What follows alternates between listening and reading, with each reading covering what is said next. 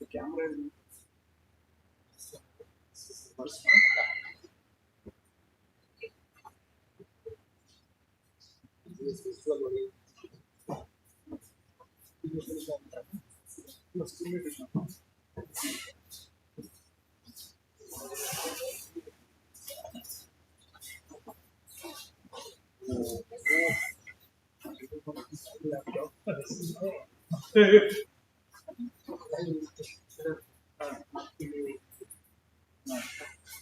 now it's coming. This link is coming. Now this one.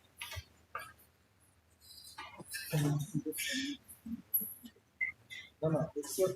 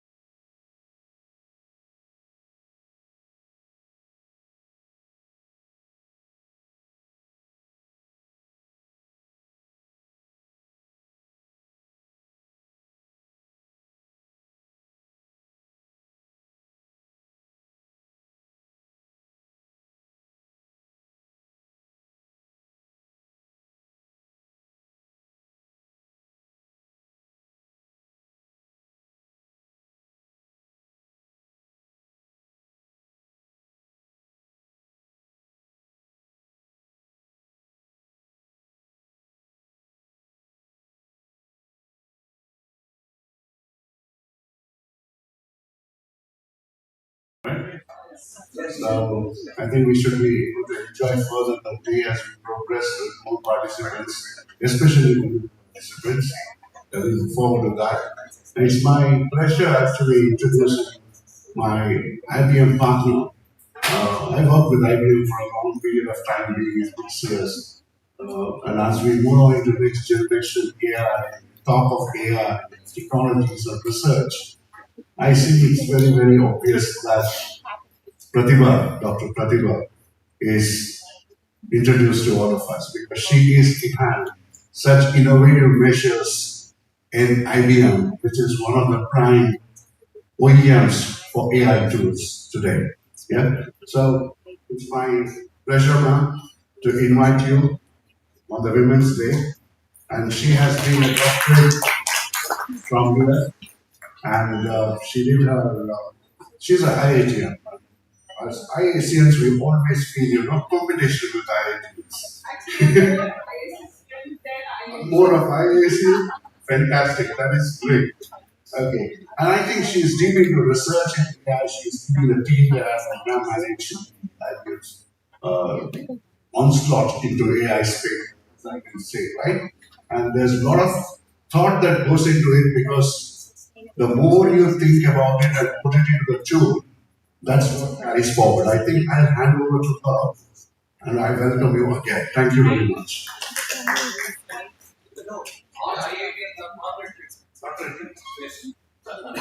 What are we? We are institutional.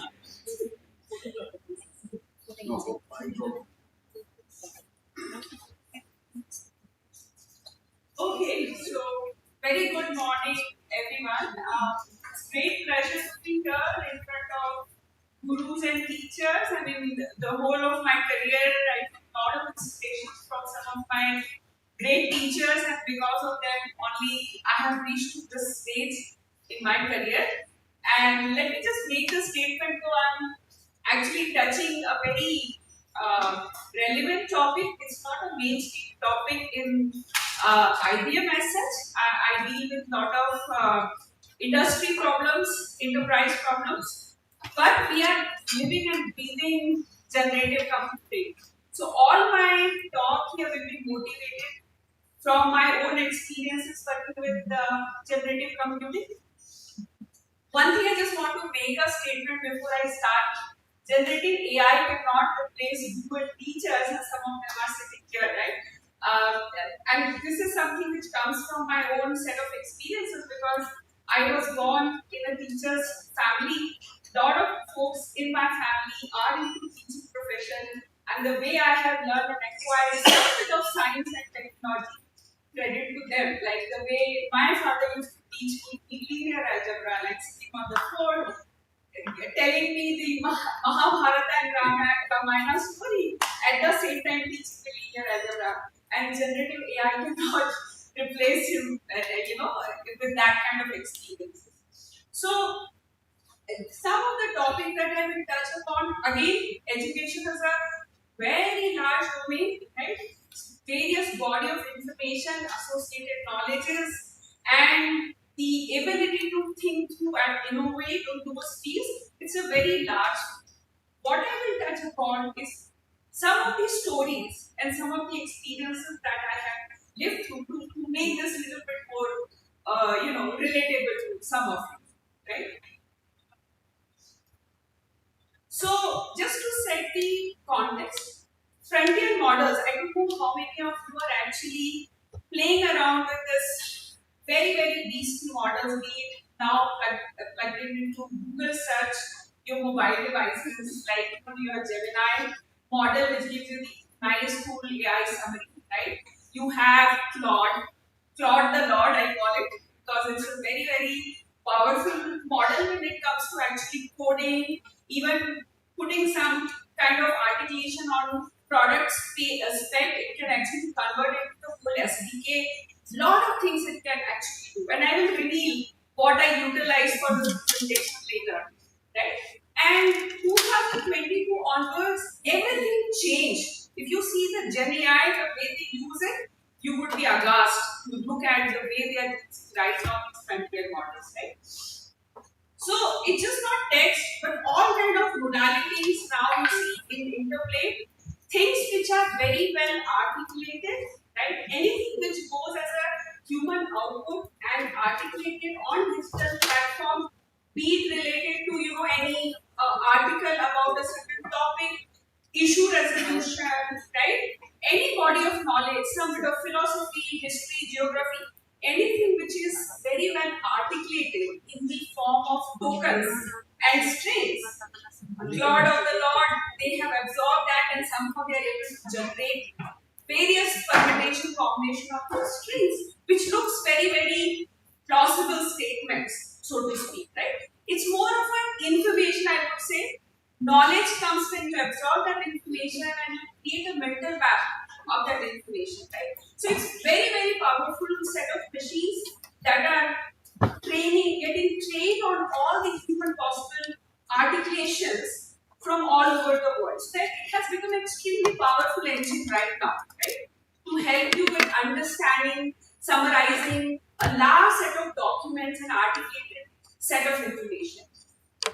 So one thing is, of course, there are a lot of things related to, how much democratic this place is. Right now, things are free. I don't have to pay because Claude is learning on your data.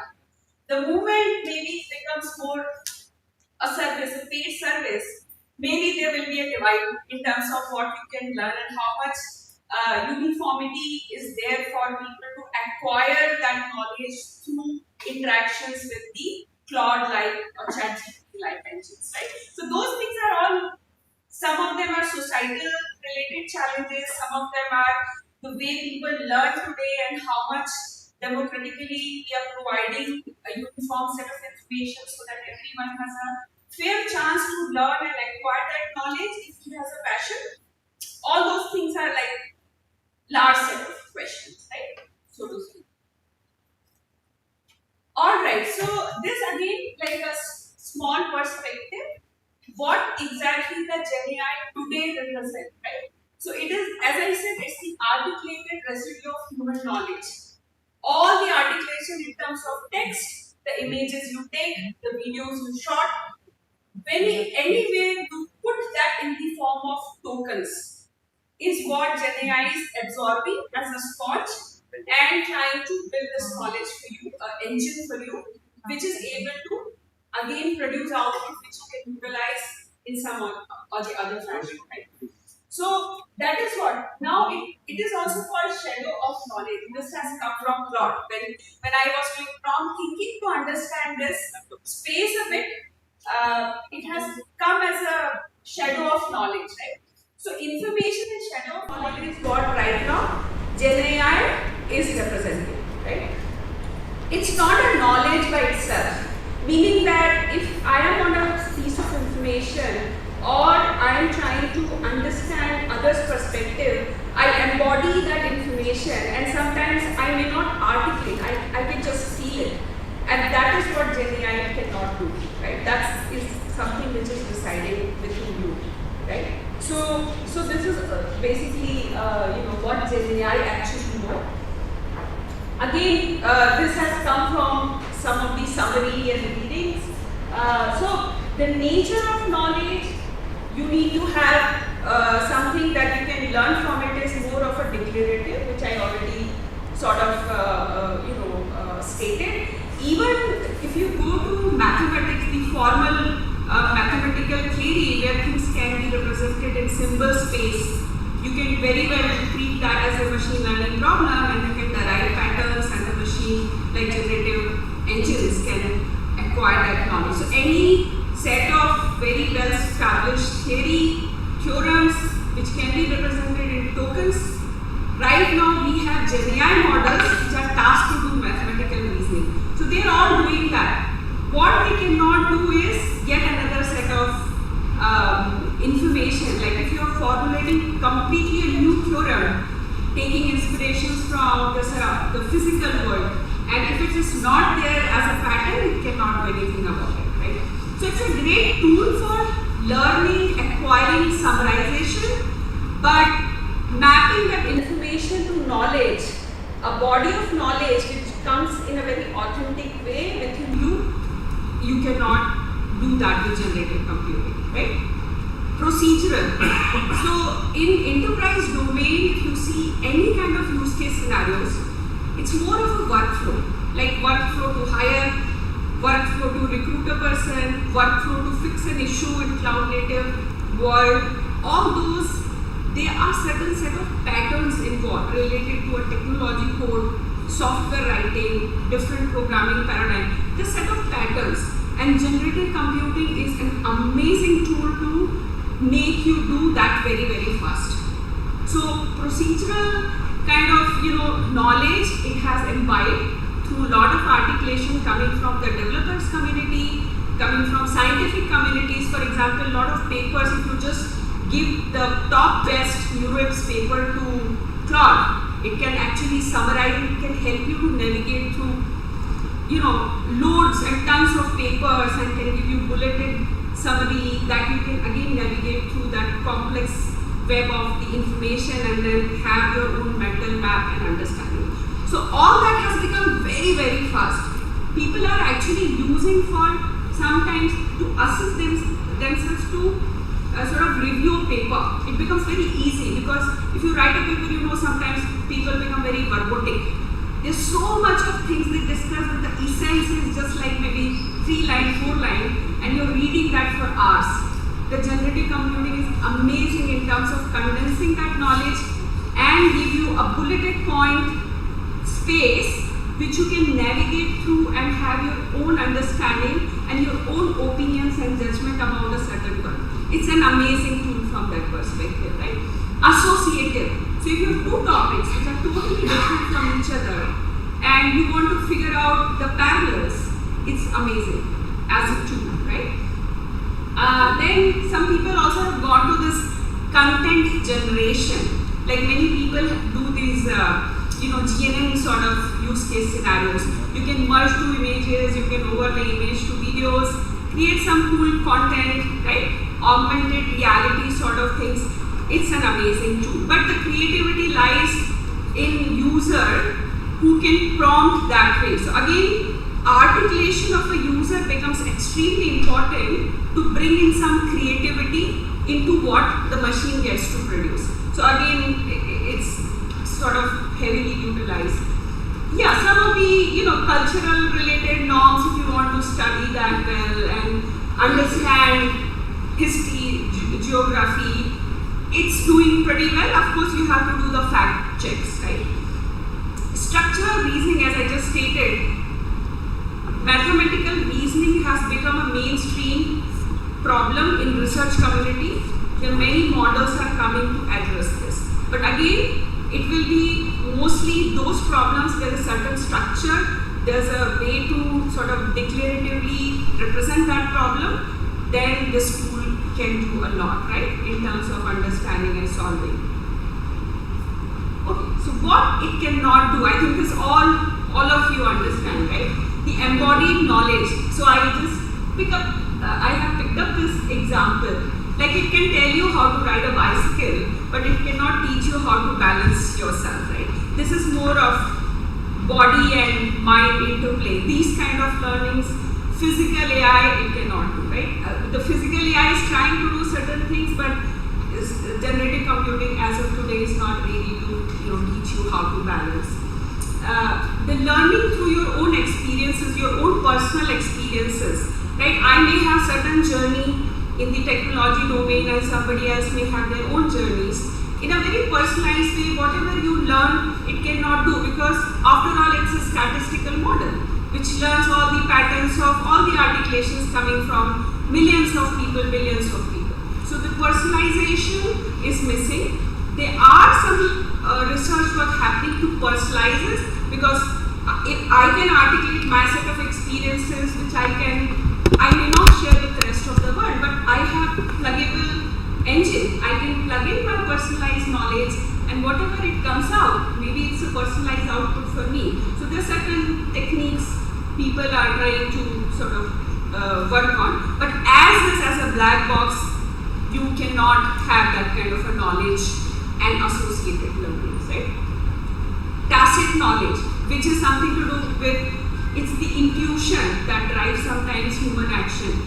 You have very difficulty to articulate, right? Especially like some of the example, like if I ask GenAI, like how people are using GenAI will tell you how people are using, because they have all the data of users, what kind of prompts, intents people are expressing, and what output is getting generated.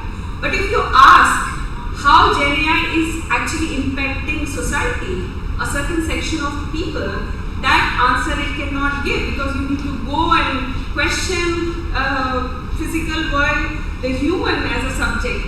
Then only you can get very authentic and coherent understanding, right? So certain things which requires a lot of understanding about the physical surroundings, the live beings, GenAI cannot replace it, because you have limitation in terms of what all you can articulate, right? Because it depends on all the articulations which comes in different shape and form.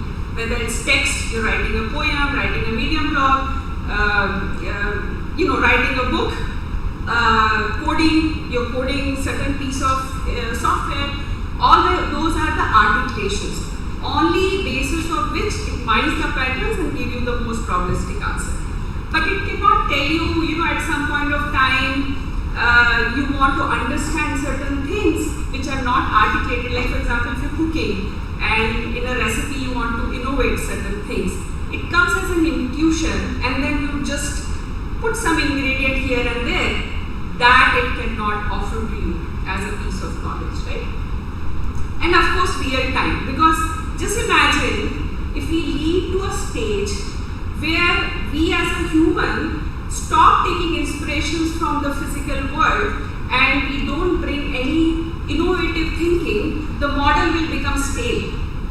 Because it's over and over time you're feeding the output of GenAI to GenAI. So there's no net new information. I mean, you can probably have 2 power n combination permutation of things which it can produce as a piece of string, but the innovations will be just limited to that, because the ingested knowledge that you're feeding, the articulation from human that you're feeding in, from physical world you're feeding in, that is not getting updated. So there is always this fear of model becoming stale, right? Anything that happens at this moment of time, if model has not seen, it will not be able to give you that factual knowledge. So these are all known problems with respect to generative computing, right? Okay, so now I would also give some bit of my experiences, like the way we have learned, the way our gurus have learned, all of these things, right? At least in my generation, we knew where, the Netscape probably started or Google started. So we had the search engine, and then lot of IEEE papers, Neurips paper, all this started to get available on digital platform. So with the topic in mind, you would go search, list a set of papers, read about other labs' work, create a mental map, right? And then you will put it down. What are the core problems, challenges that you see, and that is how you navigated through that World Wide Web hosted information, right? And then you also design some set of experimentation to prove your own formulation, your own hypothesis. This is how we carried out, at least this is how I carried out my PhD in speech recognition area way back, right? But now with AI, it's really very, very different, right? I do see sometimes when I get to review papers, it looks like generated by GenAI. That means over generation people have become very impatient. They don't want to stay in a concept for more than maybe 5 minutes, because this is a habit, right? If machine is there, I throw something and I get something. My ability to have that sense of patience, that cognitive struggle we call it, right? The productivity struggle, that is little bit now going down, and that is what I fear the most. Because when people as human us become more lazy, then what is going to happen in the future, right? So this is something is happening in a very, very rapid pace, and hence it's very important that we have at institutional level some kind of policies. And the larger part of question is when we use Gen AI or recommend Gen AI as a tool in one's education, right? Is it K-12 is ready? Answer maybe yes and no, right? Whether the college undergrad students, we should, encourage them to use Gen AI as a tool. Again, there are a lot of questions, if and buts, right? But for post-graduation studies where we believe that a person has acquired enough piece of knowledge by this productivity struggle or cognitive struggle, gurus and teacher, all those interactions where you at least prepare a person to ask right set of questions. Because now asking a right of question is so much important. Prompting is just that. Like if I go to ChatGPT and you go to ChatGPT, you could get different answers. And it's very much dependent on the way you prompt the engine, and that is nothing but your articulation of a question, the way you are navigating through that dispersed set of knowledge, through set of questions that you put and pose, that has become extremely important, and sometimes I map it to analytical skills. That's what is my perspective, right? So it has changed a lot, and other thing what I feel is this human to human connect is so much important, because sometimes just being and surrounded by an individual, it can actually inculcate some of the interest and curiosity in you. If you live totally in virtual, imagine if over time, the next generation, there's no concept of teacher. You come to Gen AI tool and through that only you are learning, it will have a disaster on humanity. That's what I feel is, right? So that's why at every single institute level, we need to pay more attention to what kind of policies we need to have around the usage of generative AI. That is another thing. Maybe I jumped much forward. This slide was all about the, learning a piece of knowledge as it's changing, right?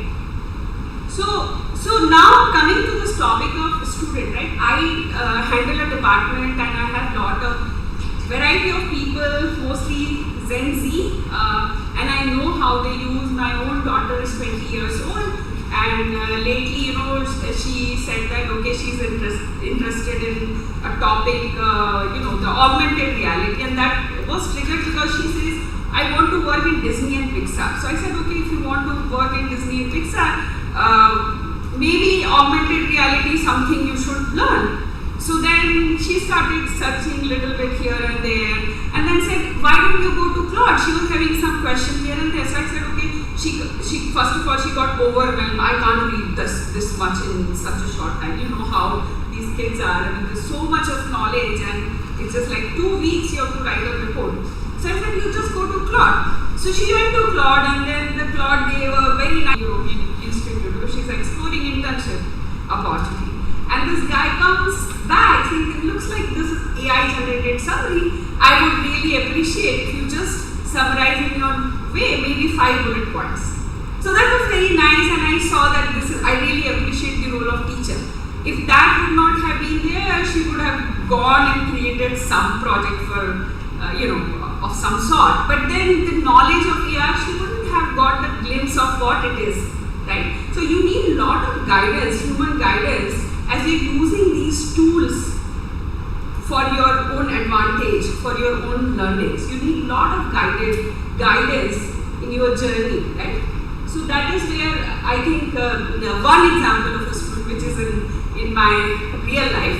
The other way I see in my department, lot of coding projects that people are doing, they're using generative AI very heavily.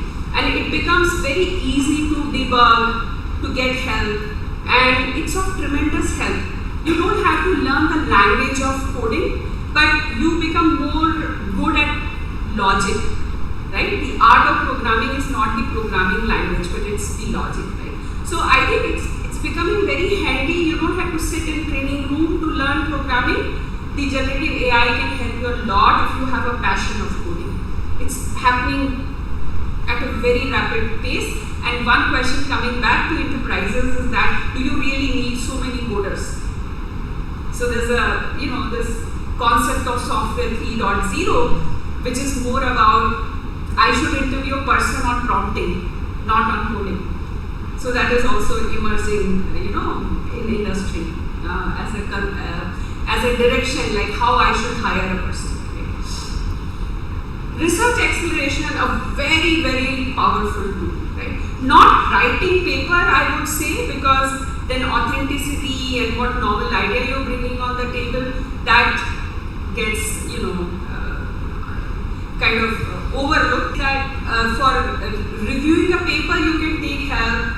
Condensing 10 papers into what are the key takeaway, you can summarize. But of course, you have to go back iteratively. You cannot trust as is.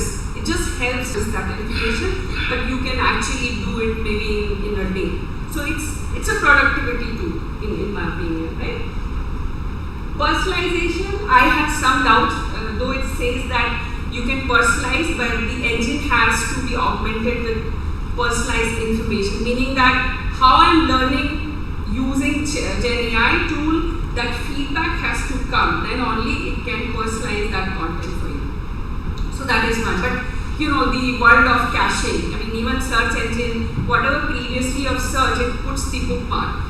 In a similar way, like if you go to Claude Engine, it understands the previously articulated prompts and intents, and next time when you go, maybe it present you part of the model which is more of a personalized content for you, and it generates based on that. So behind the scenes, a lot of things happening. It's not just a generative model, but it's an agent itself, or a set of agents working behind the scene, right?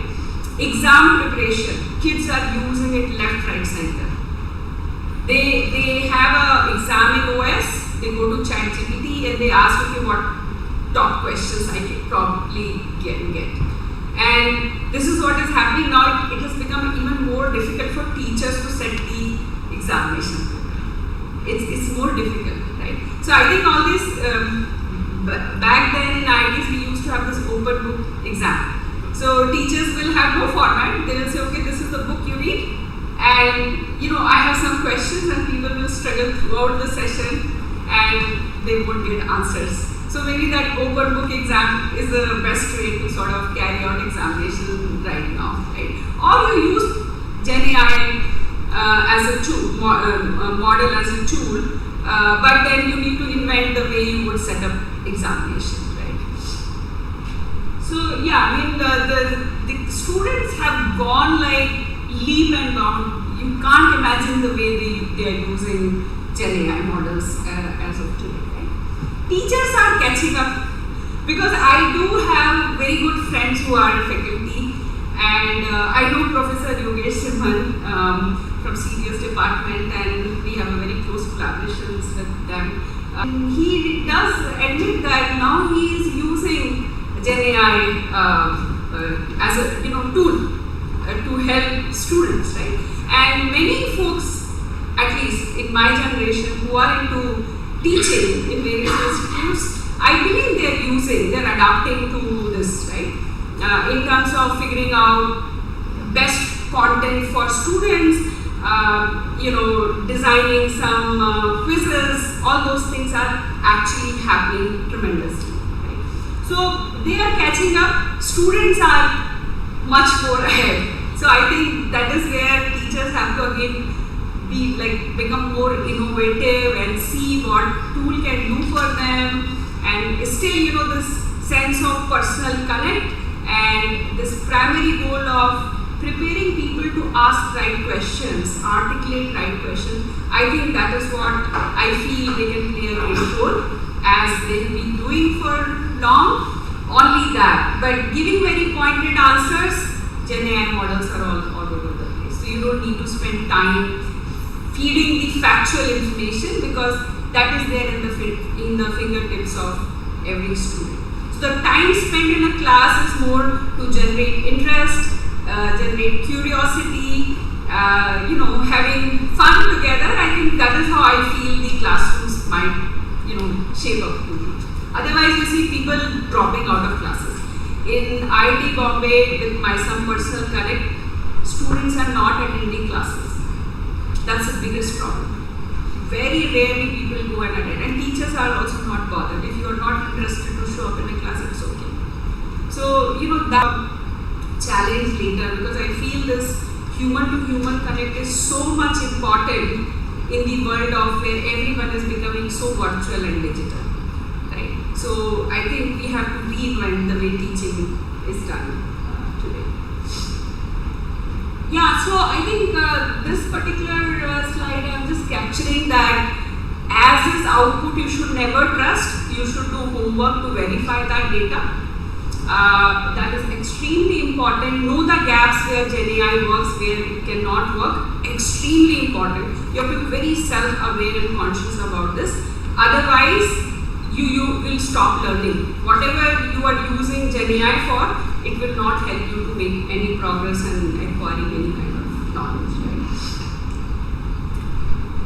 Okay, so I think this I already covered, right? I mean, in a classroom, the way I have seen my teachers back then, I had PRK Rao. I was very honored to take his class in IIT Kanpur, and extremely good teacher, and huge fan of Gandhiji, lot of things related to the philosophy.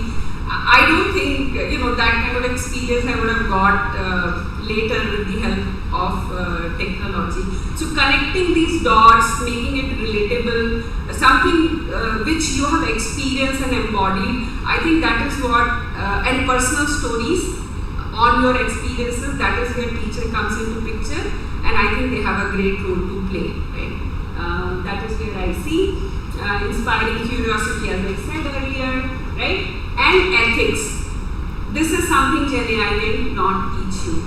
And this is something as ethical AI people do talk about, but I don't think it can be taught by AI. It's more about how you train model, what are the guardrails, things like that. But moral and the core values, I don't think GenAI can teach, because it's again a body of knowledge learned through various articulations, and everybody can have their own opinions, right? So I think you need to contextualize, you need to see your surroundings, your own value system. Those only human can do well. So this is another thing where I see the role of a teacher. And personalization, of course, sometimes a person is just sitting blank, and maybe on ChatGPT, human can sense whether something is going on rightly in his head or her head properly or not. So these things I don't think GenAI can do.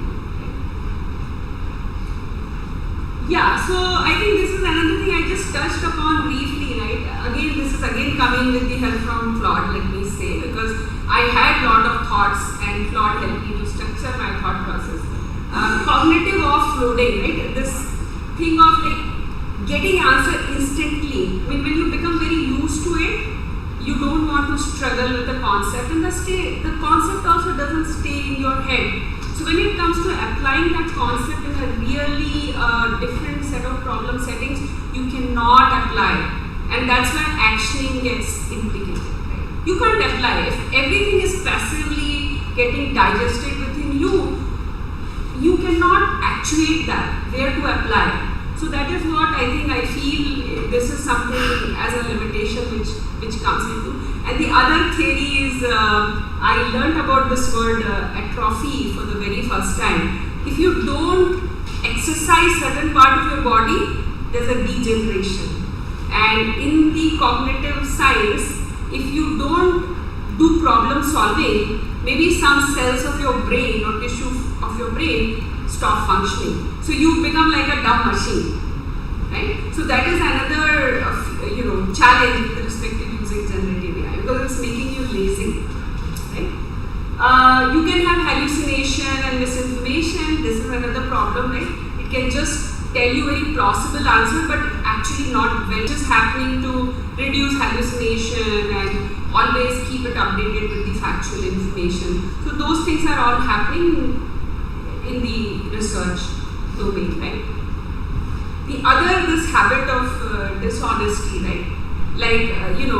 Catching up with any publication deadlines, you tend to sort of summarize using GenAI and produce as if you have written that paper. This is another big problem. So that also you need to figure out another set of tools which can detect dishonesty. right? So it's becoming overly AI, and in the end, you know that it's just NVIDIA is winning the game with a lot of GPUs, right? Loss of curiosity is another problem, right? And the relatability and all these things are like is a big challenge and limitation when it comes to generative computing and its use in education industry. Yeah, so I think I can skip this. This is something which we have to probably address through educational policy, and it should be well drafted based on the domain you're operating, because every nature of education require maybe slightly custom policy. Not everywhere same set of rules, guidance applicable, but you need to draft a very articulated guidelines so that it is put to right use and it does not, hamper the imparting right set of knowledge and preparing the talent for future. So I think this is the takeaway from this slide. Some guidance on how a student should use Gen AI. It's articulated, too much text, but actually one thing very important that when you go to Gen AI, you should have a very clear mind in terms of what is your goal. It's not getting pointed answer, because it's almost like creating a mental map of, if I need to acquire this piece of knowledge, what kind of primary and sub questions I have in mind, and through that prompt thinking, how do you get that information at your disposal? It's almost like a search engine of some sort, and you should be able to write down in your own words. That's how you learn the maths. Otherwise, the concept, whatever you get, it's not going to stay in your mind, and when it doesn't stay in your mind, you can just a passive information that goes into your brain. So these things are extremely important, and patience to iterate. If one question I may not get, I have to frame that question slightly different. Again, I get an output. So it becomes an iterative way of learning through a very sophisticated search engine of some sort. So that is how students can benefit a lot. They should have patience. That's also very, very important. It's not in a hurry you want to submit a project report. You go just 12 hours before, say something, it creates a very nice documentation, and you just give it to your faculty member. That is not the way. So, those things we need to catch and put some kind of a policy in place. That is very, very important. Reflections. That is what I said, that you need to write down your own words and articulate what you understood from this. And create your own user stories, because your user stories could be very different than mine. So how do you create that relatable set of information and set of knowledge associated with what you have learned or acquired through Gen AI? So this is another thing which is very, very important. Verification is very important, right? Yeah. So and then also this comfortness with this productive struggle that I said, right? You should enjoy that productivity struggle. If you're not getting something, spending enough time to navigate through that information, ask questions, interact with others, that is something you need to actually imbibe during the journey of your own learning. And that is what teachers have to encourage, and maybe your design of syllabus or your examination should be such that it incentivizes productivity struggle, right? So that is what I would say. Yeah. So I think that's pretty much on this part. This is again maybe some data. I think I can skip. So I think one more thing. See, Gen AI has picked up, and we have lot of users from India using and getting this first cut feeling on the frontier models, all the engines which are open, be it Gemini, Claude, this cursor for coding, all of that, right? But maybe there's a large section of users who are not really so much par with AI. And we have so many institutes. It's just not IISc, you just get the list of institutes all over India. There's so many of them, private, not even we know the names of those institutes. And if you want to really democratize and make it like a very powerful play, you need to build this AI literacy. And that is what maybe the premium institutes, the top class institutes like IISc got a role to play. So this is what, it's not for just getting a job in industry. It's a process of learning, education. So I feel there's a lot more to be done there because people are using very blindly this as a tool, as a piece of excitement. But how much that information getting converted to individuals' knowledge is still, there's a lot of question mark. So I think we need to have more guidance from our own, country's education system perspective. It's not about tool, it's not about job, writing some clustering algorithms or enabling some solution. It's not about that. This whole education process, the learning process, I think a lot more to be thought through and done to use this tool to our advantage, basically. This is what my viewpoint. I already touched upon, having a good institutional policies. We should invest a lot more in teachers to make them more Gen AI pro so that they become facilitators, they understand the power of it and they use it in such a way that the maximum value comes out from such assistive tools. Because some teachers have still very much this bias that Gen AI, it's a crappy tool. I have heard this even from IIT faculties, right? So I think we need to be a little open-minded because the world is moving very fast. We should relook into, and people say learning is for all ages. So teachers also have to learn the power of generative computing and put to right use. Right? So that is another thing. Yeah, and this I already touched upon. The assessment design, the whole process of assessment, you can very well use Gen AI because even it can detect how much authentic that content is. It can also detect if you have borrowed that concept from somewhere. It is very powerful in that sense. So you can actually use this as a tool. Verification habit I already touched upon. I think that is how I would sum up this. Yeah, so coming to the end of this topic, the question is not whether AI will change education, it is already doing that. So this is something I would like to leave all of you with. It's changing all the actions on the ground. It's only, it's relying on you to make it use in a best possible way so that as a humanity, as a society, we grow as a set of intellectuals and it should not stale the information and knowledge that you are present to us. So I will leave you with that. So thank you. Any questions? Yeah, sure.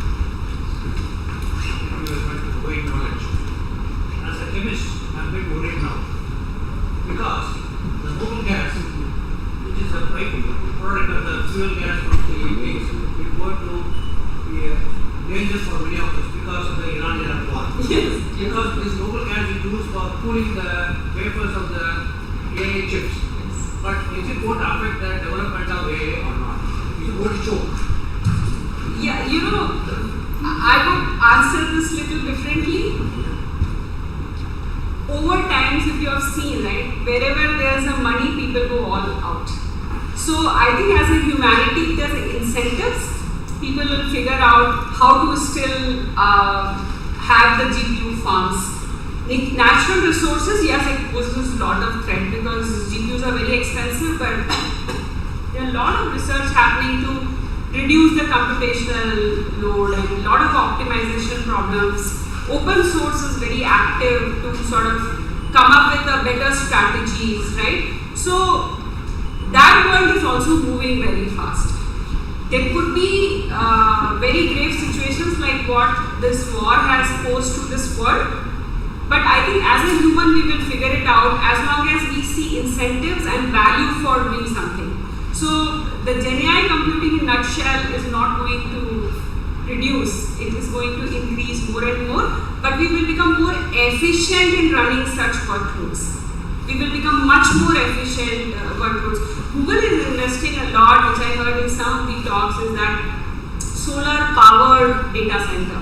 So those things are already happening, and we don't have to, depend so much on fossil fuel for that matter. The liquid cooling system, a lot of research is happening, right? So I think it will become more sustainable and viable over time. Right now it is the problem that it takes a lot of energy. And the smaller model, mixture of expert model. So the model world is also evolving. They are trying to understand, can I do with medium parameter model, these many tasks here and there. So a lot of research is happening in parallel, sir. So I just want to share one more thing. My friend Dr. Anamurthy is there. He posed a problem. yeah. Who was the man is standing? What is the height of the man? So I was trying to work out my typical way. The guy sitting next to me used AI and said 2 minutes he got the answer. So he challenged my intelligence along with the head.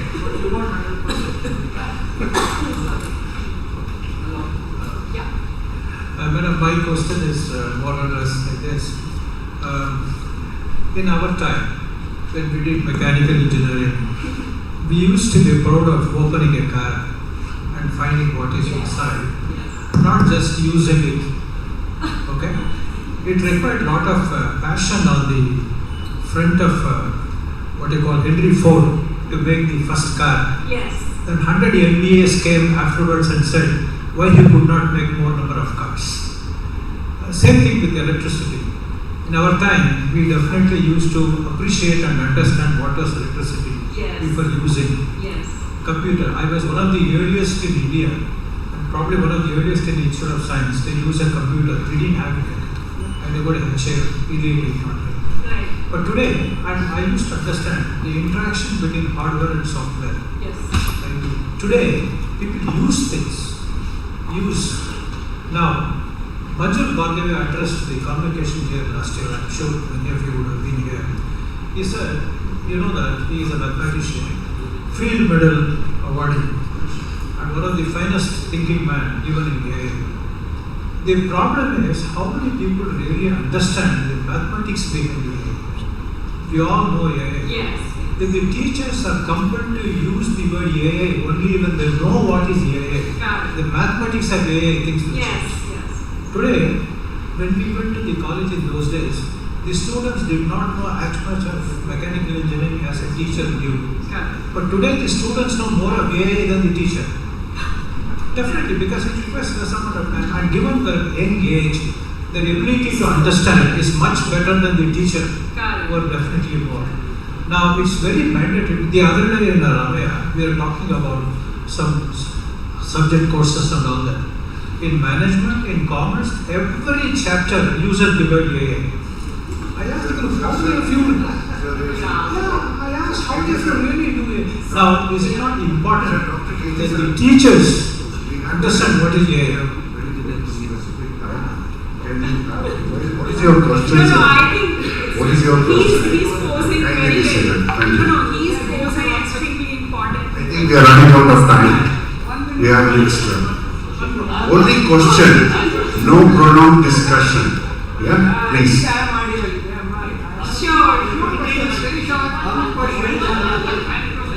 And it is preferred to remain ask the question. See, as a teacher, you mentioned about setting the questions for examinations, etc. Isn't it? As a teacher, I want the GM to set questions for me so that AI did not give the answers. Okay, that's one thing. Yes. Second is, there is no coding here. The scope of coding is coming down. What will happen to IT teams? Yeah, so I think IT jobs will still be required to build large-scale systems, right? But you would take help from AI to generate those templates. It becomes more templatization. For example, any digital software that you see, we call it SaaS platform, right? The whole construct of that you can actually generate through AI. the whole set of SDKs where you pronounce some set of functionality, it can generate, because those are all already articulated in different shape and forms, right? Thanks to all the open source community work from the developers community point of view.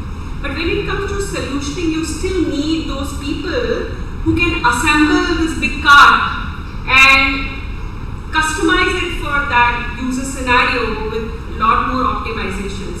So, and then the discretion of whatever choices you have on the technology stack, like this technology I should take or that still remains with human. This is how I see. So it's not going to be fully replacing developer, but the nature and the way they produce these different software artifacts, that's going to change. That's how I see it. Short, quick question. No, only one So, question. No, I short of time. already asked Yes, short of time. questions. Dr. Kenji, you have short of time. Setting the questions so that you don't need answers for today. Yeah, but that I think you have to handwrite, because again, as I said, right, GenAI is a sponge which has tons of articulation it has absorbed, right? So you can have some permutation combination of that being output. But very, very innovative things that where you get inspiration from a physical world, it is still not there. So I think for that matter, human has to apply mind to ask such a question which other human cannot answer. It's always better that only women ask questions to them on Women's Day. Yes. Come on, Dr. Kenji, Dr. Raj, and So thank you so much. One quick question I have. Yeah, sure. Thank you for such a wonderful talk. Just one thing that you talk about, that generative AI has become universally available, everybody is using. So do you see in future there is any chance that these generative AI tools and platforms is restricted to only few people and slowly might be limited to and accessible to only few people, not available to everybody, not a democratic system going forward? Do you see that danger coming? Country-wise, there could be some regulations, because the BST models, they all need to sit on cloud. And let's say, India infrastructure, we have to hit a AWS sitting in San Jose. So data is leaving country premises, right? So you can have restriction. Yeah, so that is another thing, right? So from that angle, we may have some restrictions, but availability to end user, as long as these policy norms are not enforced, I think they will become cheaper. If I have to pay just 100 rupees a month to use Claude, I think 100 rupees everybody would absorb from India, right? They can afford. So it becomes more affordable, it becomes like a commodity. But I think there's a policy overlay which comes into picture. For example, in IBM, if I have to code, right, for some very custom hardware, let's say Z mainframe, it is advised and even enforced that I cannot use Claude. I need to use my own equivalent one which we call Bob. Otherwise, whatever I'm expressing, it will go somewhere else and somebody will steal that idea. Because students or young For students, I think it will become very cheap. more and more using, and they are losing their creative skills, and if they are So totally that is dependent on that problem. is, yeah. So since Gemini is now an integral part of the Google search engine, and search engine everybody can access. So that means they have access to the generative AI computing. So that's why more guidance, more supervision, especially for K-12. I'm very scared for K-12 population, because we have learned the old way, maybe little newer way. Some of the oldies sitting here, they have learned even the much more older way. Basically, for them, if you don't provide that supervision, there's a very big chance that they will lose on their critical thinking. Yeah, so that's it. Thank you so much. Thanks for all the questions. Thank you, Dr. Pranay, for that insightful session. I now request Dr. Prenda Manohar to kindly come on stage and felicitate our speaker.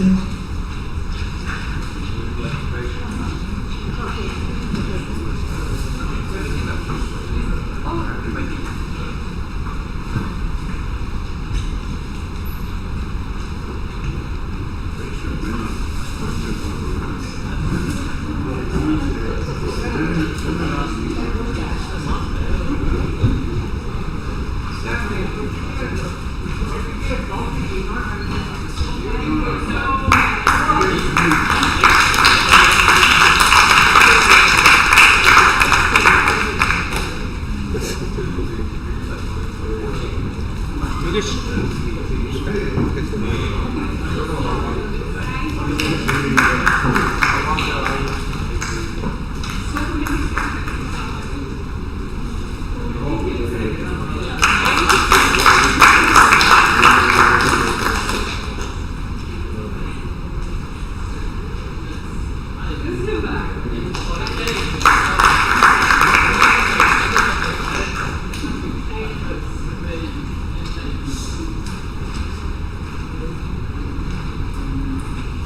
now move on to our next talk. I request Dr. Alumni to kindly introduce our speaker, Dr. Shubhanna Bhattacharya, for her talk.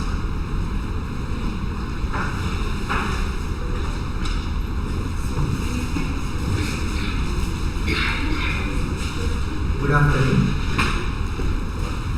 Dr. Shubhanna Bhattacharya is a fellow in the AI Research Lab at HP Enterprise, where she focuses on data-centric AI, foundation models, and agentic AI systems, with a passion for realizing innovations that blend insights from diverse computing domains. Her experience spans many layers of system software and data processing systems, including enjoyable years of open source contributions to the Linux kernel. She has 39 granted patents and 45 publications, and a book on resource proportional software design for emerging systems. Prior to joining HPE in 2024, she worked at IBM Research Labs and IBM's Technology Labs India.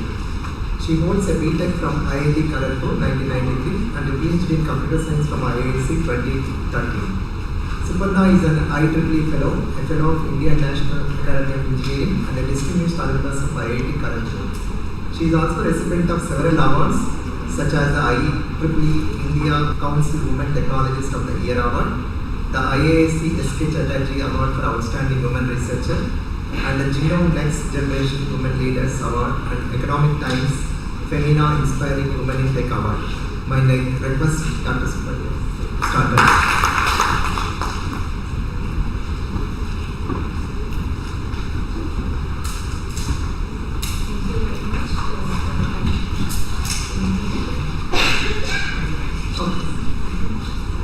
Am I audible now? Okay.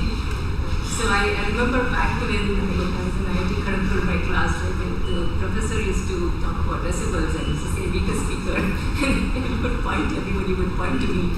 So I hope I'm audible today. Thank you very much. It's really an honor, as always, to be back at IISc.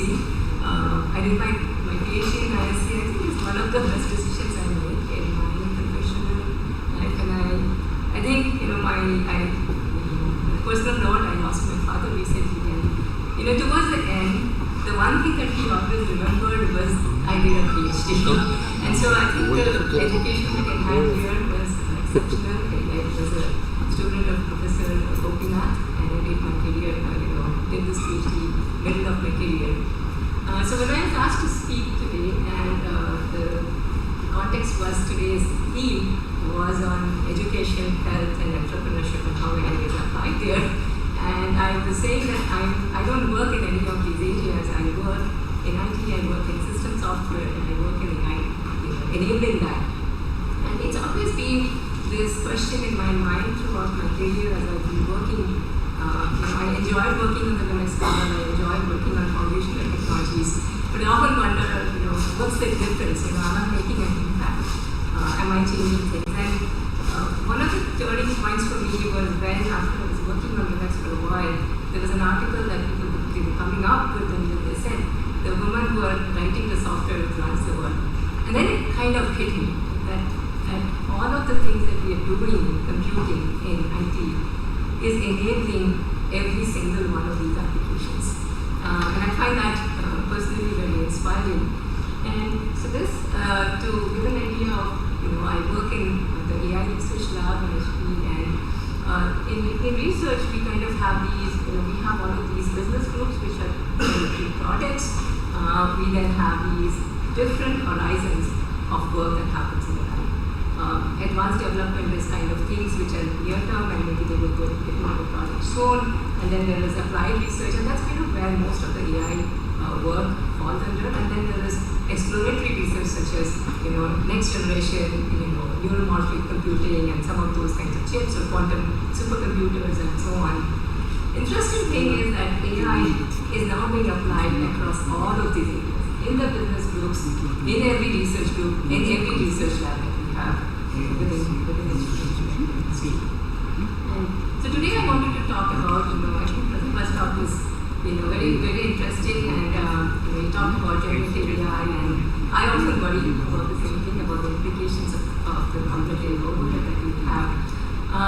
But I also kind of could relate to this, this discussion about, driving AI versus building AI, because I personally find it very interesting to build the systems, but not as much to drive them. But what is happening is now with agentic AI, AI is no longer just becoming a tool that you can use. It is now you are sort of endoing this model. Along with the model, we are attaching this ability to call tools, so it can generate code, so you can actually then go ahead and execute that code. It can utilize the computer, we call this computer use agents. It can remember, for example, you want to remember what the model had done before and have that, and that can facilitate learning, and then it can take autonomous action. And that's what agentic AI is about. And this means that the person in the driving seat is now the AI agent rather than the human. So what is our role in those cases?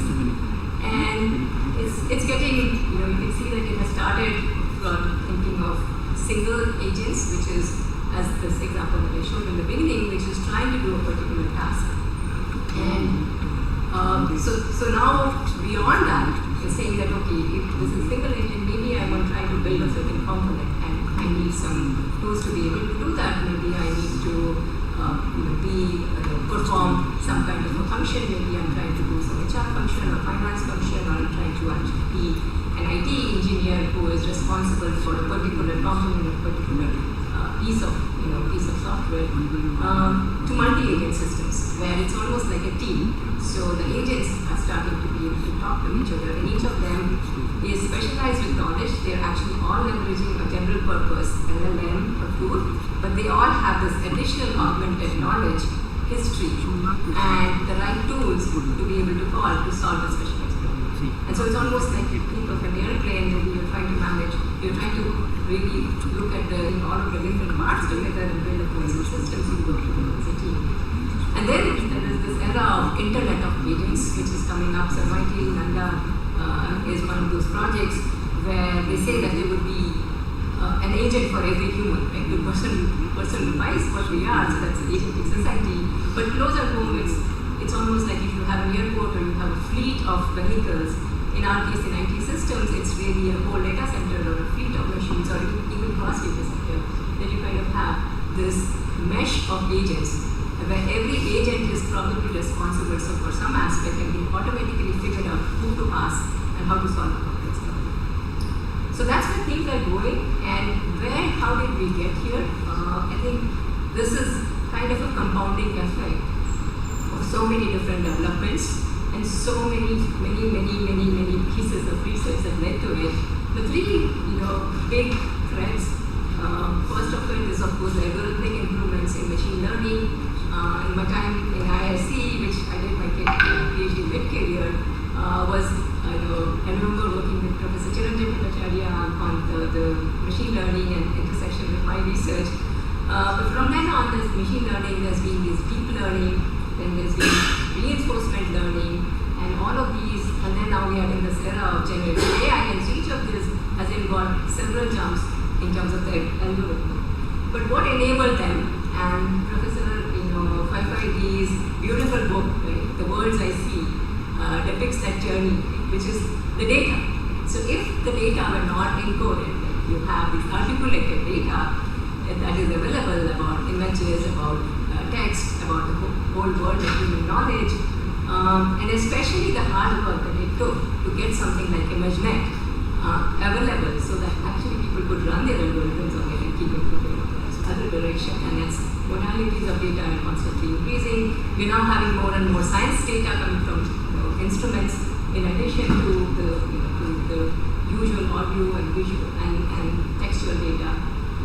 The third angle, of course, is computation. And we had a discussion here, which is really the ability to, these things would not have been practical. I mean, I remember very early when, in my time in IIT Kharagpur, when I was working also on very interested in speech recognition, I remember those days, you could not have imagined to have this kind of computing power that would have made these algorithms practical. So this whole wave of GPUs and even specialized accelerators and so on has also enabled these developments to happen.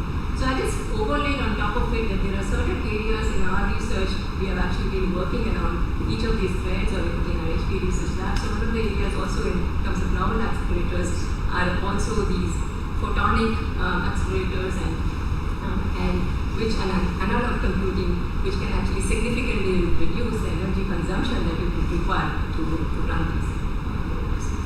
In terms of foundation models, so I know we often think of language models and vision, right, diffusion models, like if anybody's used nanobanana to generate images, that's a diffusion model. But also in the case, especially in the area that I'm working in IT and maybe in many scientific places, we have time series data.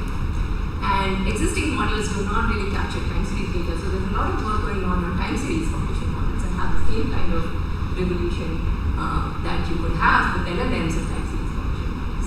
So what is this revolution? So we saw that, we talk about generative AI and foundation models, but it started with specialized AI models, where you figure out that instead of specifying this rule or this program, it's much better to have an algorithm that learns from the data and the outcome that you want to get. So, but in order to solve these problems, you would have to specify a given model, specify a data set, and then give a lot of examples and labels, and that's kind of what was happening with immersion. So that's what was really needed to get this going. But then you have to do this for every class. And then we have had this next level of transfer learning where you said, okay, whenever I'm trying to look at trying to understand some text, I'm actually learning the representation when I'm trying to do an image classification task, whether this is a defect or not. I'm actually learning the representation of those images. That's what we are also doing. So can we not transfer that knowledge? And so to transfer that knowledge, there are really multiple ways. You can go and adapt the existing base neural network and attach layers in the beginning, attach layers in the end, to be able to adapt it to a new domain or to a new kind of a task. And benefit is you have to give far fewer examples to be able to tell it what to do. Then with foundation models and generative AI, what's really happening, and I think some of it started even in the transfer learning era, where you taught the model like Word is a language model. It was taught by actually kind of the way we teach things. So we say fill in the blanks, and so you ask out some words in the sentence, and by learning to fill in the blanks, it somehow learns language. In the case of generative AI, you're not training these models to predict the next word. And if I can predict the next word that somebody is going to say or somebody is going to do and keep predicting that, it's almost like I'm able to generate what will happen in the future. And you can articulate any problem now in this domain, and that's really where the power is coming from, because your knowledge is encoded in language, and if you can combine that, then you're getting these emergent adaptation properties where it starts to connect the dots and it starts to answer things that you didn't teach it.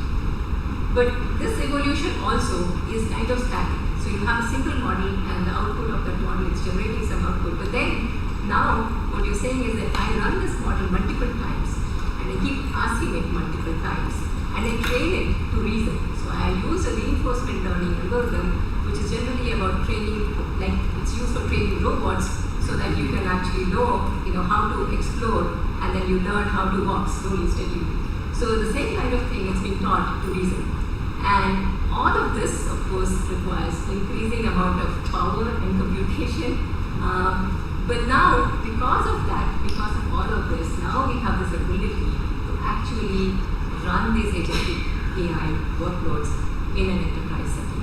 So I wanted to also distinguish a little bit of the kinds of scenarios. So we often see AI in in the personal sense, right? So all of those things that we have with ChatGPT or the personal agents, if people are using Microsoft Copilot, you are creating your personal agents, and so you have these assistants. I don't know how many people you've seen this whole revolution of this clause, right? Open claw and so on. But people are trying to say that I can do my operations automatically and have my own personal AI assistant which uses my computer. It's very risky because it can leak a lot of information or it can do damage. Just back to the same question that the point that we were discussing, but that's the emphasis where it's more interactive, emphasis on creativity, personal productivity. In the enterprise space, what is really happening is now you're having all of these industries, right? whether it's transportation, telecom, healthcare, finance, and IT, and cybersecurity. In all of these cases, you really need these bigger groups and teams of agents, and you are expecting them to do work autonomously. And that's what makes it extremely challenging and extremely powerful.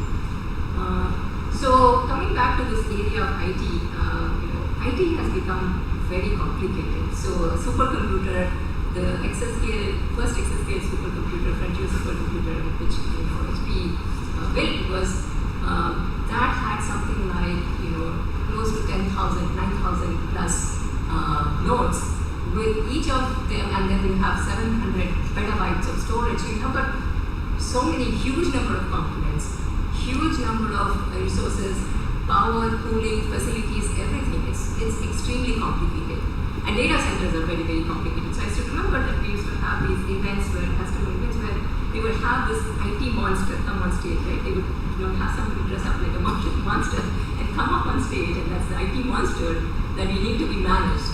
And so managing IT is such a complex problem, and this seems like an area where it does make a lot of sense to use agentic AI. Why do we need to have lots of humans having to sit and babysit and solve these and get these machines working? And so that's the issue, that if you're able to radically transform IT operations, where it actually understands what the humans really need, and then orchestrate everything under the covers across the entire system and give you what you need, and then that means that the end users can operate, and you kind of, I call this, maybe you can think of this as, it's almost like the feeling of a superhuman level, which is, you want to solve a problem. I really want to work on a research problem, or I want to work on, solving some issues. I can focus on that problem, but everything else kind of happens automatically. So while that's the dream, the challenge here on this side, I know this side is already obsolete. But the key point in AI, agentic AI, generative AI is really the ability to separate signal from the noise is a huge challenge. There's a lot of potential, but there's also a lot of hype. And if you think of the reason for this is like we're thinking of hallucinations, and we're thinking of all of these problems that we need to verify. And that's okay when you have the human in the loop in one step. Even if the human in the loop, the cognitive burden is high. But imagine when you're having these agentic AI systems where everything is happening autonomously, and one agent is talking to another, that errors can completely compound. And so agentic AI is good for certain kinds of scenarios. Certain kinds of scenarios, it really makes sense to have deterministic logic. Certain kinds of areas, it's unsafe right now to use this. And so it's always to figure out that sweet spot where it should be used. And the sweet spot is, of course, moving as technology keeps advancing. And so in case of IT, what do we need? So in case of IT, there are really three ideal attributes. You definitely need this to be trusted, reliable, and secure. An extremely hard thing to do, given that these models are designed to be probabilistic and to be able to be creative in many ways, right? And so you need this to be complemented with reasoning, with explanation and intuition.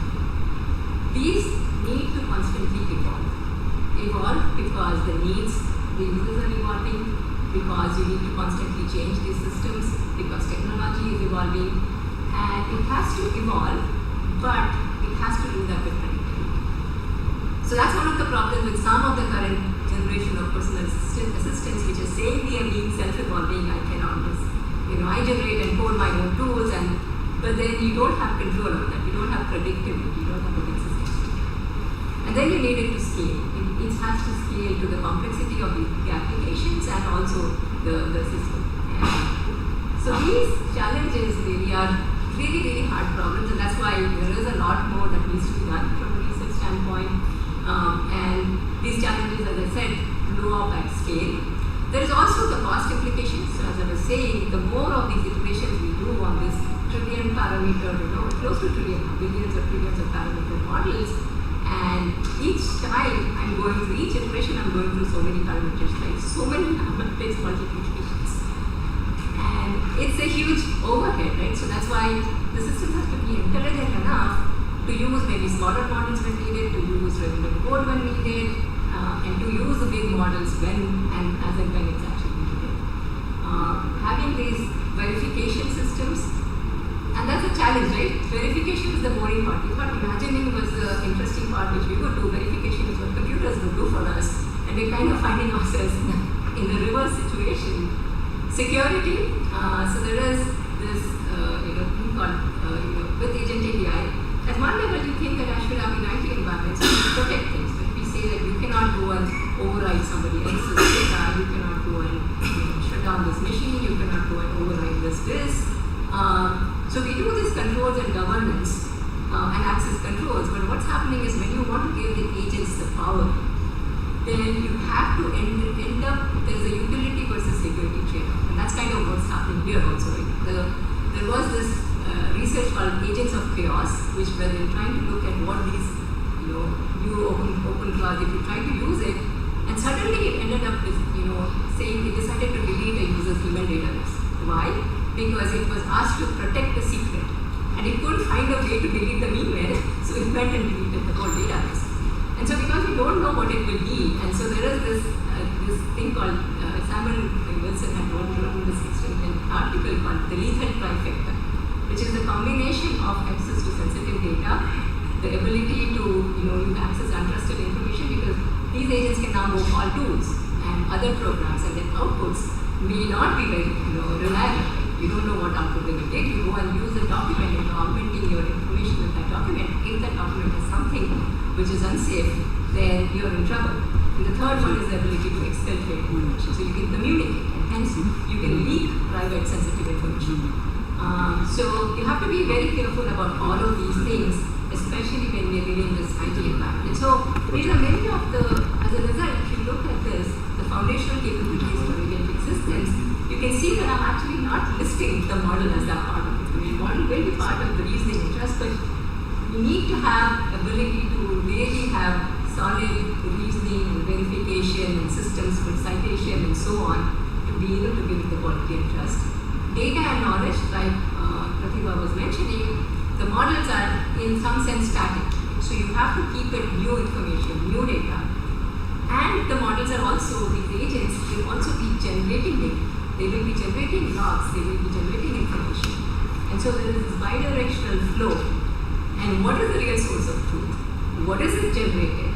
And so figuring that out, and how do I make sure that the data doesn't get poisoned so there's not a issues there?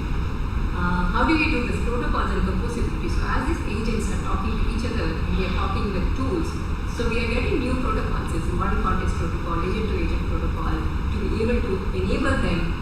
But there is a big challenge here that when all of them are communicating and something goes wrong, then how do I undo it? And this is, not a deterministic flow. And so things that we have done in distributed transactions, some of them apply, but we have to really rethink a lot of those. Then there is, of course, I talked about the security and privacy issue, which is always security last. Even now, I think because the utility aspect is really very attractive, but it requires a lot of effort all through the stack. And finally, it's the resource orchestration, which is really this consumption of resources that is there, and how do I actually optimize for that. So I'm going to try and make it a little bit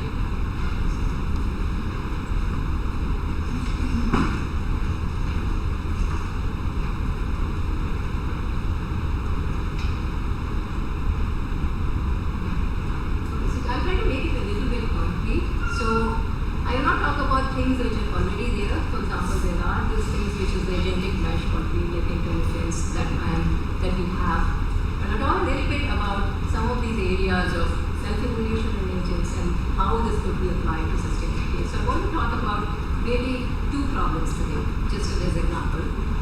troubleshooting in IT is very complicated. So, and obviously these complex systems, and this is one area where you spend a lot of resources and support. And so the question is, there is this project called for AI to support automation, can we automate that support that we provided? So that we have this project internally, and can we use this so that the agents, it starts with starting to help the engineers who are performing the support, and then it goes to the places that, in some places where many, the customers can go and ask the question, get it solved themselves. And the third stage is when you don't need support because you proactively figure out there's a problem and goes and fixes it. So it's still a journey for us, and so you can see that it started from saying, so the first thing is to teach these support agents that there is a lot of information about how you can do troubleshooting and how, you have to read all of the documentation, you have to see logs. So you first start to augment these agents with data. And the approach to do this, one of the traditional approaches has been called retrieval augmented generation, which is really combining search with agents. So the agents are taught to search, and so then you use the search results, feed it into the context. And that's how you expand the context so that it can then ask the right questions and then use the model to answer that. But that often doesn't work. So we found that we had to actually do this agentic approach of actually finding the right information. So now you could do that, but then back to, if I want to give an answer back to the customer, and then I need to give this, like you were saying, that there are these inbuilt recipes, and there are these inbuilt processes that most organizations have, and that's what ensures a safe outcome. So we actually have to teach the agents to go and follow these proper decision trees or processes and not deviate too much from that. Because if you deviate from that, then it might give you incorrect answers. And so that's a very interesting problem in how do we teach them to follow the rules in certain times and then be creative and be, and be explorative when it doesn't happen. But the third thing is really the big one, which is the self-evolving agents. This is the agents which are constantly learning. So what happened was with these agents, you still see that even though it is looking at existing documentation information, it has this model which has learned a lot of things.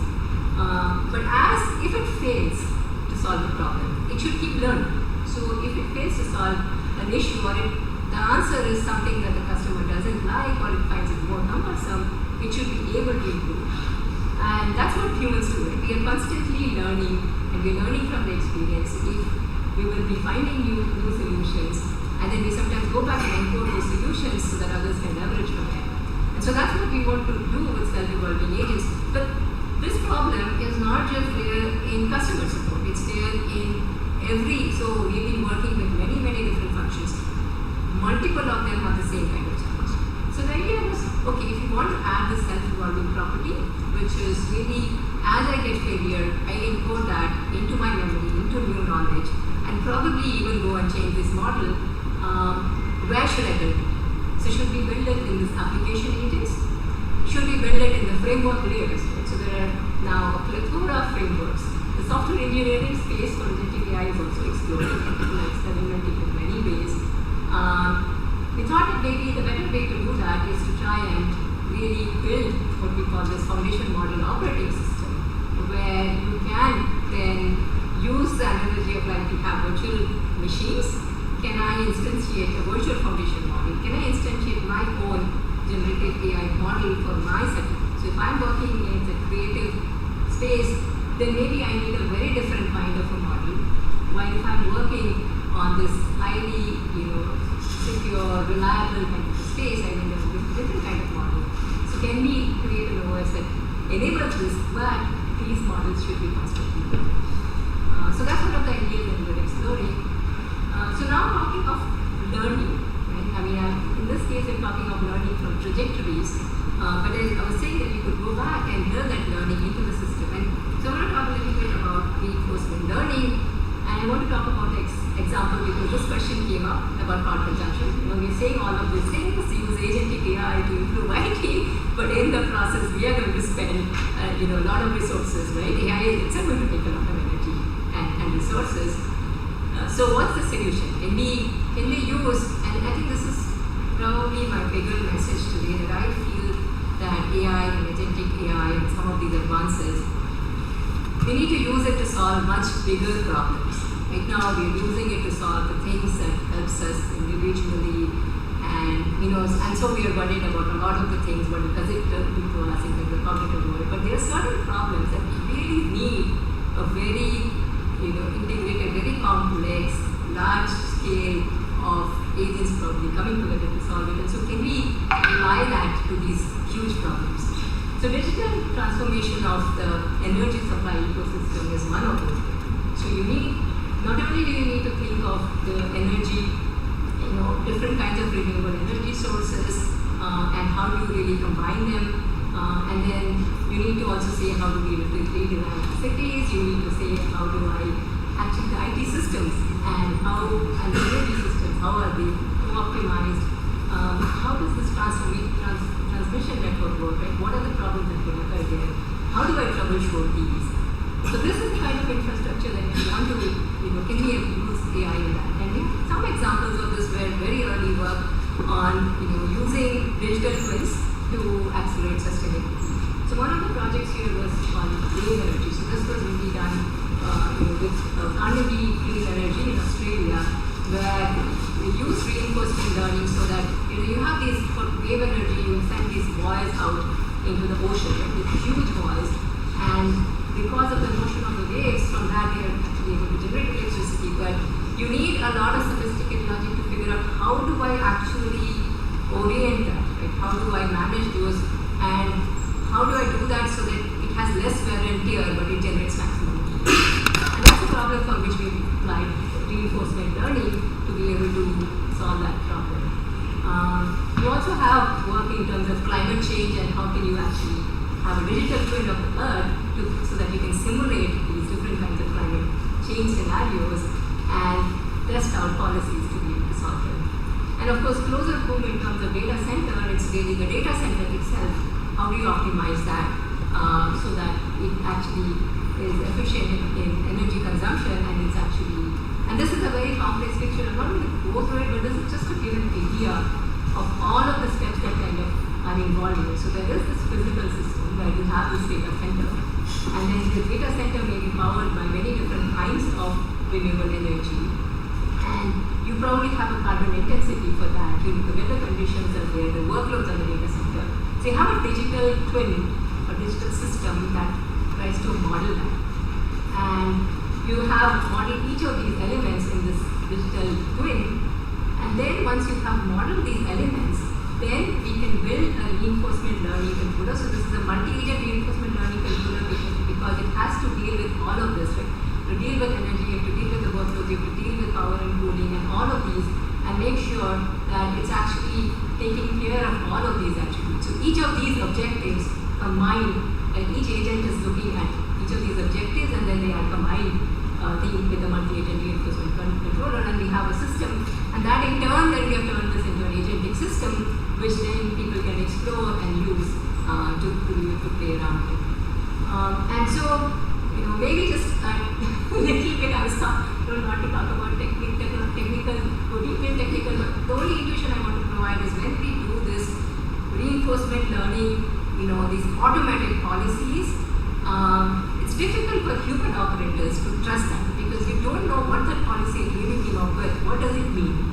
And this is where combining these LLMs or large language models and reinforcement learning is very helpful so that you come up with explainable policies and you come up with explainable controls.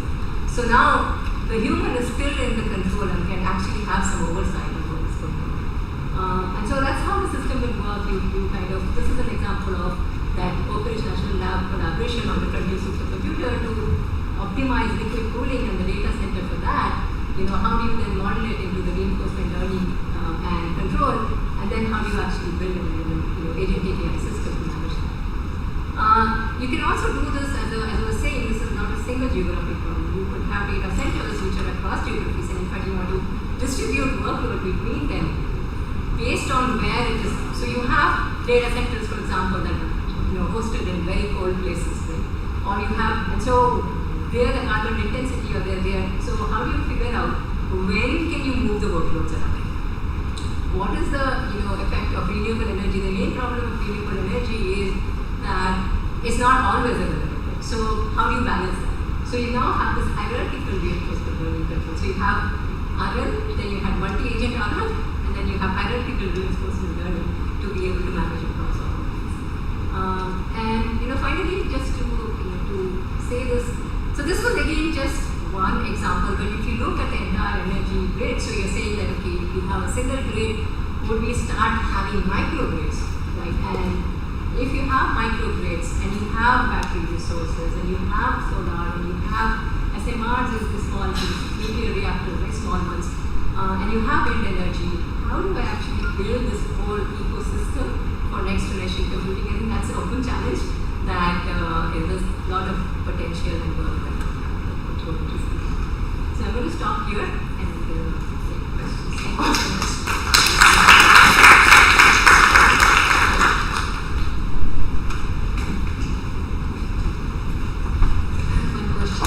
Dr. Suparna, thank you for such a illuminating talk. See, you talked about digital twin of the earth. Is there a way that we can have digital twin and reinforcement learning for human body to predict the diseases? Do you see that is happening or that can happen? I think it's happening in bits and pieces, like smaller pieces, like certain organs, maybe people would try to model that. And but I am not, in that domain. So maybe one of the things that I have realized nowadays, and that's why I say that AI, AI uses that, but driving AI is very different from building AI. So I feel that creating these solutions is best by the domain experts. So even in our field, like storage expert is the best person to design the agents for storage. The medical domain, the tools are now, the good thing is that things are democratized so well that the enablement of how you create a digital twin for a given environment, that AI can enable. But then it has to come from the subject matter experts to be able to do that. It's a very small question before Vinu stops me. You are from HP and then IBM here, very senior positions. Now, it's a very embarrassing question, a very practical question. A lot of job losing is going on in the industry today, thousands. Now, what skills, let's say the student from IISc when he goes for a campus interview to a company, should possess in order to ensure that he is not one of those who is going to lose the job in the next 1 or 2 years. What is the special skill which is required? So,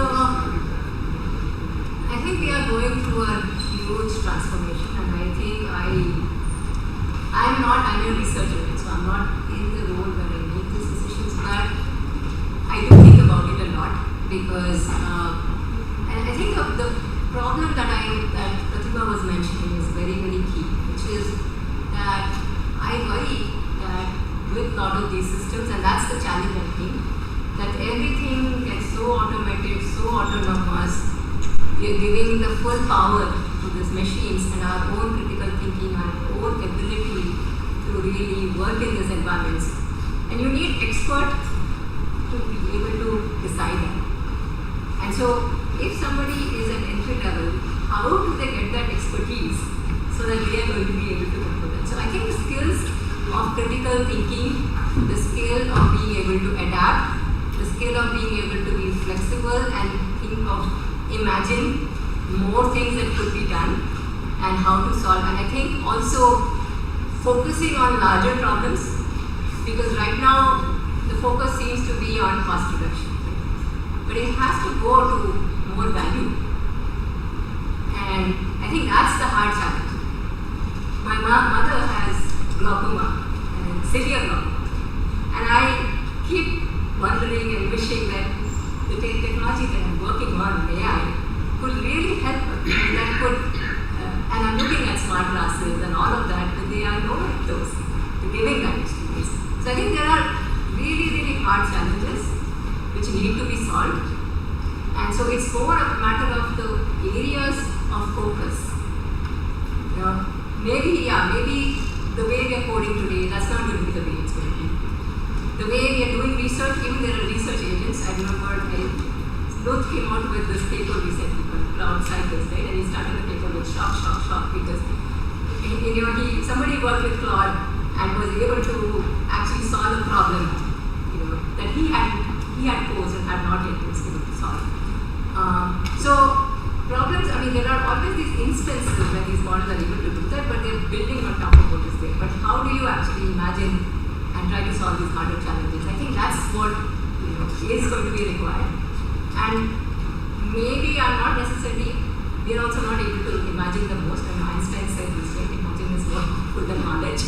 Maybe the knowledge, a lot of the existing knowledge is encoded, but how do we actually create a new knowledge to solve these problems? That's how I'm thinking about it.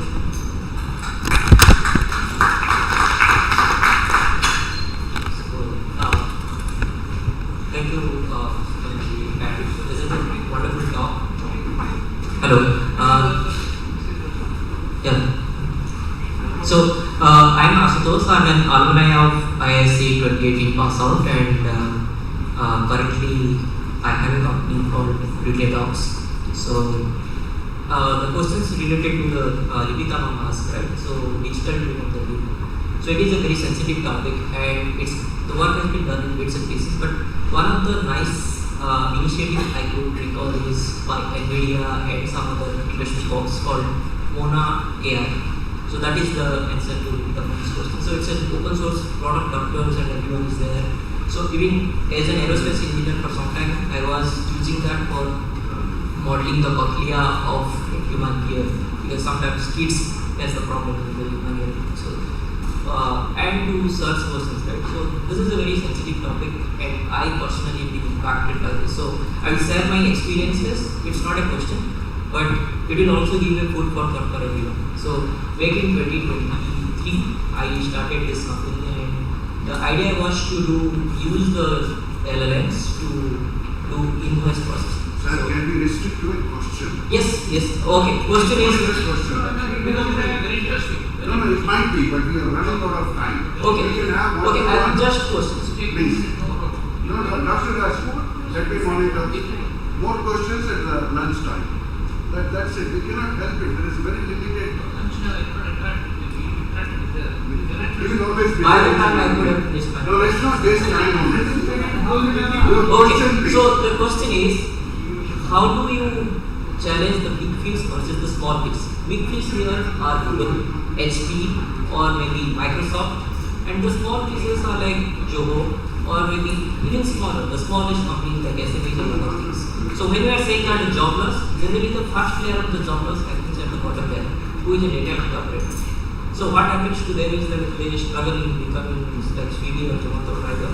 We do not pay attention to it. Like sir asked, like what is to be like how IISc students like replaceable. But I'm sure as an IISc alumni. Again, sir, we are running out of time. The question is small fish versus big fish. Thank you, everybody. So maybe I just a quick answer on the questions I already asked. No, then you should stop. You should stop. So I think we talked about the smaller ones, right? Basically, the thing is, technology is always, but we can see technology kind of starts at the big, but there is so much work going on having these models work at lighter and lighter speeds. So once this becomes ubiquitous, it's actually technology is getting democratized. When you're in this wave where slowly these capabilities are, and I can show this curve, right? The open source models versus the closed source models, they're constantly catching up. And they're getting it better and better. And then people are trying to, that's why I was talking about some of these advanced processes, because now you're trying to say, can I actually go down to the model and actually put it on a chip? And that small chip can be put somewhere else. And so, with that evolution of technology, I think that actually opens up more opportunities. Maybe Sarvam is working on certain areas like that, and there's a lot of work going on in India on certain AI initiatives, precisely I think for that purpose. And it was what you were saying was a big subject in the India AI Summit. How do we democratize access to these resources? Thank you, Dr. Subarna, for the engaging talk. I would like to now request Dr. Jade to felicitate. Thanks, Dr. Subarna. I think you triggered the agent in all of us. And hence those questions and, a lot of essay questions. I hope you could answer some of them. You please spend your time during the lunch time. And I know it is a very interesting, first is generative and then she went to agent. So most of you are working on that. Thanks, Suparna, for that. Very interesting talk, especially the infrastructure related with it.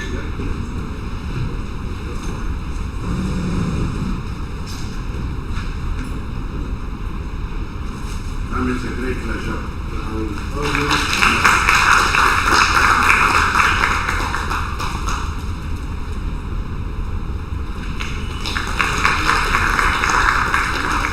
On behalf of the Alumni Association.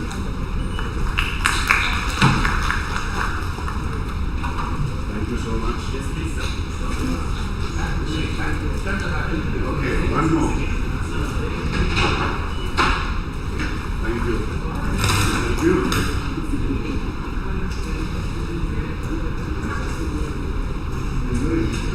Now we move on to our panel discussion titled as Women and Wealth. I request Dr. Akhila Jayan Kumar to kindly introduce the session and our panelists. Okay, she will join online.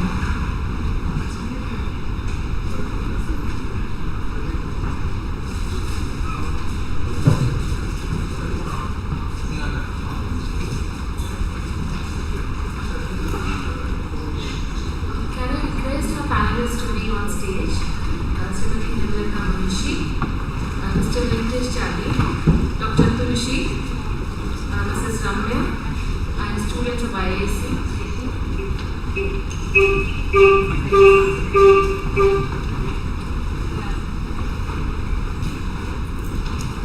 Really, I'm so sorry, but we are totally running out of time. Most of the time, you can only do that.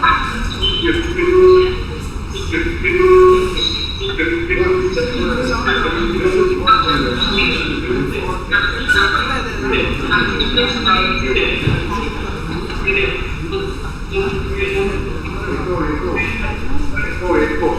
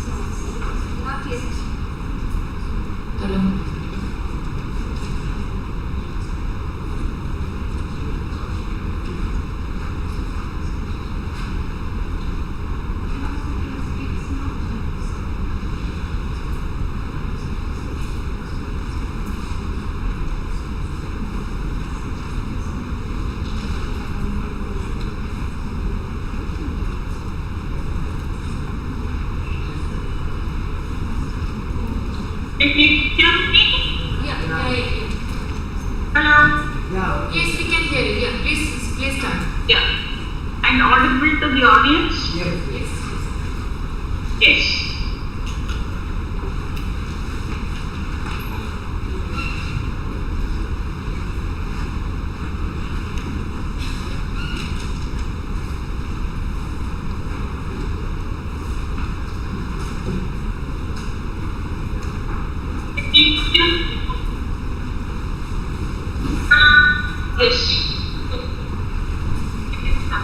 Yeah.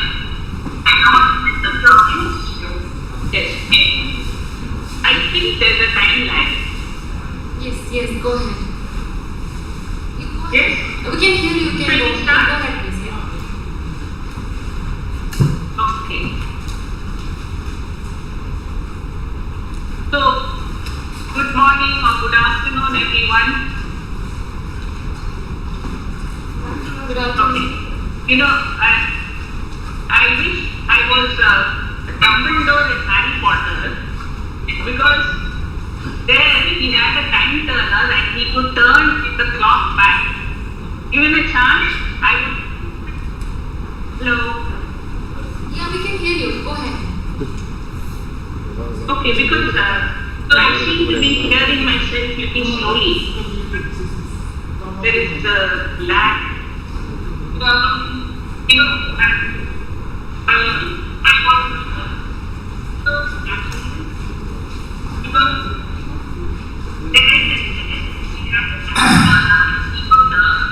Ma'am, don't turn on the sound from the YouTube so that you can talk. Because let me start all over again. sure. Yes, you have to mute the YouTube. From your side, you have to do. Not at our side. We are not playing you. You just. Excuse me, can you mute the YouTube? It's recording. Bye. You have to mute from your side, not here. Sound should be off, then it will be fine. Like that, when you want to like so, that when you mute your TV, same thing here. Yeah. Trying to experiments.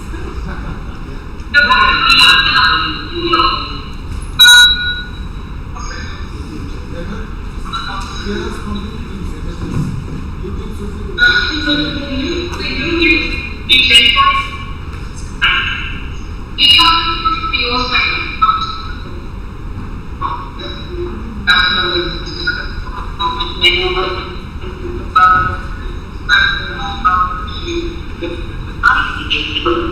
Yes, Kamya? Yes. Okay, just close the YouTube, is it? Okay. Yeah. Is it okay now? Yes. Can you hear me? Yeah, we can hear you clearly. Please go ahead. Okay. So I will start. Welcome all of you to this session. And we are running a bit late. Sorry about that.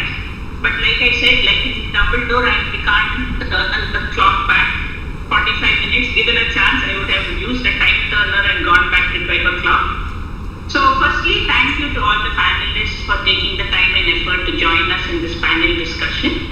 We are honored to have you all here today. And one of the questions was asked was, in a scientific environment like IISc, where we talk about innovations, groundbreaking research, and the spirit of inquiry and problem solving, how come we are talking about wealth and women?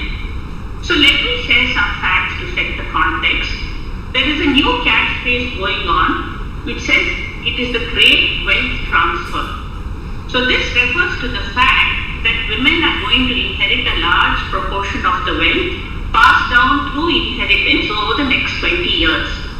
And it is about 50% of that inheritance is coming to them. And the numbers we are talking are about 5,000 lakh crore rupees. It's a huge amount. So this is based on a study conducted in 2025, and they found that this is how it's going to happen. So the first point to note is women are going to be wealthy going forward. A good news. Now the next one, based on a report from the Center for Disease Prevention and Control, women generally outlive men by 5 to 6 years. So the second point is women are going to be managing their wealth for a longer period of time. Now the third is, in India, women's wealth is growing quite rapidly. Women are making up about 18.6% of India's billionaires, and we are placed 5th globally for female billionaire count. So think of Savitri Jindal of Jindal Group, Rekha Jhunjhunwala, Renuka Jagtiani of Landmark Group, Lita Singh Gupta of Havells, and self-made women entrepreneurs like Falguni Nair and Kiran Mazumdar-Shah. So women are now accounting for 25% of individual investors in India.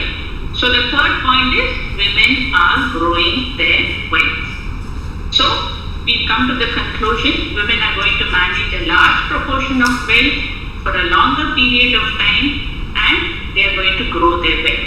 So we thought it's a good opportune moment for us to discuss this in our panel discussion today. So it's titled Women and Wealth, and we have accordingly chosen panelists who can give us a perspective in this area.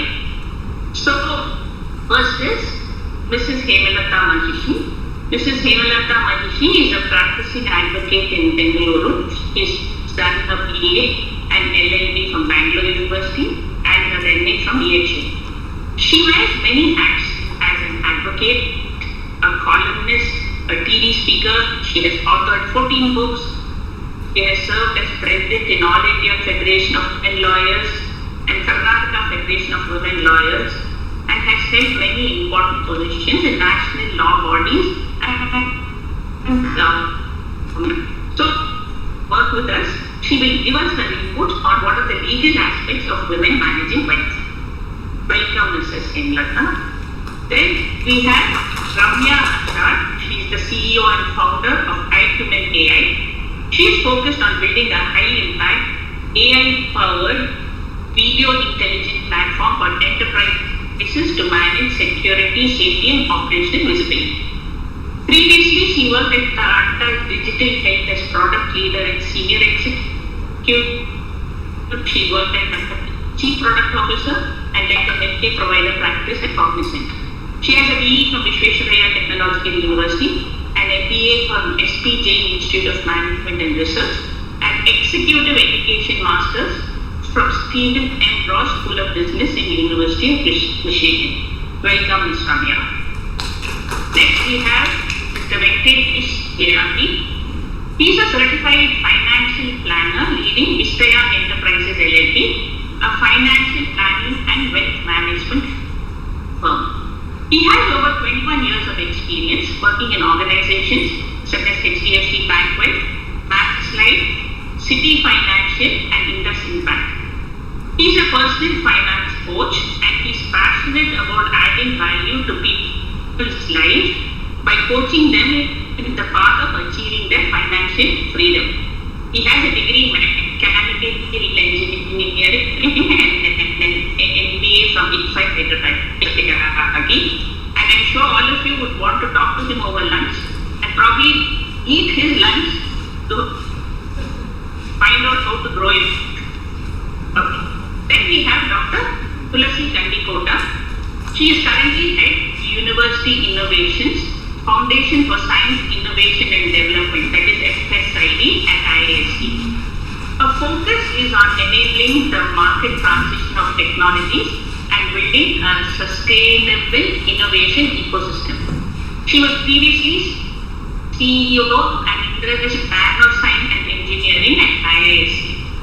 She has over 2 decades of experience in research, development, and IT strategy in her service career in Infosys, GE, and Shell. She has a postgraduate diploma in law from NLSIU Bangalore and a PhD in chemical engineering from IISc. Welcome, Dr. Tulsi. We were to have 2 students. One of them is Ms. Devasmita. She is unable to join us. So we have Jayshandeep Singh. He is an undergraduate student in mathematics at IISc. So welcome, Jayshandeep. Now the moderators for this panel discussion are myself, Dr. Akhila Jayakumar, and Dr. Nikita Sahu, who we have been seeing from morning. We are both EC members of the IISc Alumni Association. So in the interest of some initial questions, but I think since we have run over so long, we will go directly into our round one questions. So to each of the panelists, I'm going to ask you questions in your specific area of work. So we'll start with you, Mr. Venkatesh. Being a certified financial planner and a personal finance coach, what do you see as the differences between how men and women investors approach the process of investing, what strategy, risks, execution they take, and what are the short-term liquidity versus long-term liquidity goals? Thank you, Akila ma'am, and greetings to all. So, with my experience, I will be giving my own perspectives through my experience, what I deal with clients on a day-to-day basis. So, there is a lot of changes which is happening very rapidly, and it's well pointed out in the beginning of the session. So, what we see is that women in the workforce has almost, especially when I talk about Tier 2 and Tier 3 rural side apart from cities, it's almost doubled in last 6 years in the primary workforce. And similarly in urban also it's almost 40% increase in the participation of women in the workforce. What it has done is, there are a lot of things, thanks to lot of social media, all this awareness which is happening. So the information is very much available easily to each of us. So what it has done is the woman, the myth I can say is that generally, during our earlier generation, like my father's generation, woman doesn't participate much in the financial decisions to say, because generally the man would take care of that. That's a myth actually, because I can see my experience that what I deal with my clients, women when they come as an investor, they're a bit, though they're very goal focused, and they tend to continue their investment. Like for example, the recent thing, what is happening, right? The classic example of Iran war. So, but when as a woman investor, when I talk to them, they are very much goal focused. Their goal is say children education, which is 10 years down. So when I say that this is long time to go and you need not worry, they understand that very easily, rather than thinking that men will stick on, but not really. It's a myth. It's a behavioral thing, I can say. The second thing, a difference between or the attitude between the men and women. So whenever we involve women in the family's decisions, right? Like I come from personal coaching and personal finance. Like I help individuals and families, professionals to manage their wealth for achieving their family's goals, be it children's education, retirement, or to achieve their family's goals such as buying a house or etc. So these are all very much glued to the family's decisions. So when we involve women in the decision, in the discussion, so it has helped us immensely, because generally what we are seeing, men, bit of not everybody, but to just generalize, they're little overconfident on taking their own decisions, like I can go right all the way, but it's not really happening like that. So when wife is involved or in the decision making, so there is a control and there is a lot of sanity in the financial plan and how they stick on to that. And to give some facts, the studies show that the longevity, the investment which is crossed minimum 5 years when I take that. So the longevity of women investors is 25% more than men actually. The men tend to book profits and they want to do so many things, they want to be that, but generally women stick to their goals. Second is also the one more thing, the transitions what Akila madam was mentioning, right? So the life things, like for example when they go through a single parenting or some other challenges of inheritance, and when they pass on the wealth to the next generation. So women awareness, and they are more willing to make a will. So that is also a very good thing now. That is they push their husbands to have you made the will and why don't you start doing that? So that's a very good thing actually. So when I involve women in the decision making process. So I think these are my opening remarks. I can come back and address more. Yes. Thank you, Mr. Gyagi. I think you made a good point that women tend to stick to their decisions for a longer period of time. In the morning, Dr. Somnath was saying that one of the scientists, Minal Rohit, an ISRO scientist, she had 3 P's: patience, procedure, and priorities. I would say women also have 3 D's. They are very determined, they are very disciplined, and they are very discriminating. They won't quickly, spend their money. So I think that is good for us. So, Mrs. Hemlata, there can be quite a few challenges when women have to inherit wealth and all that. And people may pass away without leaving a will. So, women have a lot of challenges around that area. So, can you share with us what are some legal aspects of inheriting and managing wealth and then legacy distribution, giving it to the next generation? How can women be better tuned in these aspects?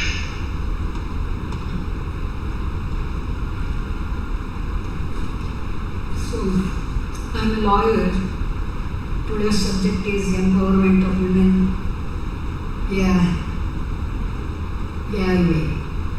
Empowerment of women through law, I can speak. But really, I can't. And that is the problem also. Ma'am, can I request you to be a bit louder? I can't hear you. Little louder, please. I have kept it near. Okay.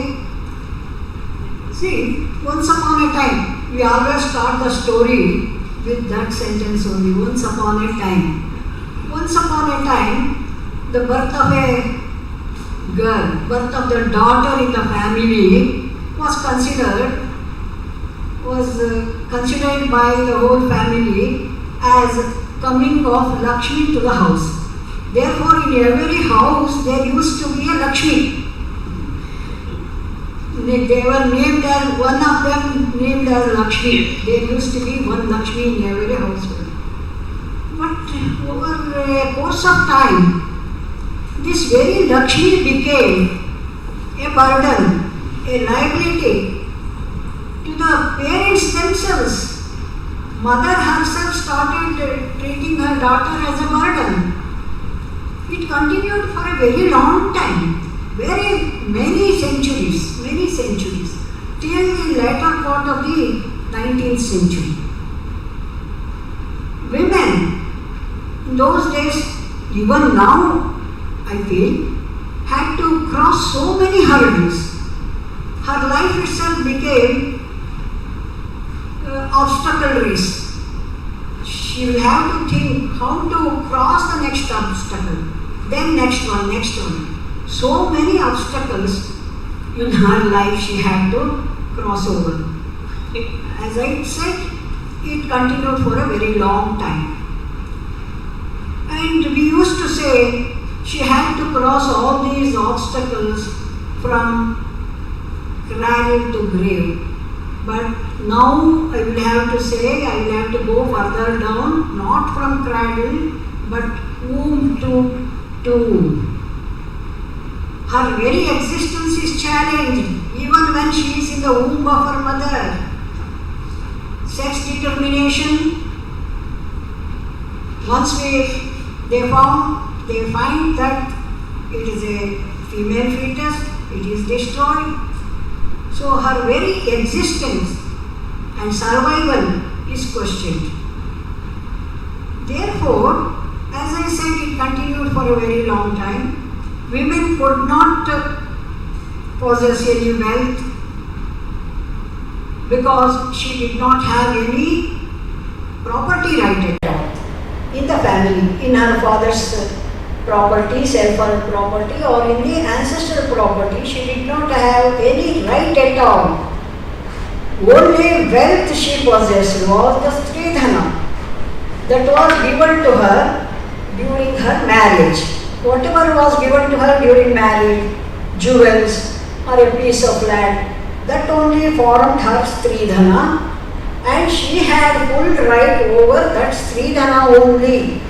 And after her death, it used to go to her daughters. Apart from this Sridhana, she did not have any property right either in her father's family or in her husband's family. That was the state of affairs. Only it was widows were given a small right before independence. Only widows, that too during her lifetime. Once India became independent, thereafter our constitution came into existence. Our constitution gave equal protection of law, equal rights in the law. That was declared. Even fundamental rights were given to women. And she had the right to life and all those things. But the laws came into existence only after 1954, 55, 56, like that. In 1956, through this Hindu Succession Act and Indian Succession Act, women were given only a small right in the property, that is the self-earned property of the father. That too if he does not write any will. But in the ancestral property, she did not have any share at all. For that we will have to wait till 2005. Only in 2005 recently she was given a share in the ancestral property. Daughter was given a share in the ancestral property. That's why when we see the series of laws passed by the parliament, government took the charge of empowering the women after 1975 when Women's Year was proclaimed by UNO. Thereafter, governments also, they showed some interest in empowering the women and passed series of orders, series of laws. But in spite of that, in the next, when we come to some details, I will just read out the laws. How many laws are there to empower the women? But our basic question is whether women are aware of those laws, the rights given in those laws. And the second question is whether they are empowered to exercise those rights. Rights might have been given in the laws, but whether they are capable or whether opportunity is given to them to exercise those laws. And the third thing is whether society has accepted those laws. Something is there in the law, something else is there in the society. Society is still practicing some of those things which are prohibited by the law. Society has not accepted them. So there is a big gap between the society and the laws. And therefore, and also women, they are conspicuous by their absence in this program also, and they are also absent, not only in the parliament, in our legislative bodies, but also in the board of companies, in so many, even in our, we are advocates, even in our bar association, not even a single woman was there. Recently, Supreme Court has reserved some seats in the bar council for women, because they could not enter into those things at all. So those obstacles, whatever were there, still they are continuing. Many of them are still continuing. So women are still facing some problem to cross over those things in order to make use of the benefits given under these laws. I think we can go into some detail in the next course of discussion. Thank you. Thank you, Mrs. Hembalata. So, that shows us that while the government is doing everything it can to empower women and give them a good life, women also have to take an active interest and get the education to further progress their own development. Thank you for that. I would now like to ask Dr. Tulasi. You are in the STEM research. You are allowing innovation. You are coming from lab to implementation, and intellectual wealth is one aspect of it. But are we able to transform that into a financial wealth? What are some challenges, and what is the probably mindset that you could share on how you take ideas to implementation and financial success? Thank you, everyone. So, I think in the science or in general in the knowledge world, it is believed that to most of us who come from the previous generation, that the Lakshmi and the Saraswati don't stay together. So if you are pursuing knowledge, that is for the knowledge's sake, and you should not, in fact, it was looked down upon to pursue wealth when you are seeking knowledge, because knowledge is considered higher. But my own personal experience has been that it is a balance that at least some of us try to, because not specifically women but in general, that there is a financial security that some of us wanted to ensure. I think everybody's need is financial security. But what I've experienced through my work in the corporate and in the recent years is that there is a lot of opportunities to commercialize research. For example, one who is doing research can place like IISc is that they can offer consultancy and make some money, or they can transfer this technology to the industry through research collaborations and earn money. And there is also commercializing research through startups that I think everybody here these days.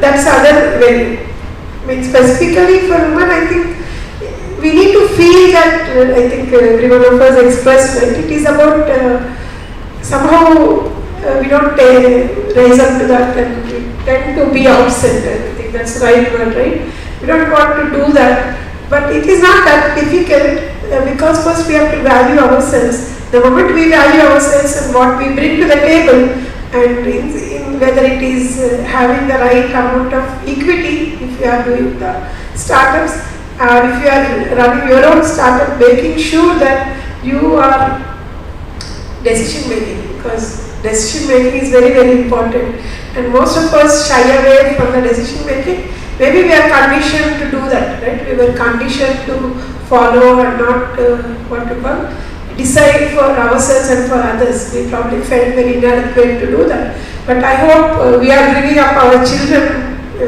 whether it is male or female, to be not shy away from the decision making. There will be consequences. Sometimes your decision making may not be right, but we should not. We should learn from that experience and move on. So, coming back to this topic of women and wealth, fortunately for me, I had some good examples of women who are kind of serious about financial independence. Is one thing that I learned from my mother very early on, and she was a maths teacher probably that helped.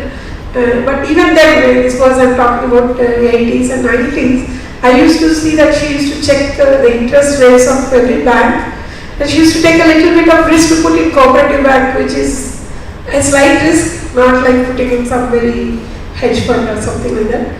But I was also observing her and saw that when the mutual funds came and my brother was interested, she also said, put my money also a little bit there. So that is a risk appetite that probably the woman need to get. And I see that now much more, and I have also kind of had some good friends, women friends, who are, I feel, are ahead of time, right? There are people who told me when I was doing PhD, open your PPF. I said, what is PPF? You open, we'll see later. So some of these small things that we should also, that financial awareness that we need to bring to our, our friends and colleagues, thereby whether I don't really discriminate women and men, but I think it is a mindset that we really think we have to pursue knowledge just for the knowledge's sake. But it's nothing wrong, at least now I believe very strongly, there is nothing wrong in pursuing wealth while doing excellent work. Thank you, Dr. Tulasi. That was very insightful, and it actually leads me to the next question I was going to ask Ms. Ramya. You said we should take less risks and, go ahead and follow our passions and convert our integrity into wealth. So Ramya, you're an entrepreneur in the AI space. So you would have been in the CEO position, you would have had to take decisions. How was it to raise venture capital funding as a women entrepreneur? Because that women actually deliver something like 78 cents to every dollar compared to men who only deliver 31 cents for every dollar invested. Given that women are so successful in venture capitalism once they get into it, only 2% get funding. So can you share your views about how women can overcome this barrier? Sure. Yeah, that's a really interesting data point, speaks volumes, right? While the data says one thing, the perception is other, right? That we are far too conservative and all that. See, when it comes to typical investment mentality or the perception that people carry, women are very good at managing the capital, right? We are really good managers of capital where we take operational decisions very effectively. We don't really do any reckless investments and so on and so forth. But we tend to downplay some of the aspects when it comes to really multiplying this wealth, right? We look at managing very effectively, but multiplying is not as effective as a lot of my male co-founders do. So that's one thing that the investment community typically carries. But yes, if you look at the longer term aspects, we are able to deliver significantly higher outcomes. But it's a mindset. We are a little risk averse, all said and done. In my own circles, I see people are very good at savings, but the growth mindset, right? The growth mindset has to come in very early, the ability to take risks. And as Hemlata ma'am said, we are reaping the benefit of access and participation. Today we are the generation where, we are all having good access, we are all financially independent. But being financially independent does not mean that you are growing it like the way others are growing it, right? So that growth mentality has to come in. And as an entrepreneur, there are two aspects in my life, right? One is my personal wealth, the other is the company wealth. When it comes to personal wealth, of course, I need to think more long term, my liquidity and all that. But when it comes to company, every day I am dealing with cash flow issues, right? How do I keep the company running? How do I manage the cash flow and liquidity better? The longer term asset is the company itself. But in terms of managing the funds, how well you do it, that's a lifelong evolution, and the mindset, it's not easy, it has to be consciously brought in. Okay, so it's always good to learn. Lipika, I would like you to ask Jai. Yeah. Jashandeep the next question. Yeah, yes. So Jashandeep, being the youngest in the panel, he's undergrad in mathematics department, hardly 20 years old. Okay, so good to have you. So what are your approaches toward managing your finances currently? I mean, you are very young, we understand. And I mean, how do you see, what's your long-term plan or your career choice? Does it influence by the financial goal that you have? Yeah, so starting, I bringing up my female colleagues. I wish more were here, and I wish one of them was sitting here instead of me, because the focus of the talk is about women. But yeah, I asked this question from a friend of mine, and I guess it is more about how young we are right now. I'm in my 20s, and it's just entered 20s, and yeah, so are my colleagues who are with me. So the answer I got was, what do you mean by financial management? And what they gave me was, my financial management is putting my money on what makes me happiness. So I guess it is not very a long-term solution to anything, but yeah, that is what answer I got, and I believe this is a mindset with many of my colleagues and many of my batchmates as well. Like, not with all of them, of course. I have friends who invest their scholarship money or any other source into some kind of like stock market or some other place. They invest it in and have gained profit out of it as well. For me personally, I chose mathematics and yeah, because I was interested in computer science and I never really thought about this financial side of things. And I would be enlightened to to be part of this panel and be more cautious of it. So I'll just ask Venkatesh one practical investment questions. So what would be your practical investment strategies for the following three groups? Like students, those who are just going to have their first job, who are below 30 years, and mid-career women 30 to 40 years, and late stage maybe 50 plus. What do you advise them? Practical advice so that they can have some takeaways. Sure, Dr. So my advice is, nothing like, the best time to invest was yesterday, but today is the next best time. So for the student who has just entered into a mainstream earning, so whatever savings, whatever he can do, it's the power of compounding which can actually make all the difference in the world. And we all know, we learned in science how the power of compounding can exponentially grow. The first 5 years actually is very critical, I would say, because it can never be compensated by whatever higher savings we can do. It's really difficult to beat that in the long term. That's what practically I have seen, and that is my advice for the youngsters who are just come in, because they have a lot of disposable income, they don't have much of expenses. I presume they are not starting their family, so they'll have that initial 5 years. So I know they have to live their life, but at the same time there's a sort of a thumb rule we can quote, like 30, 40, 40 sort of a thing. So you live your life with 30% of your income, and next 40% you invest for your goals for the long term, and another 40% you can always have for short-term dreams which can come in next 4 to 5 years. It's not really an investment.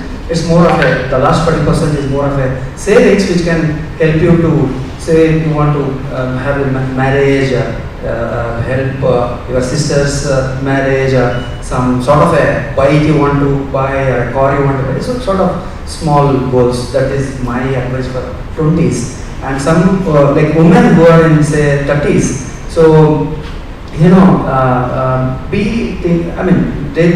women, when they think about long-term things, so there's a lot of transitions they are going to go through. Like for example, their marriage, then there is the family way, and there will be a break in the career generally, and how do they come back to that, and how do they have the emergency fund. Basically, I suggest strongly to start with an emergency fund, because that will help them to during that period of break, it doesn't put a lot of stress. And then also to think about the long term and have going for the retirement, because women, not that only man has to take care of the retirement, now that things have changed, so women are really focused on the retirement.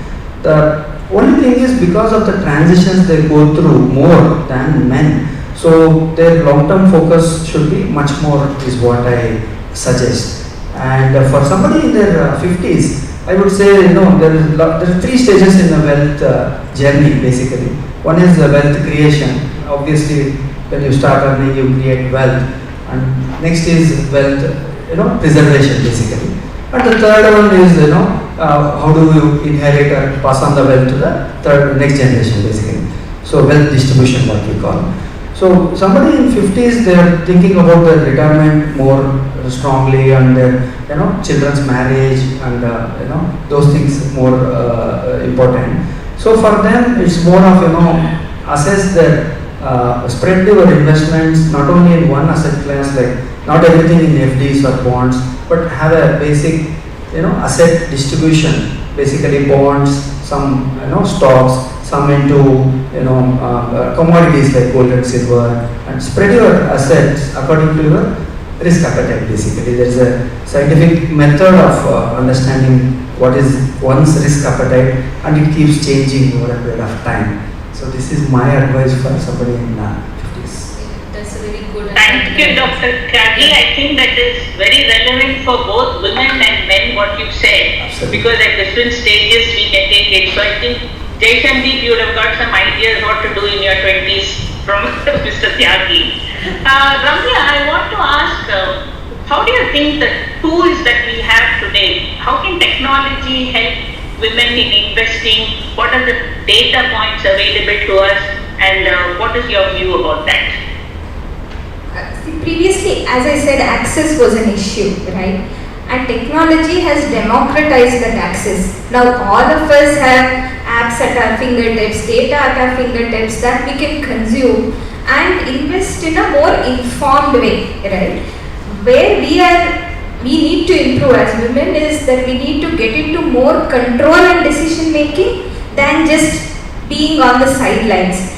See, if you look at any of the platforms that we have today, the online investing platforms, less than 30% of the registered users are women, and even in that, only 50% actually know what their portfolio is. This was a survey run by, I think, Zerodha Grow, one of them, and they said that even in this 30%, so less than 15% of women actually know what is being done with their funds, even though they have put in the funds. So that part clearly needs to be improved. Of course, it's a journey. If you look at a decade ago, less than 2% of women were on these platforms, right? Investments and demat accounts and whatnot. But now we are much better. But for a 50% population, less than 15%, 1/5 is somewhere we really have to think about how do we bridge this gap, especially when we have information, when we have the ability, and when we have the intent also to do it. So it's just a matter of really taking those steps in terms of being disciplined and diligent and really taking on to that head on. Yes.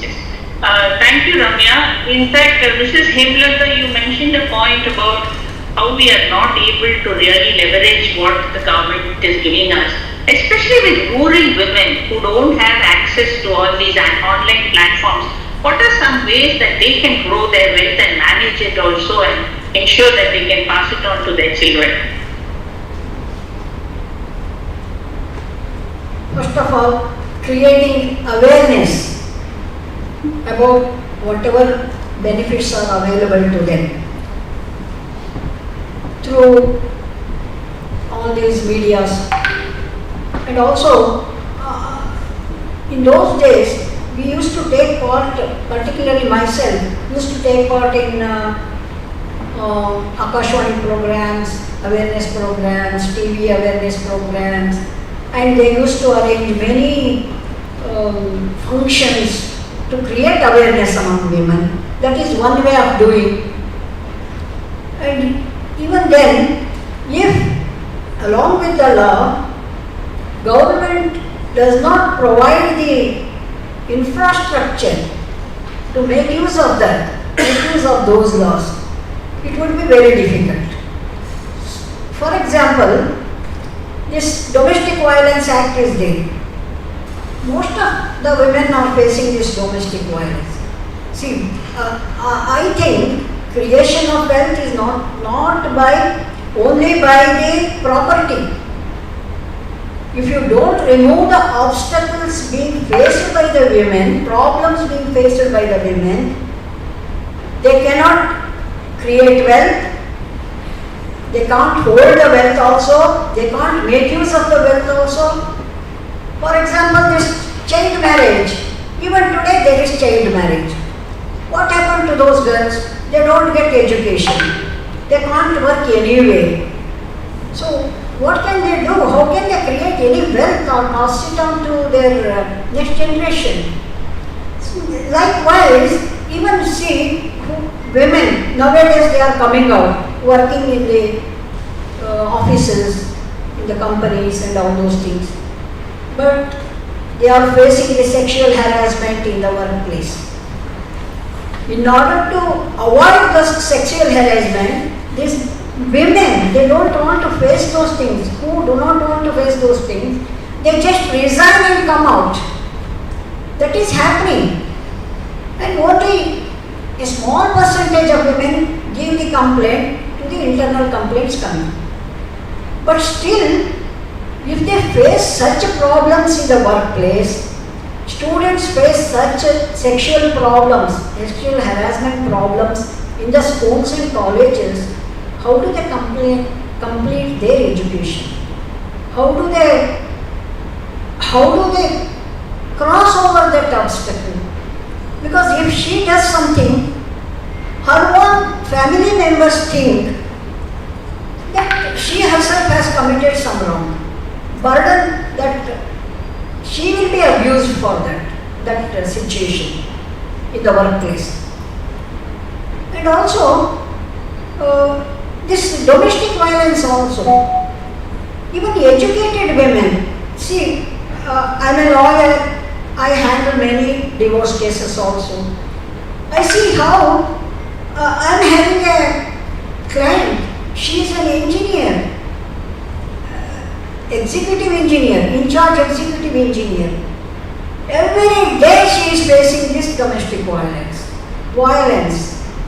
hittings, beatings, abuses in the house. But still, mindset is not only of the society but of women themselves. They will have to change that mindset also. She does not want to come out of it. She does not want to give divorce to her husband and come out of that situation. We can advise them, but ultimately again, how to face this domestic violence problem, how to face this sexual harassment in the workplace.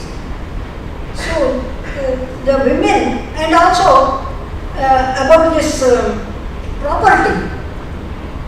Even today, though law gives them daughters equal right, property right, even today parents feel that they should give their property to their sons only, because in their old age only sons will look after them. Daughters will go to some other family. So why should we give property to the daughters? It is happening even now. It is happening even in this 21st century in spite of the law. And if she wants her share in the property, she will have to go to the court. If she goes to the court, she will have to lose her relationship with her family, her brother, her own parents sometimes. So this is, even today it is happening, but slowly situation is improving. But still, you see, you will have to do a lot of things in the practical field to create awareness, to give them support, to exercise their rights. And also regarding this working women, what happens to their salary? They get salary. But husband wants to control that, her salary, and he will decide everything on her behalf. How many women are capable of controlling their own salaries, take decisions regarding their own salaries? If she starts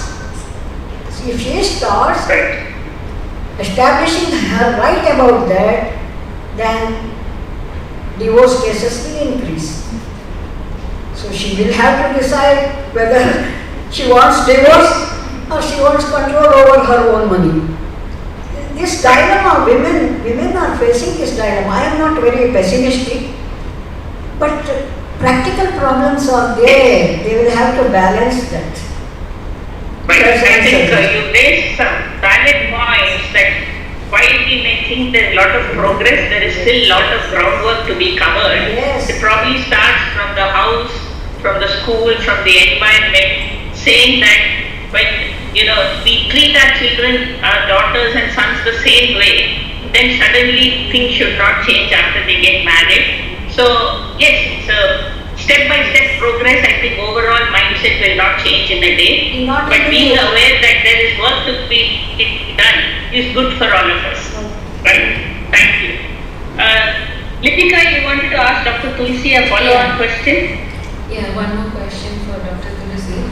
How do you educate the next generation on importance of wealth creation and management? As you said, you learned a lot of investment and wealth generation from your mother. How do you see that? How do you want to pass it to your next generation?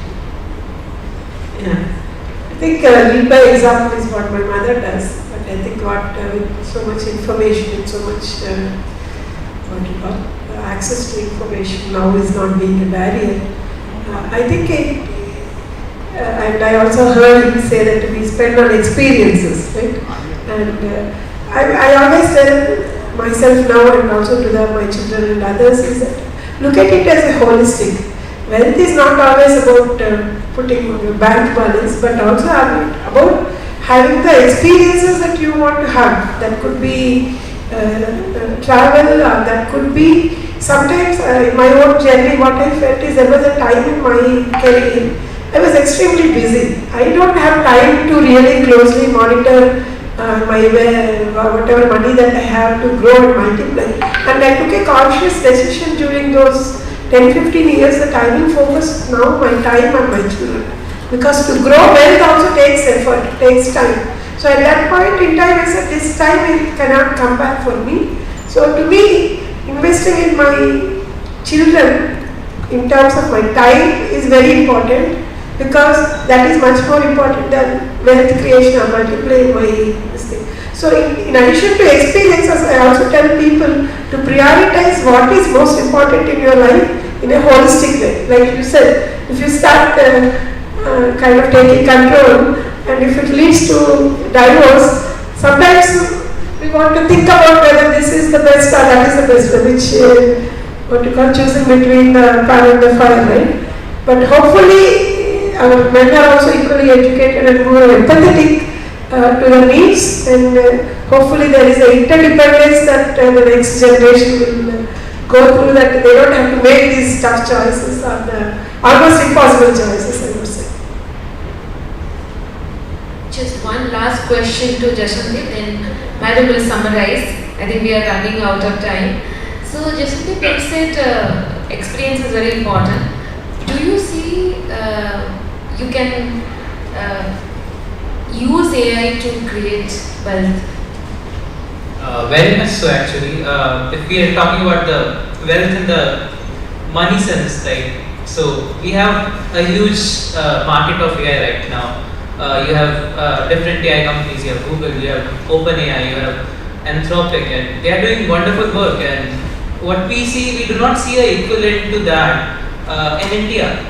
Like you have one in China, like they have their DeepSeek, but none of that exists in India. There's a huge market for it, and I believe investment to this industry in India can be a huge way to make money out of it. Yeah, and for women as well, and everyone. Moreover, if you're talking about wealth in any sense, then a lot of AI has a lot of promises and research as well. Like for my very summer internship, I'm working on a diffusion model that can predict the seismic activity of Earth or something like that. So yeah, AI has huge promises in every field, and it does not even have to be that you have to be in finances or you have to be in sciences to use AI. So the company Anthropic, they have a psychologist. She's a woman as well, as their AI guide in a way, because AI without any moral backing is a monster. You need for the large language models especially, you need some kind of morals. You have to base it in morals. So a psychologist is in place to guide that. So yeah, that is something. Yeah, thank you so much. And I think we are running out of audience questions. Yes. Do you have any quick questions? Okay, I think Vakila ma'am will summarize and we will wrap it up with more interaction during our lunchtime. Yes. Just before we close, I am going to have a rapid fire round and ask you a quick question. And I start with Mr. Tyagi. What is the, you would generally advise people on how to invest their money? What is the worst financial advice you have received? What is the worst financial advice? Worst financial advice. Oh. Not a good one. The worst one you have received. Okay. So, when you go with FOMO, we can say, fear of missing out, and going with what you call is a recency bias. Whatever has happened in the recent will definitely happen in the next future. So that's always there is something known as mean reversion. So when you chase, when you drive only seeing from the rear view mirror more than front, so then accidents are tend to happen. That's one of the worst advice one can face. Okay. Ramya, next question. If your job suddenly did not exist tomorrow, how would you earn money? Well, that's the whole point of wealth, preservation and management. Different stages in life, different things happen. See, human capital is our biggest asset, right? As long as we have human capital, I think financial capital will follow through. But balancing human capital and financial capital is where we really have to work on. And we will become self-sustainable. And at different stages in life, each of them play different roles and different ratios. So maintain that ratio well and we'll all be good. Okay, thank you. Mrs. Hemlata, what is the first thing you bought with your own money?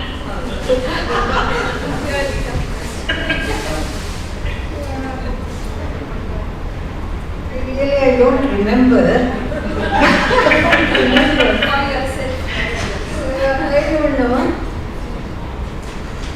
Because I have spent more money, more than my income. My husband's money also I have spent on foreign tours. Therefore, I don't remember. My husband was very, very liberal.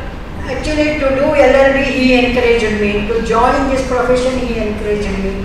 Till the last, he encouraged me. Even now, I am now 81 years old. Still, I am continuing in the profession.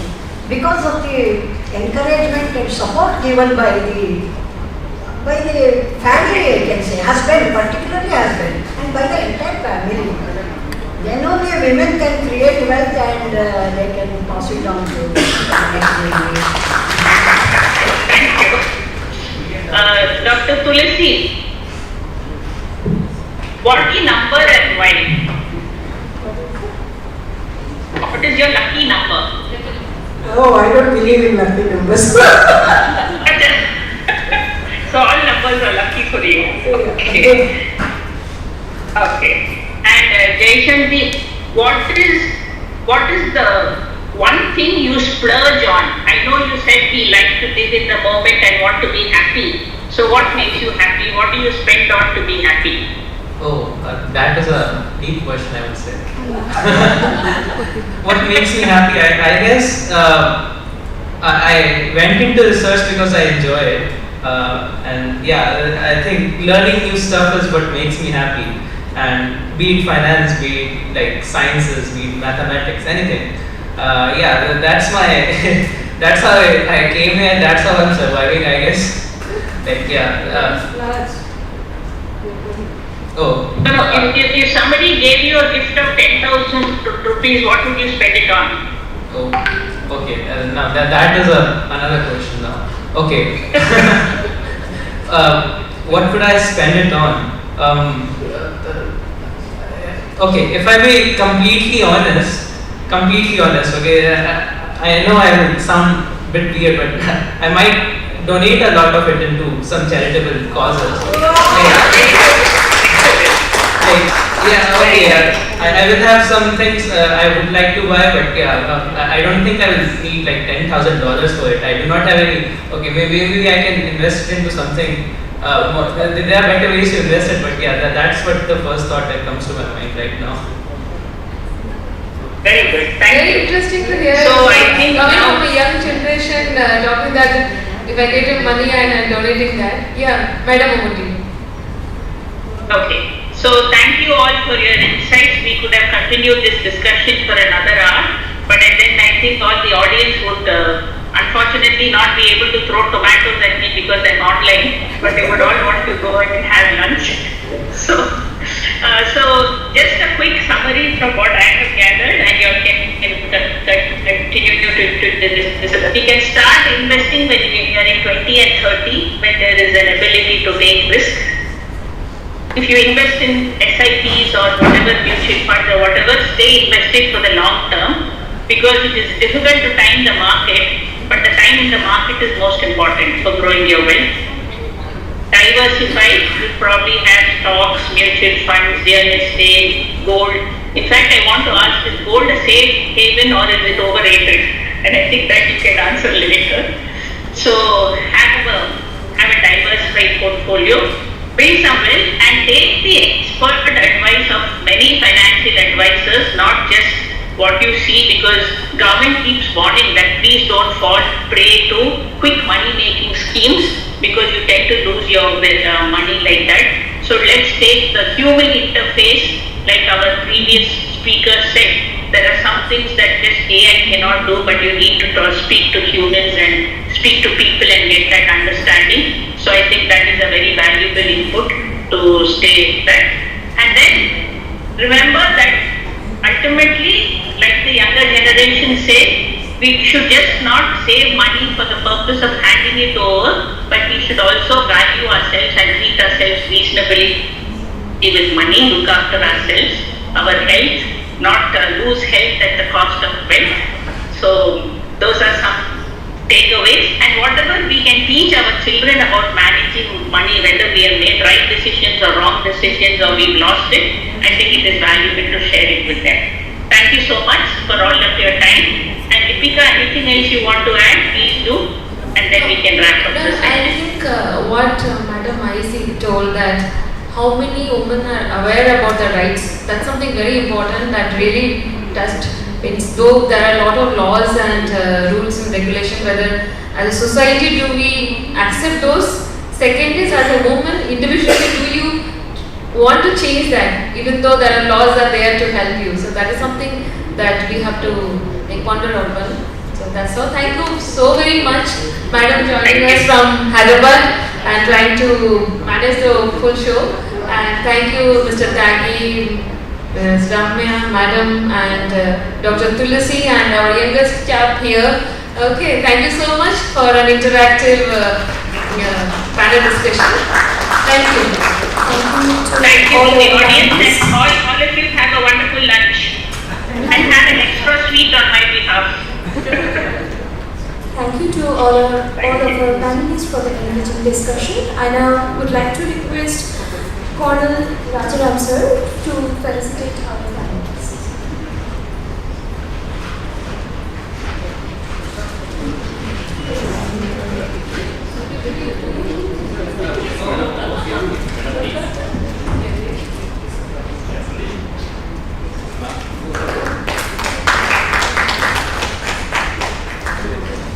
Lokesh आ कಡೆ ಬಂದು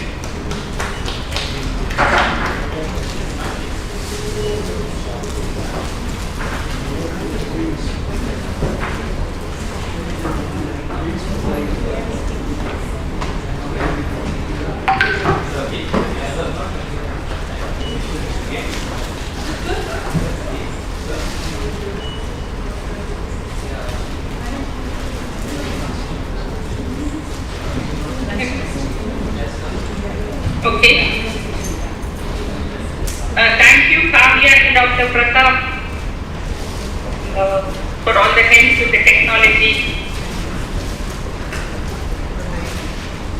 We thank all the speakers of today's first session and chairs of the session. We request everyone to kindly proceed to in front of Alumni Association, just beside the room, for the lunch, and we'll be back here at 2:35 p.m. sharp for the next session. So as we have exciting lineup again for the next session ahead, so please be back on time. Thank you.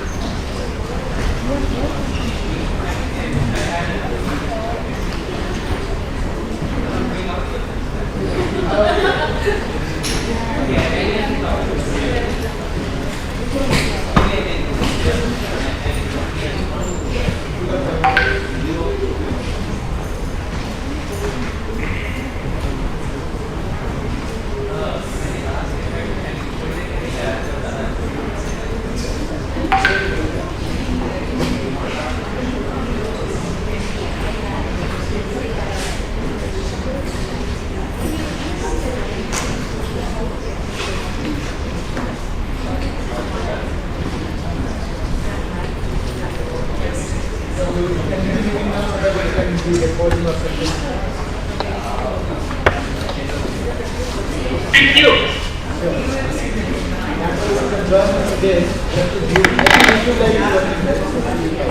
Sorry? Yeah, okay, I can answer that in the afternoon. Thank you.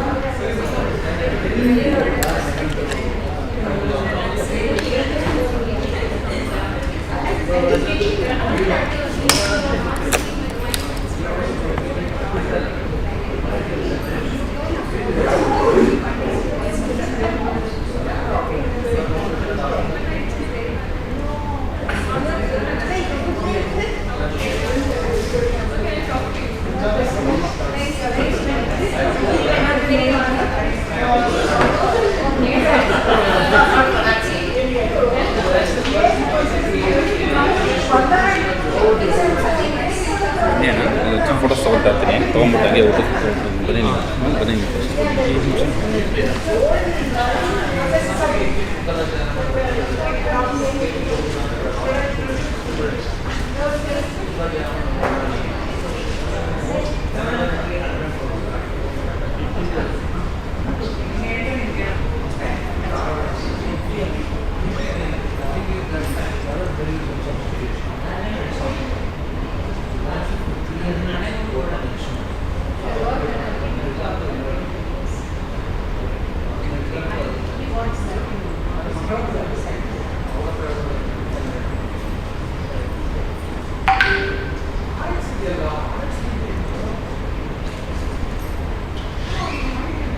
Hey, when are coming for lunch? Somebody has to be here. Somebody has to be here. Laptops You are want me to be here? No. Okay. You had lunch, Did you have lunch? Did you have lunch? No, I'm going.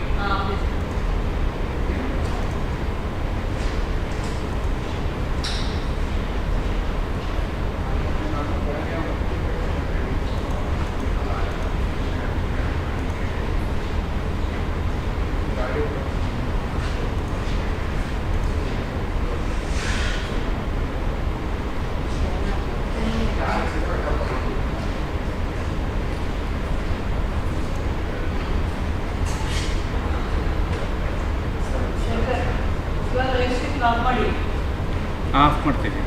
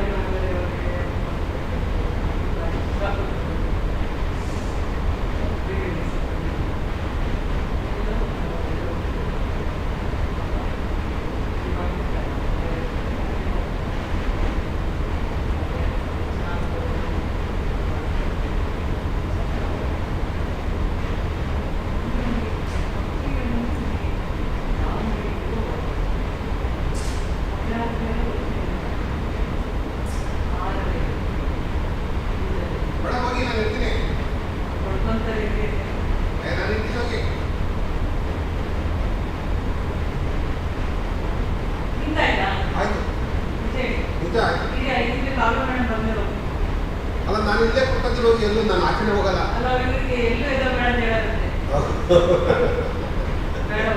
ಆಯ್ತು. ಅಲ್ಲೇ ಹೋಗಿದ್ದೆ ಊಟಕ್ಕೆ. ಹೋದ್ sir ಚೆನ್ನಾಗಿತ್ತು madam. ತಿನ್ನಲ್ಲ.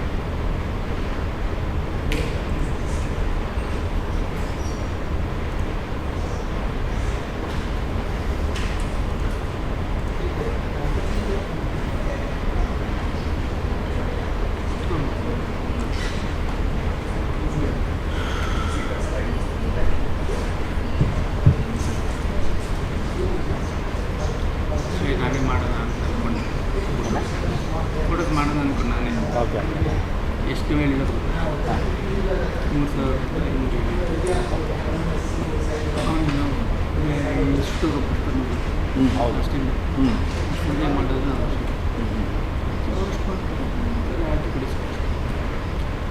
ಆಮೇಲೆ ಈ ಕೆಲಸ ಇಟ್ಕೊಂಡು ಎಲ್ಲ ಅದ್ರಲ್ಲಿ ಅಡ್ಜಸ್ಟ್ ಮಾಡೋದು ಅಷ್ಟೇ.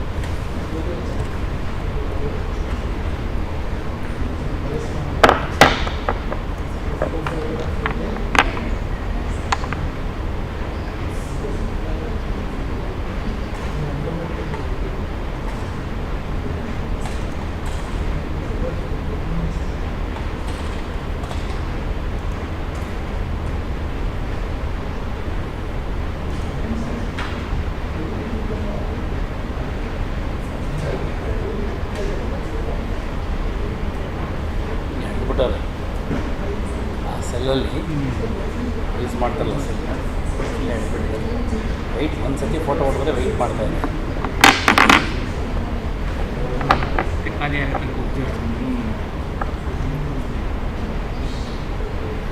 ಅವರು ರೀಚಾರ್ಜಬಲ್ ಯೂಸ್ ಮಾಡ್ಬೋದಲ್ವಾ ಅಣ್ಣ ಐಡಿಯಾ ಇರಲ್ಲ ಹಾಂ ಹಂಗಲ್ಲ ಅದು ಇನ್ನೊಂದು ಪ್ರಾಬ್ಲಮ್ ಏನು ಗೊತ್ತಾಯಿದೆ ರೀಚಾರ್ಜ್ ಮಧ್ಯದಲ್ಲಿ ಖಾಲಿ ಆಗ್ಬಿಟ್ರೆ ಒದ್ದಾಟ ಆಗುತ್ತೆ ಅದು ಏನಿಲ್ಲ 2 ಸೆಟ್ ಸೆಲ್ ಚಾರ್ಜರ್ ಇಟ್ಕೊಂಡ್ರೆ plus higher and sell charger plus ಈಗ ಹೈಯರ್ ಆ್ಯಂಡ್ ಸೆಲ್ಸ್ ಇಟ್ಕೋಬೇಕು 3000 mAh ಅದೆಲ್ಲ ಇದೆಯಲ್ಲ 2.6 2.8 ಅದೆಲ್ಲ ಇಟ್ಕೊಂಡ್ರೆ ಆಗುತ್ತೆ ಕೆಲಸ. ಆದರೆ ಅದು ಬರೋಷ್ಟು ಬಾಳಿಕೆ ನಮ್ಗೆ ಬರೋಲ್ಲ ಅದಕ್ಕೋಸ್ಕರ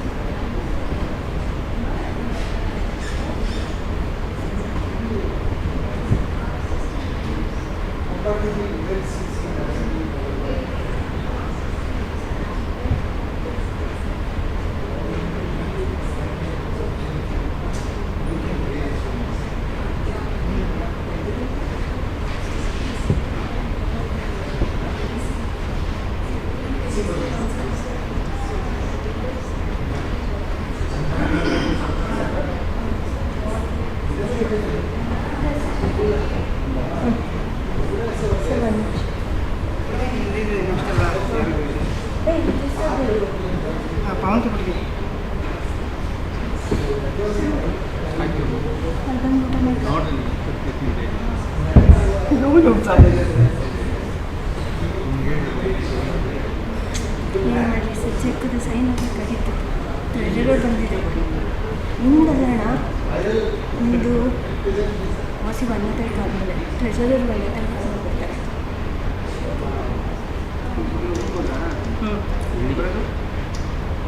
ಮಂಡ್ಯ ಅಲ್ಲಲ್ಲ ವೆಡ್ನೆಸ್ಡೇ ಅನ್ಸುತ್ತೆ.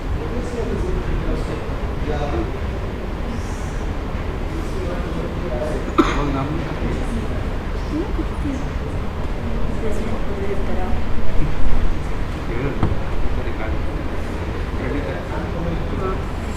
ಸರ್ ನನಗೂ ಒಂದು ಕೊಟ್ಟರಲ್ಲ ಬಿಲ್ಲು, ಅದು ಫುಲ್ ಅಮೌಂಟ್ ಅಲ್ಲ?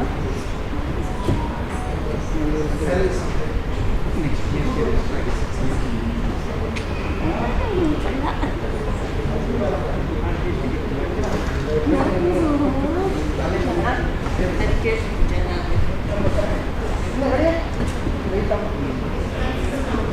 ಬೇರೆ ಅದೇನು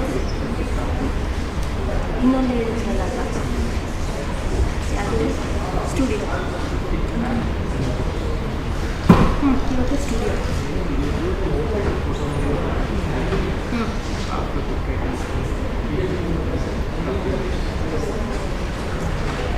ಎರಡಕ್ಕೂ ಚೀಸ್ಕೊಂಡಿಲ್ಲ.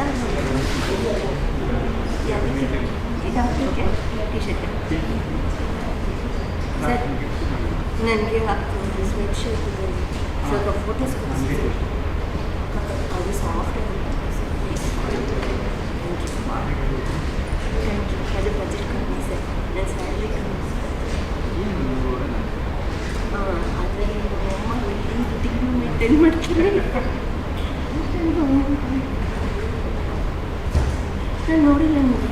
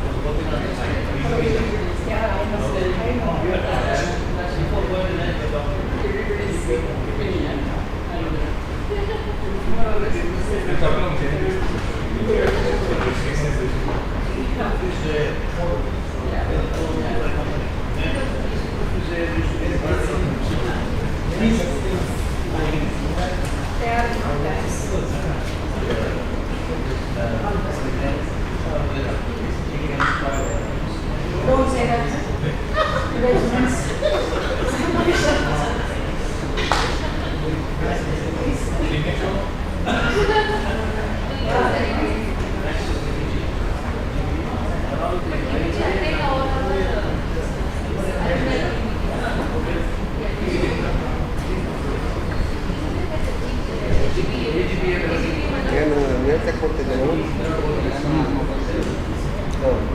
ಅದೊಂದು ಸ್ಟ್ಯಾಂಡಿಂಗ್ ಕ್ಲಿಕ್ ಮಾಡ್ಬಿಟ್ರೆ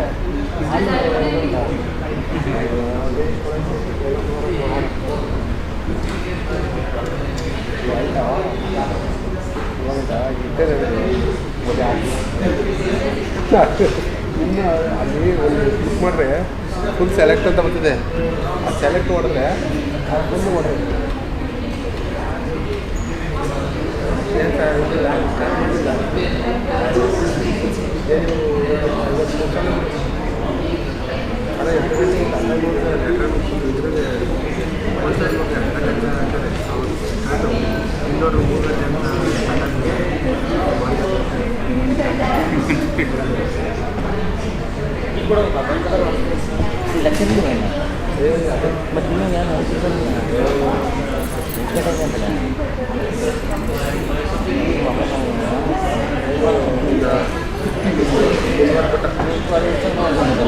ಇನ್ನೊಂದು 3 ಯಾರೋ ಸೌಂಡ್ ಬರ್ತಿದ್ದು ಒಂದು ನಾಳೆ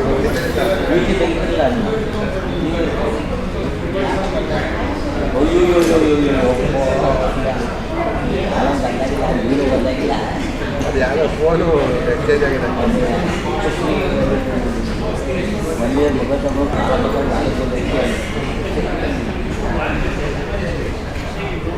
Good afternoon, everyone. Good afternoon, everyone. Now we move on to our next session, that is Future Force Technology. I request Dr. Ram to kindly introduce our speaker, Dr. Fatima Benazir, co-founder and chief science officer of Azuka Labs, Bangalore, for her talk.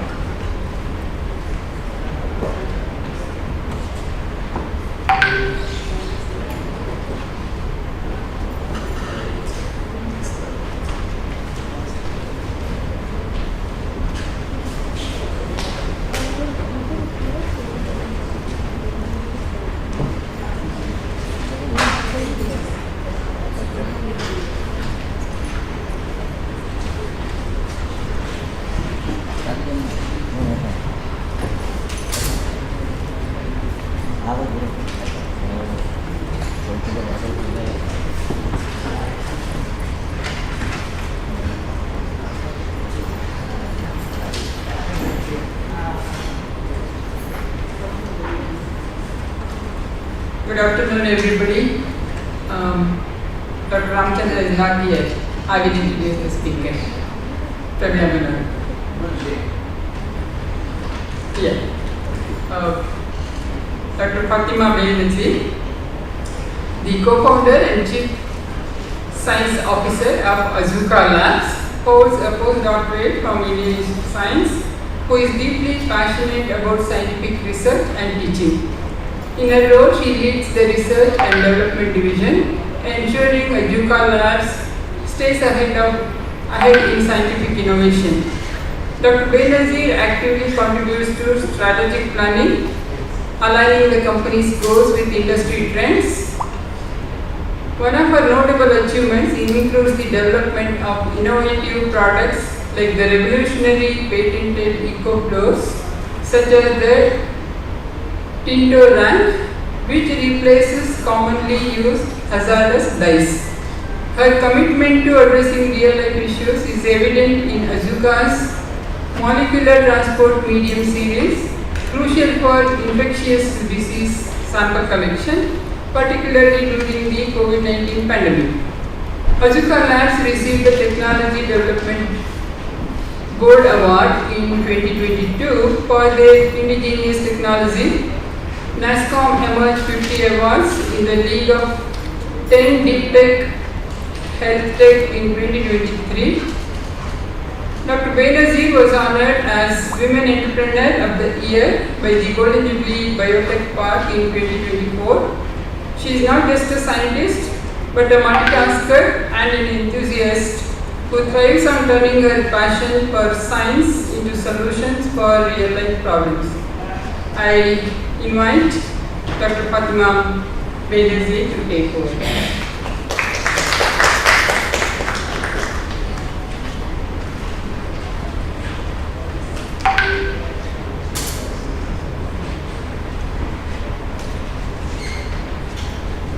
Good afternoon, everybody here.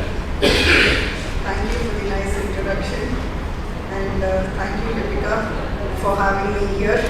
It's a privilege because I'm going to give a short background about myself before even I start. I grew up in a small town called UP, so we didn't have the kind of awareness that people in cities had. So it was only after I joined my MSc program in Center for Excellence in Tamil Nadu, I got to know that IISc had a MSc integrated PhD program. And I really regretted that if I would have known earlier, I would have taken up a PhD there, because IISc is something that everybody dreams to be in. And so I lived with that regret. I completed my PhD, but still this dream of doing something in IISc didn't leave me.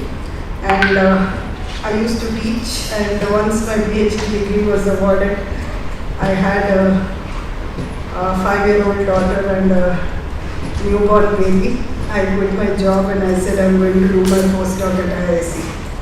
So everybody said, you're stupid to leave a job and go do a postdoc at this point in time. But I said, no, that's been my dream and I'm going to do that.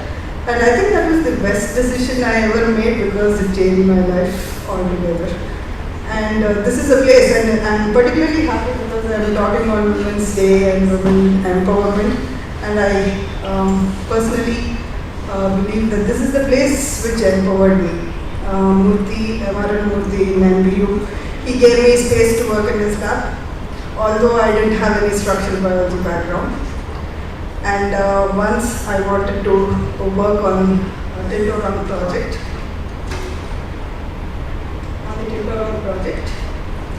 So I think it was Professor Savitri who opened her lab to me. Am I correct?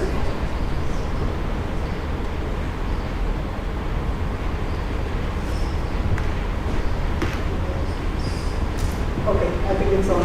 So Professor Savitri who opened up her lab, the resources and everything to work on this project. So she's told me several times, I don't see a reason why I shouldn't help you, Fatima, because not many women want to do something that you are daring to do. And that's how my journey of Azuka began at Professor Savitri's lab.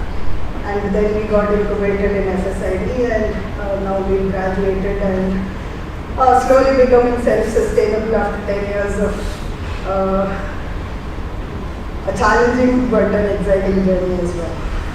So I'm not going to talk much about what we do at Azuka today, primarily because Deepika wanted the theme AI there.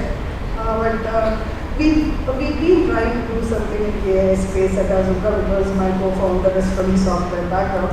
And whatever I'm going to present today is something that we tried. We couldn't accomplish yet, but it's work in progress. But what we see after the AI revolution is about the world or the healthcare system changing from a snapshot to real blueprints, which could be a real possibility in a couple of years. This doesn't work.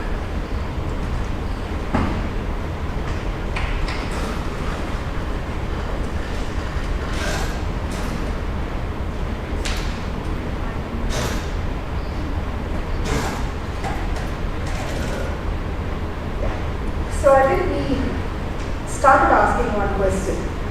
Apparently, I'll be very honest here, not being a co-founder. He said, where is our health data? So we all believe it's in the report, in the blood test reports that we get from the hospital. Or sometimes people who are wearing wearables think that, okay, some of my health data is on my wearable, my basic parameters are tracked there. And what we see is, till today, all of the health data is scattered and it's in silos. It's in different places, right? Your blood reports are in a different place, probably with the hospital, your surgery report is somewhere else, your genetic report maybe with, or your genetic data maybe with Strand, and so on. So it has been in silos. So we have been thinking about utopian state, which when we started thinking about it felt utopian at that point in time, is to have a 360-degree view of your health data, which is becoming a reality now, is what we are seeing, right? The whole way of integrating or having your data is probably you develop some symptoms, you go to the doctor, then you get your reports done, and then you get treated. While the perspective of healthcare is changing from just treatment of symptoms to prevention and precision.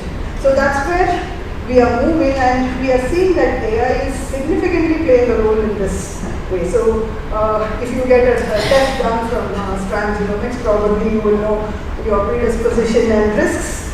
Then you have, then what people are trying to do now is integrate your genomic data, your microbiome data, your lab data, your wearable data, so that you have an intersection or you have a stack where all the data that you have is probably correlated to give you recommendations, actionable insights, which were not the case before. I think AI is trying to revolutionize this space, whereby we are able to get complete health blueprints rather than just reports or test reports. So this was something we started working on. We didn't complete it yet. It's work in progress, but I'm going to come to this 2 slides down the line. So we started with, where do we start? That was a question that we had, right? Where do we start? So what we realized through our journey is that whenever you talk about genetic tests, right, which gives you predisposition of diseases, not many people want to take the tests. Because you pay for a test that's 10,000 rupees, and then you get a long list of risks that you are having, predisposition of genetic diseases, which you don't want to know now, because it puts some fear in you, right? People don't want to buy that fear, and so a lot of people don't take that. So what we thought was, okay, we'll take something, or we'll start this project with something which people will really like. So we started with the skin, right? Because everybody wants to look beautiful, everybody wants to feel beautiful. So we thought, okay, we are going to build a platform that's going to be integrated, where you're going to have your skin microbiome, your other parameters, pollutants, your interactions with cosmetics, whatnot, so that you really become beautiful from within. And trust me, everybody loves this. Everybody wants to try it, everybody wants to take it, and that's where we started by personalizing skincare routine. Again, this is work in progress, and this is our first MVP. So we developed an app which probably can analyze your skin, give you some basic parameters, your pigmentation, your hydration, what type of cosmetics you need to use, what type of moisturizers you have to use, and we try to augment that with the gut microbiome, the skin microbiome test that one of our partners does. So trying to bring about some microbiome science and personalization into beauty. So what we say is give up all the paints that you use to beautify yourself and become beautiful from within, and it really worked. And we are making some progress, and we launched a part of this in the UAE, and we did see some good response. Although the microbiome test is still to be perfected. So this is just a small example about how a 360-degree perspective of all the parameters of your health condition. Let it be skin, let it be your probably your fitness, it could be obesity management, it could be anything. What we are missing today is that we have fragmented data from which we are not able to make any sense of it, or we are not able to correlate. Because what we realize, for me personally, right, I am more inclined towards it because I am 47 years old. I am going through perimenopause. I have a lot of challenges myself. So what works for others? I've tried everything possible that you see there or that is recommended, and it doesn't work. Most of the things don't work and they backfire. So that is when I started becoming more interested about personalization in your healthcare system, because what works for somebody doesn't work for you probably. And I think when we are going to have a stack that's going to integrate all of your possible data, then probably in future there is going to be a day where, right, your smartwatch is going to say that, okay, you made these changes, these lifestyle changes, you are using these medications, you see this improvement, this is working for you, you go ahead. Otherwise, okay, this is not working for you, you may have to reconsider options or something like that. So that is where we see AI bringing about a paradigm shift in terms of healthcare and personalization. So, like I said, we've been thinking about this problem and trying to solve this problem for the past 2 years, and now with all the AI in the space, we see that Perplexity has already released its health app, which is exactly going to do this. So it's planning to have connectors with your wearables, with the lab, with hospital systems, so that they are going to bring about all the data together, except for the genomics and the microbiome data. They are going to bring it on one platform so that doctors can make informed decisions, and we can also follow and track our progress with these kind of decisions. So it may be good for you to go and have a look at Perplexity's health program that they have recently launched. Because I think what has happened today, or for me personally, right, I had a very typical scientist mindset, which took around 5 years for me to really let go of. And what I realized today is, I think what is good about the developments in AI today is you don't need to program, right? I think that's the best part of it. So if I want, with the domain expertise I have, I can build whatever I want because tools are automated. Because agentic AI has made it so easy that anybody who wants to build something without any background programming knowledge can at least build a prototype. I agree that it may not be a very functional system, but you will be able to build something that is working. So I encourage all of you to go try all these apps, because for me personally, right, me being a hardcore biologist and a molecular biologist, I am very averse to computers. Especially if I see a black terminal, that's it, my mind switches off and I can't work beyond it. And I just couldn't do anything with computers. But I think with the advancements now, even I'm trying to play around a little bit, trying to build something. So I think for you guys, it's very much easy. So what is needed here is just domain expertise. Anybody can build anything. So what we were struggling for with 2 years now kind of has become possible and very easy with these developments in AI. So it will be very good. But these are some companies which are already working on the 360-degree view of the healthcare system that we are talking about. So this is Human Decode or Longevity AI, and the other one probably is a company called Self Decode from the USA. So they are trying to integrate not only genomics, genetic lab report data, they also are trying to assess your mental health, your physical health, your lifestyle, your habits, and give some actionable insights. So some of the tests I was really amazed with was they have a test for worrying. I don't know why even they have that test. They have a test package for worrying. They have a test package. The other one that really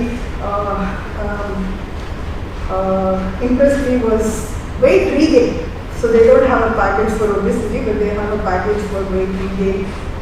They have around 63 pages of such tests which can help you understand what exactly is happening with your system, and so that you can go and reset it. And that's where all the longevity companies are working. I think there is also another Bangalore-based startup called BioPeak who's focusing a lot on longevity. So that is where I think the future of healthcare is going to be. It's going to be precision and very personal. So this, I think, this is something about what we do here. I just wanted to give a brief. So we at Azuka are a company who enable all these tests by providing solutions where your samples, you can send your samples from home. You need not go to a hospital, or you need not go to a testing center to send your samples. We enable this ecosystem by providing ambient temperature, molecular grade sample collection systems for any type of biological sample, you name it. From the eye to your urine and stool, we have customized sample collection kits. So we started our journey with this, but although we want to be at the intersection of precision medicine in the future, so it's a fully made in Bangalore company.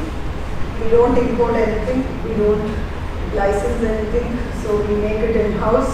And I'm happy to say that we replaced a lot of imported vendors, German companies and US companies with our solutions, and probably we are trying to get into the US and the Middle Eastern markets in the next couple of years with our solutions. And thank you. I just wanted it to be a very light session.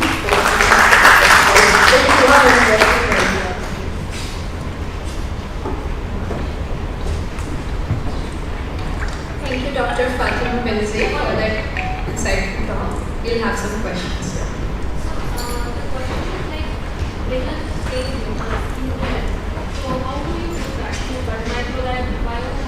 Yeah, so I'll tell you it's a layered, we are taking a layered approach, because not everybody is willing to take up a microbiome test that's a couple of ₹1,000. So we start with the app, which gives you some basic insights about your skin health and parameters. So from the app, you can go for some recommendations of cosmetics. That's the first stage. The next step is a skin patch, again, which is going to be much more cheaper than a microbiome test, which can detect any dysbiosis in your microbiome, maybe damage, or any allergic reactions to pollutants or cosmetics that you're already using. That's going to be the next stage. And if you want more insights, you take a skin microbiome test, not a microbiome test, a skin microbiome test where a swab and a solution is sent to you. You just have to take some samples and send it back, which gives you deeper insights into the microbiota of your skin, which will have detailed recommendations of probably changes in your food that you have to do, the dysbiosis in your skin, and using some microbiome containing cosmetics to supplement whatever you're missing. So that's the kind of approach. So you recommend the person next set of skincare product they have, or you have your own product? Or how No, we just recommend what is there in the market. So, but if you want customized skincare solutions, I think there are only a few providers across the globe who have microbiome-based solutions. So we do recommend what is there in the market. So this is B2C market. Yes. This is a B2B2C kind of a market. But B2C is very difficult, very challenging for us, I think. without investments, D2C is impossible. Yeah. Thank you. Thank you, ma'am, for that nice talk. Madam, these wearable sensors and they are non-intrusive. Yes. So what is the status of sensor development which will sense all these parameters without affecting the patient through allergies or these kind of things? What is the status?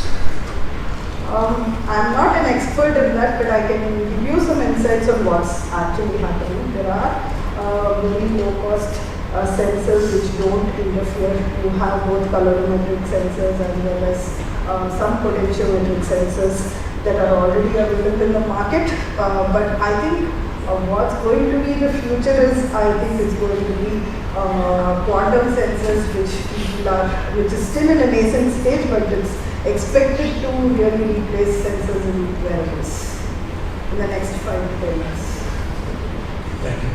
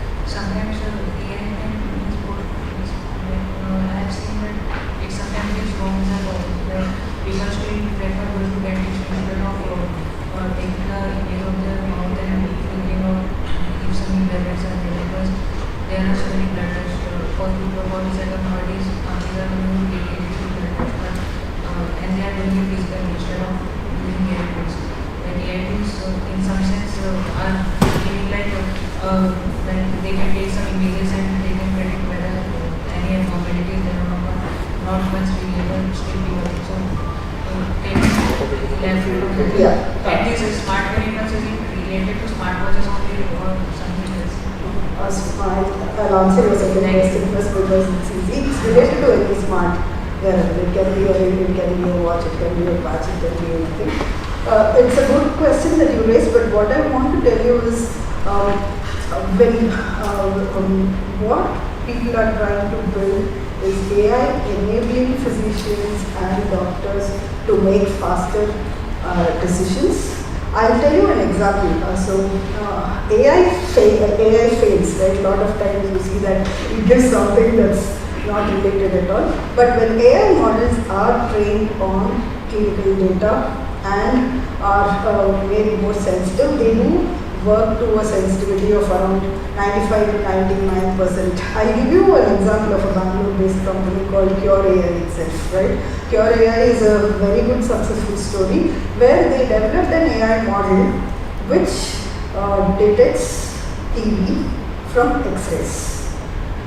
So it not only detects TB, it also detects predisposition of TB with some parameters or nodules that are there in the lungs based on some infection. So this company had developed an AI model that could detect predisposition of TB or TB with just X-rays and not the test, and they have reported 99% accuracy, and now they are a global company having a lot of deployments in Africa, Asia and India.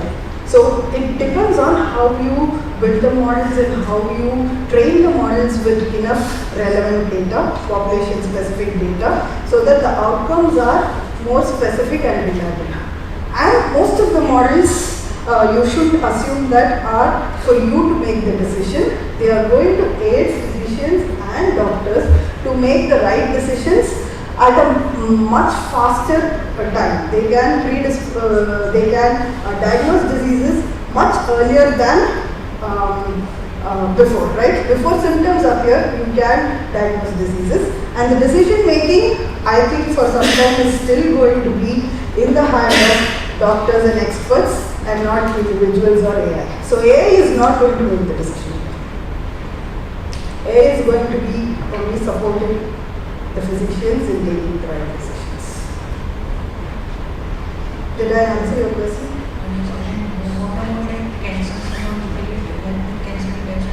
I have heard some pathology, so sample of blood or something is taken and some using some LED source, some light is passed, and then given the emission pattern and absorption, some things are like malicious cells are detected. So, do you have opinion about cancer also?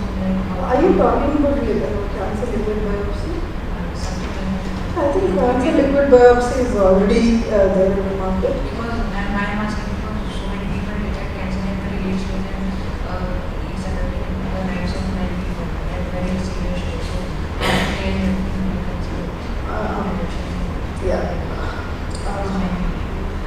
I think I'll take two examples here to answer your question. Again, another company from Bangalore itself called Niramai. So Niramai again has used AI tools to diagnose cancers much faster using some IR imaging and stuff. And they are already in the market. They are FDA approved and already in the market. So that's because they spent years training their models on unavailable and relevant data. And if you were talking about cancer liquid biopsy, again it's already there in the market. A lot of labs like HCG, hospitals like HCG and Apollo do use it. But the reason it hasn't reached the masses is primarily because of the cost and the affordability factor. So most of these technologies and the technologies that have been assisted by AI, we are seeing that have been adopted and are already in the market. Yeah, it's one is awareness. The second one is yes, you need to really train these models well so that the error is minimized. Otherwise, they do have biases, they do have hallucinations, they do have these issues. So it depends on how well you train these models with relevant data. Yes. Okay. Yeah. They are FDA approved already and they are in the market also. They do a good job.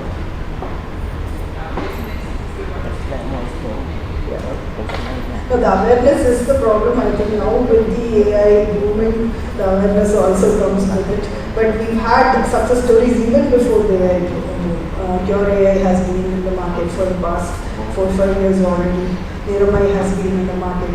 There's another Bangalore-based company who Brainsight AI. I don't know if you guys know. They are into brain mapping and stuff. So there are a lot of, in fact, there is an IISc related startup called IISc, which has AI-powered stethoscopes that can detect cardiovascular and lung diseases with just a stethoscopic examination. So they are incubated out of FSID. So there are a lot of companies who are already proving to be successful. Thank you, ma'am, for the wonderful talk. I now request Dr. Likita Sahu and Dr. Premila Manohar to kindly participate our speaker.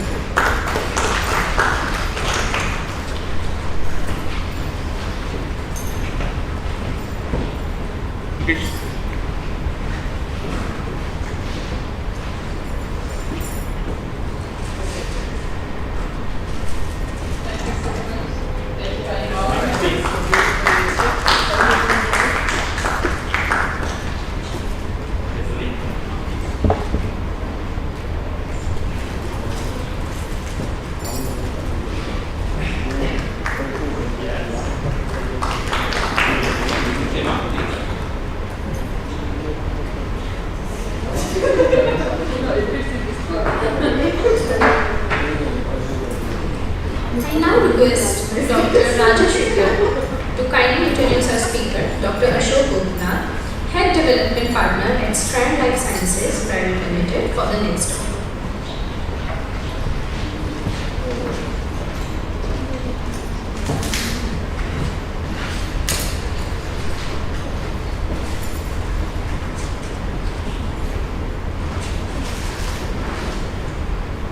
Good afternoon, brothers and sisters of Indian Institute of Science. It gives me great privilege to introduce the special speaker, Dr. Ashok Gupta. It's a sheer coincidence that I know his father very well, Professor K.P. Gopinathan. Before going for lunch, we were talking about Professor G. Padmanabhan with biochemistry people, and then we are talking about K.P. Gopinathan. If we talk about G. Padmanabhan, we cannot avoid talking K.P. Gopinathan. They are twins, Gemini, okay? And both of alumni of this Indian Institute of Science, there is another advantage for us. I am talking about Professor Gopinathan. Before I talk about Ashok Gopinath, is that though I am basically a chemistry guy, but today I can talk about gene expression and virology because of Professor Gopinathan. Okay? And then some of the technical things what we use for the biochemistry things, deep freezer, kind of, for example, cube deep freezer in those days. Okay, and after that Vertis came. Okay, so he was given the freedom, though I am from the IISc department, but I can come and use this instrument. It will be the corridor. The only thing is the log book will be there, we are writing and doing. So please offer my pronouns to Professor K.P. Gopinathan. Now come back to the speaker. I don't want to make much of time. Dr. K. Ashok Gopinath. So as soon as I entered, I asked Ashok Gopinath who is he. I thought that he was an elderly person, but my young brother is there. Okay, and he is the head development partner, Strand Life Sciences, Private Limited, Bangalore. Again, Strand Life Sciences plays an important role in my life. Vijay Chandru, right? And he gave a talk last year in Professor Sunalia's endowment lecture, and he is a grandson of Nagi Reddy. Okay, and Nagi Reddy established Vijay Hospital. Today I am alive because of Vijay Foundation. Okay, and a lot of stories about Vijay Chandru that 4 of the IISc guys started. I think they are the first to come out with the handheld laptop system kind of things. And then I like the quadrant. I don't know whether you're going to talk about the quadrant, what he talks about police principle. Anyway, that's one of the interesting things. So the topic is going to talk about future for technology, personalizing women's wellness with genomics. So please add something to men also. Okay. So I have heartily welcome Dr. Ashok Gopinath to make the presentation. On your behalf, with a round of applause to him.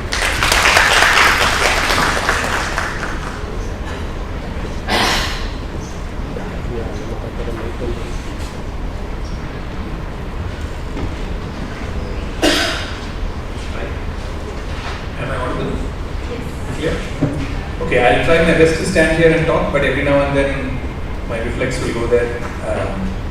Excuses in advance. It's alright, I think this works for most of the time.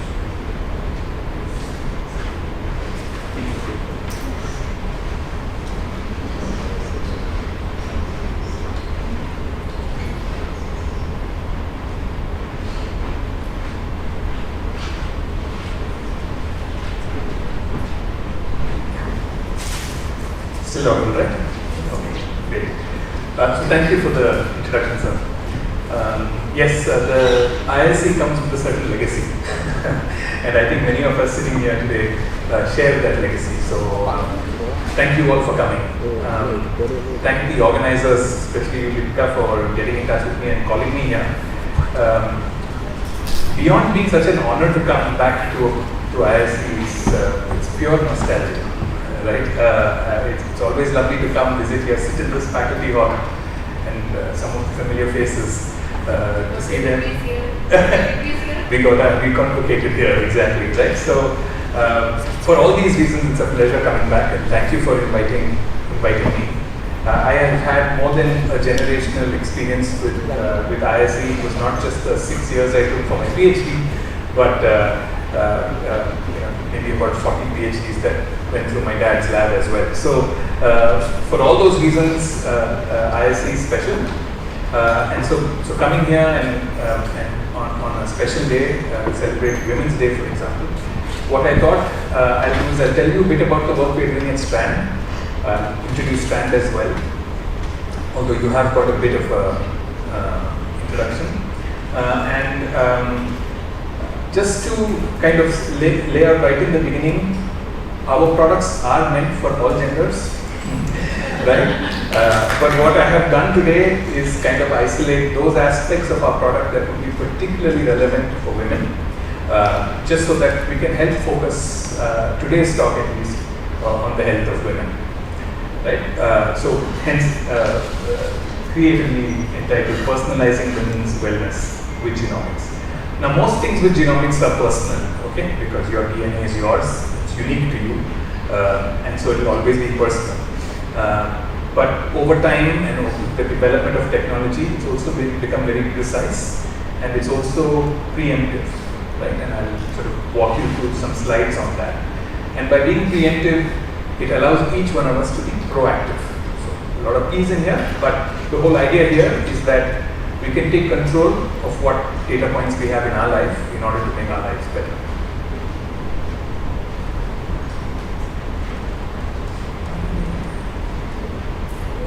This one?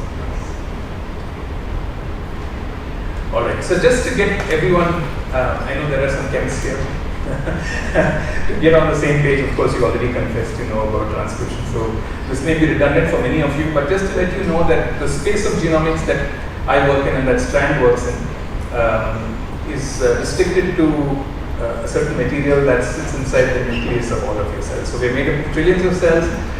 You may have seen the nuclei depicted in these types of cartoons, and within that nucleus you'll see a chromosome, which essentially at a primary level works out to a deoxyribonucleotide phosphate.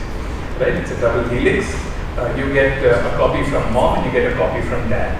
So there are about 6 billion letters in each of those, each nucleus that you have. 3 billion comes from mom, 3 billion comes from dad. That DNA is comprised in certain segments of very sort of stereotypically organized arrangements that result in eventually producing something functional, most often protein, through a transactional molecule called RNA. You don't have to go into the details, but those things are called genes, and so these genes reside in some part and constitute some part of your 6 billion bases. Just for the record, only 2% really of your genome is constituted in the form of genes and functional stuff. The rest is more or less used to be called junk DNA, but now has a role to play as well. Finally, I think another takeaway before we get into the rest of my slides is that all of us are 99.9% identical at the genetic level. Okay, so any differences that you see in me or I see in you come from that 0.1%.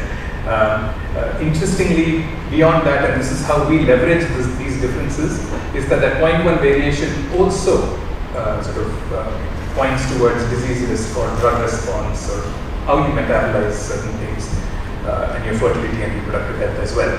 So within these changes, these variations that we see, we call them variants. Some people call them mutations when they refer to something that is a little more detrimental to your health, but I will refer to them as variations.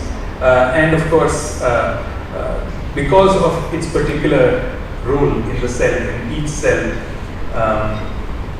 it is something that can be used to predict disease. And I hope during this talk I can convince you about that. Before I get into that, I should tell you that I work in a company called Strand.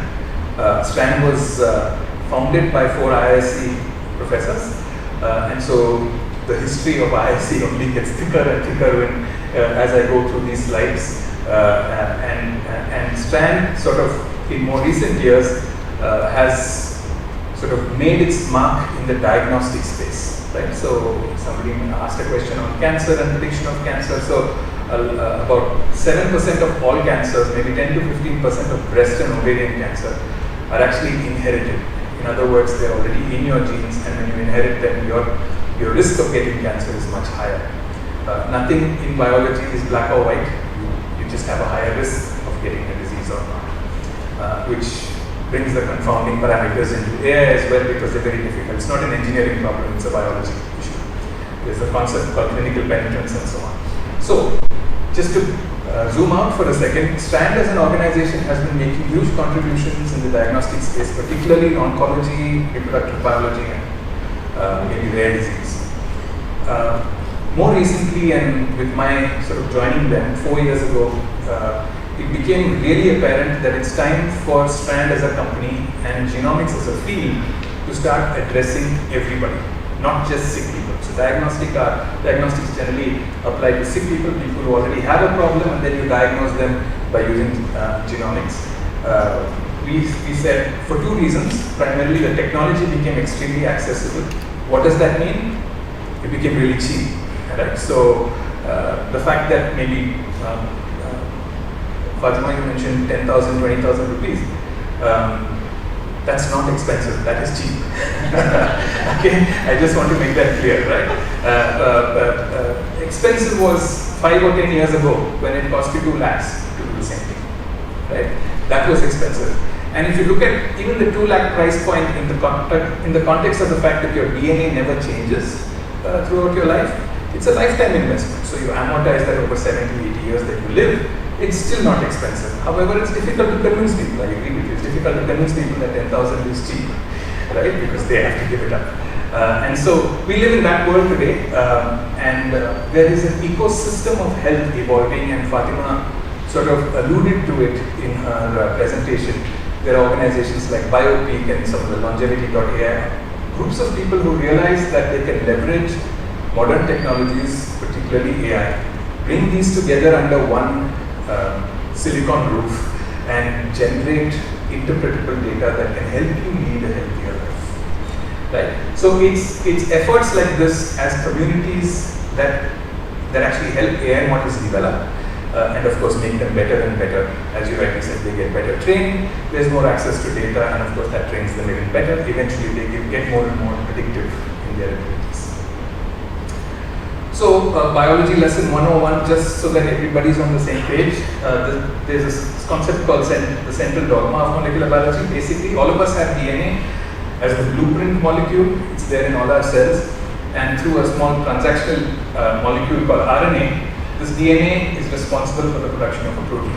And these proteins, in the form of structural proteins, transport proteins, enzymes, storage proteins, regulatory proteins, whatever, they transact in the cell with all these roles and eventually result in what that cell looks like. Right? So the picture of the cell you see there was all coded for in this molecule to begin with. So it's pretty clear if this is the direction in which things are going. If there is a variation, error, mutation, whatever you call it, if there is something like that that exists here that you can read, then you can make a prediction on what that might cause downstream. Many cells go to make up our tissues, many tissues go to make up our organs, and eventually whatever is an error gets carried on and multiplied, and therefore that's what we call pathology later. Right. So let's understand that we use DNA as a predictor in that manner, a predictor of health in that manner. But it's never too late to ask the most philosophical question we've all been asked: what is life? Right? As a scientist questioning, I will always say it's the journey between birth and death is life. Right? We can refer to Plato and Socrates on a different day, but today we'll leave it at this. Right? And whatever you have in terms of your health between these two pages is your vitality or your wellness or whatever. Now, if I was surprised to learn that during our independence, the life expectancy of Indians was in the 40s, right? And since then, because of governmentally mandated public health programs, primary health care, sanitation drives, vaccination, antibiotics, you name it, just all these things put together, the average life expectancy in India today is about 72. It dipped during COVID to 68, but it's on its way back up, right? So the important point to take away here is all those things that were killing us in the past are no longer killing us. Largely infectious diseases, those kinds of things, which is why vaccination and sanitation really made a big difference in how long we live. However, I think the future, and that's what I'll probably show you here, is today, like in 2019, these statistics were put together. In 2019, 55 million deaths, 74% of them were from non-communicable diseases. In other words, non-infectious diseases. So the problem resulting in death today is not the good old ones of plague or tuberculosis. Not to say that they don't exist, they do, right? But largely people are dying from non-communicable diseases. This is a very important point to understand, because some of the products or some of the topics I talk about later address these non-communicable diseases. large parts of which are actually programmed in your DNA. So the takeaway from this slide is 74% of us die from non-communicable diseases. So going back to our diagram of birth to death, or what life is, we are at this point, what Dr. Peter Attia in his book Outlive quotes as medicine 2.0, right? We, around the 50s, develop a symptom. We go to a doctor, the doctor does some diagnosis, gives us some medicines, maybe your LDL is high, gives you statins, whatever it is, starts treating you here. This is about my age, right? 50, 55. That's when most of us have learned that it's good to go to the doctor. Until then, we don't even do a blood test. At least I didn't. Okay? And so the way to solve a health problem here is to provide therapeutics, and you control whatever is already imbalanced in your system. Where medicine 3.0 is defined today is, why wait till you start seeing a symptom? Why don't you try and address any potential health issues way before that? I would call that time anywhere between 18 and 50. Okay? 18 because you've got to be an adult to consent doing a test. Not that you can't do it before, but you need to be a adult to consent to this. But the earlier you do it, the better. So in such a system where you actually have picked yourself at a pre-symptomatic stage, you are actually in a position to do something to fix it before you get into some kind of pathological state, right? And so that also extends your life, but it also does something very interesting. There's something called a health span that's beyond the lifespan. And if people will often ask, why would I want to live longer if I'm going to be more debilitated? But the whole point is, you wouldn't be if you got something at a pre-symptomatic level. So the goal of using DNA as a predictor of pathology is built on this system of finding things before they happen, so that you can preempt them. Okay? So one aspect that you can address is genetic disease. Cancer, by the way, is a genetic disease. 7% of cancers are inherited.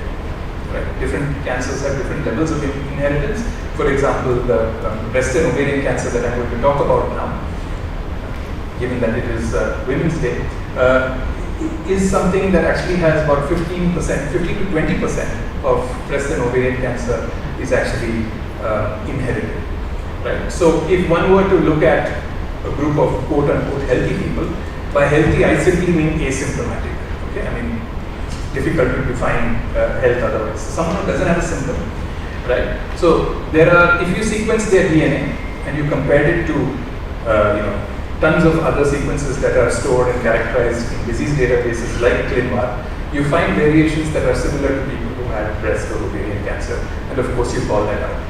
There are organizations like the ACMG, the American College of Medical Genetics, that actually builds a rule, that has built a set of rules to help define what the organization of a particular gene would be should it result in a pathogenicity. So at the end of conducting this type of study on a particular gene sequence, you can conclude whether it's pathogenic, likely pathogenic, benign, or likely benign, right? And that characterization of whether a gene is going to be pathogenic or not can set you up for some kind of interventional methods, right? So of course, as Fatima alluded to, if there's a huge fear in people, all of us, me included, to do a test like this and find that we actually, we're leading a perfectly normal life, nothing to worry about, and now you make me do a genetic test and I find something. Now that's a state of mind, okay? Personally, I feel knowledge is power. The more I know, the better I'm equipped to deal with what's coming up. But there's the whole rest of the world that's a little more fatalistic about something like this. It's like, why did I dig this hole to find out that there's a snake inside, right? And so it's a perception that we need to start rooting out of our systems. We need to start telling people that there are methods. Once you do find out that you have a trajectory like this, there are ways in which interventions can be suggested that actually prevent something like this from onset. Okay, so I'll introduce one of Strand's tests today, and this test is sold to healthy people. I won't go through the details because we don't have enough time. But the fact is it's made of many components, and the component I'll focus on today is what is called hereditary cancer risk. It's a list of about 59 genes across 12 tissue types that are well characterized for variations that are associated with likely onset of cancer at some point in your life. So if you do a test like this and it pulls out a positive result, you now know that your trajectory, your risk of getting a certain type of cancer is higher. Then you need to visit a clinician, an oncologist, and they will tell you, because of those NCCN guidelines, what exactly that portends for you in terms of an intervention.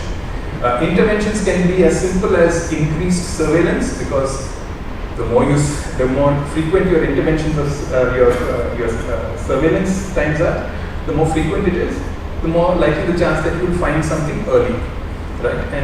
And the only reason why you would like to find something early is because, especially in the case of cancer, something like breast cancer, if you discover it at stage 0, which would essentially mean you have family history plus a genetic predisposition, you can actually prevent cancer from coming completely, right? It's 98% at stage 1 and 88% at stage 2. By the time you hit stage 4, dramatically reduces to 16%, right? So this is the reason why you want to know. So if anyone ever tells you, I don't need to know this, yes, you do need to know this, because if you found out this early enough, you can actually do something about it. A, you can catch it earlier.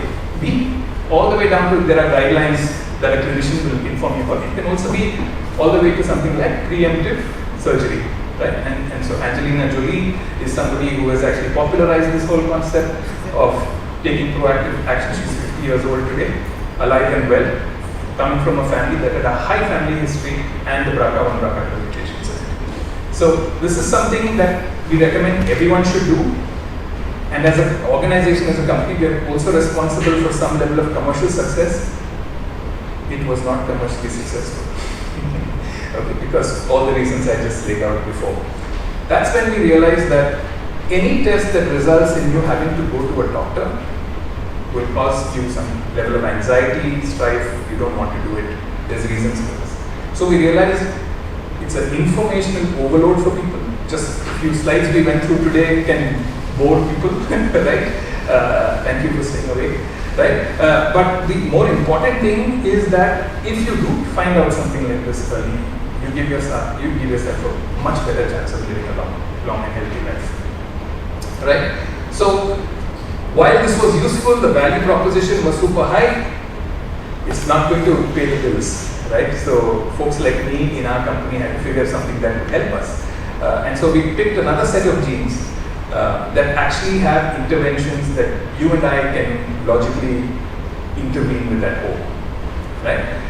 And so we brought out another product, right? I'll skip some of these slides just because I don't want to lose your attention, right? And this group of genes, this whole nature-nurture debate, if you want to stop when you want to reduce your risk of cancer, well then stop smoking tobacco, alcohol, whatever else. Stop your cues that will get you towards that trajectory, nurture-wise.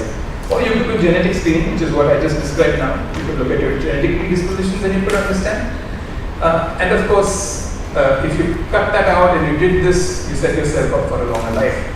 But there's a group of genes that we identified that actually that are associated with nutrition and fitness, right? And if you just change the way you eat, you could set this balance right, depending on the type of variant you have. So we set out, put these genes together into a little panel that we call NutriDNA. You may hear of it. They fall under, but we put them under 8 categories that are from vitamin, mineral metabolism, we have food reactions, intolerances, we optimize weight loss, eating behavior, there are genes involved in the types, whether you're going to eat more or less, there are genes, believe it or not. There are genes associated with metabolic health, your insulin resistance, all those things, there are genes involved in that. There are genes involved in fitness. For example, your actin gene involved in fast-twitch muscle fibers can be a portent of what your sporting ability is and also your ability to recover from muscle damage. There are genes associated with inflammation risk and of course some genes associated with sleep quality and life. Right? So we've got these 8 categories and we've got a whole bunch of genes under them that we actually test. So if somebody comes in for a sample, we take a sample. By the way, it's a cheek swab sample that we take and extract DNA and then we run these tests. And I'll just sort of highlight one thing that's relevant to women's health. today, and then of course something more generic view. Under the vitamin and mineral metabolism sort of segment, we look at iron deficiency in women. Now the reason why I picked this out again from all the things we have is it's the most common nutritional disorder worldwide. Now it's been associated in developing nations with access to the right kinds of foods. Okay, so the nutritional content having enough iron in it has been primarily the reason why this association has been there. But particularly in women, given menstrual cycles that take place every month, there is a loss of blood. Replenishment of iron in the system is something that needs to be looked at, and it is known to be a problem in women, and especially Indian women. Of course, nowadays more restricted to the rural areas, although can very well be in urban areas as well. I won't talk about all of the other stuff, right? Just two things to note is that the iron either is scavenged back from the RBCs of your blood, right? Your hemoglobin is just scavenged back, or you have to provide iron from the diet, right? And it's a balance between these two that decides it. And the sort of master regulator is this peptide hormone from the liver called hepcidin, and hepcidin decides whether your intestine is going to take. There's a certain transporter protein, right? I think it's called ferroportin, and this hepcidin will bind to ferroportin, degrade it, not allow the iron to come in. So at the intestinal level, your iron doesn't get absorbed. Similarly, in the case of macrophages, it doesn't allow the iron to exit the macrophage into the blood system. So therefore, you have deficiency of iron in the system. So there are many factors upstream and downstream of hepcidin that are used to sense whether there is iron in the system or not in a normal system. And when there are variants in those proteins, variations in those proteins which are originally coded for in your genes, then there are differential efficiencies with which they conduct their job. Because of these differential efficiencies with which they conduct the job, sometimes you will have a deficit in iron absorption, right? Knowing this in advance is extremely useful, right? So some of the factors are put here. Two of the genes that we look at is one thing called TMPRS66, which is known to actually be a protease and breaks down the hepcidin, right? And then in turn, iron uptake is inhibited. And the other gene is transferrin receptor 2, which is known to sense the iron in the plasma and then result in increasing hepcidin based on if there is low. And there is some issues with TFR2 receptor, then of course, there's a decreased efficiency of this, then you have decreased efficiency of signaling as a result of which you have iron issues. We, in our own studies, have seen that about 60% of Indian women that we look at actually have mutations. Personally, as a man, I've done the test.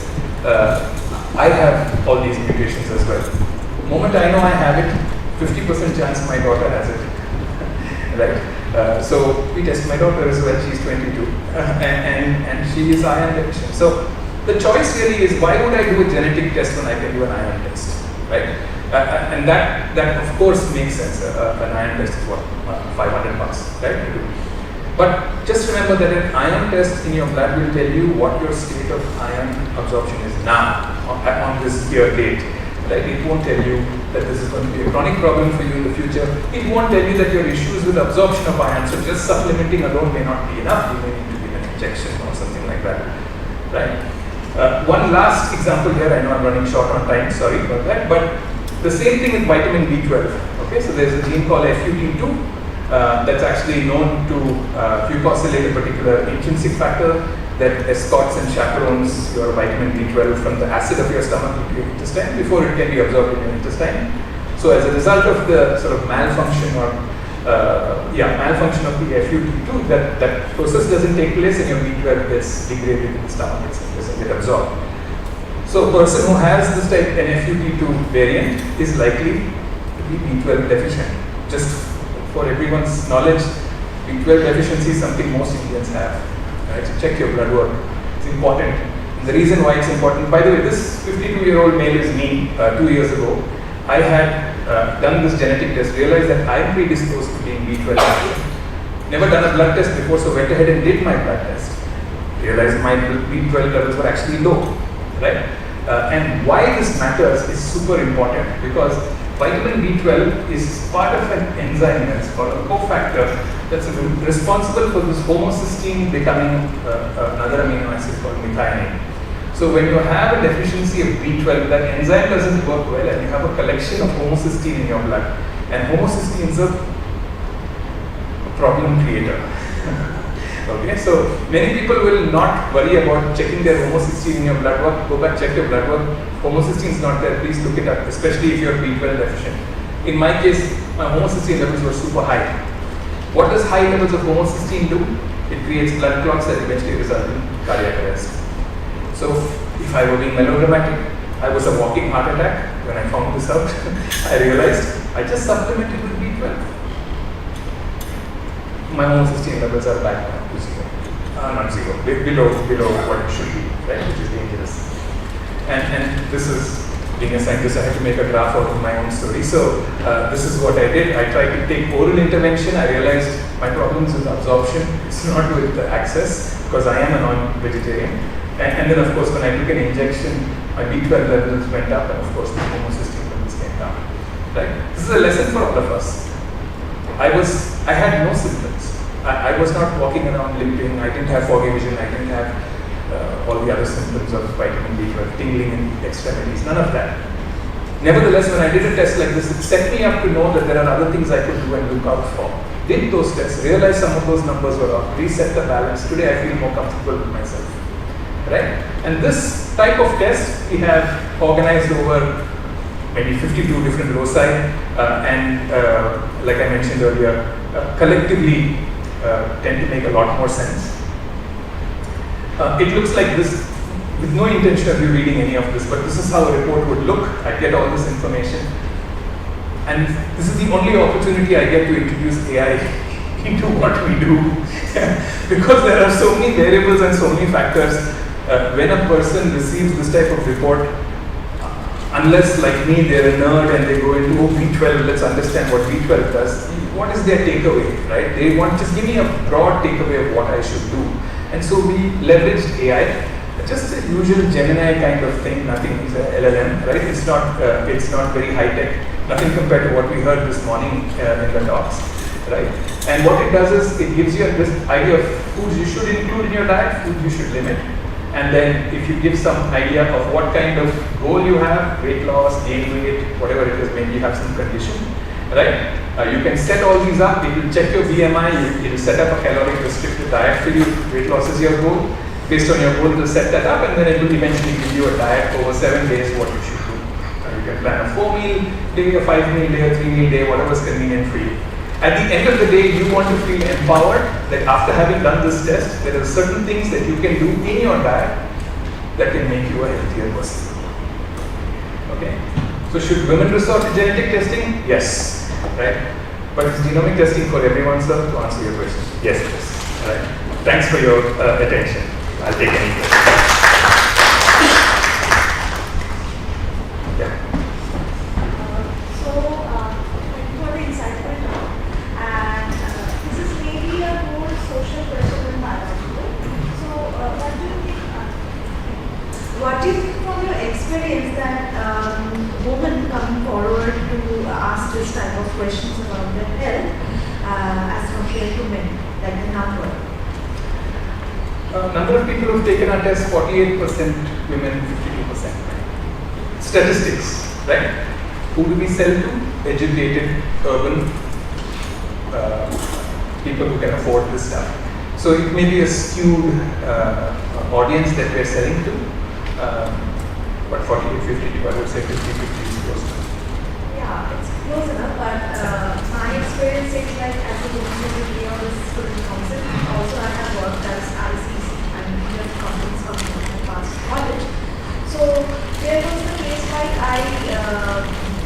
we just arranged for a breast cancer screening program, and the attendance for women about, if I take all the women as 100%, the attendance was only 40% or something. Yes. So there is something which is coming as a social problem, so that yes. women don't feel very safe or very comfortable to come forward to ask yes. questions about it. It is a problem. I'm not going to deny that problem. It is a problem. It does exist. what we'd like to do is first bring health at a very generic level up to everyone, up in everyone's awareness requirements. And once they realize it's simple stuff, I can do this, I can just add something, fortify my food with a vitamin or something like that. Then you slip into them the slightly more serious tests, and then they realize how much more valuable that test is actually in terms of health span, lifespan that you were talking about. Okay? So it's not going to be easy. There are social stigmas associated with this. I mean, I know oncologists who say that he has women from rural areas visiting after having breast cancer, after it's fulminant, and it's actually because they're scared to show anybody or tell anybody that they have a lesion, right? So they wait till it's too late. So that's beyond genetic testing is what I'm saying, is even at the level of which you're actually seeing a symptom, people still have these stigmas. All of us can do something to help. Keep talking to people, keep educating people. That's it. Yes, I try and give talks wherever I go, so that might help.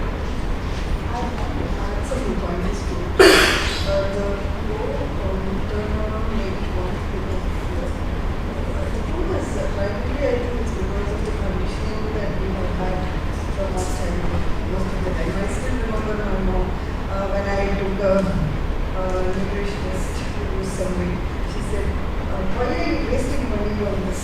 So that's the kind of condition that she went through, and that's the kind of conditioning we want to do. And it's very difficult to come out of that mindset, unlearn some things that we have done, and look at it from a different perspective. So most of the time for women it is the conditioning.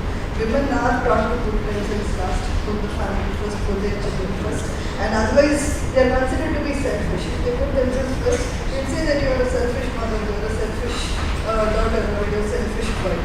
Unless we bring about that change from home, I think it's going to be very difficult for us. I agree. I think women have to encourage women. So it is like being rooted to a good food is more important than being healthy. So that's what the problem is. Yeah. I don't think wearing a pink shirt helps you convince women. Right? So it will have to be women who step up and talk and educate other women. Yeah, thank you. Yeah. Screening. Yes. Yeah.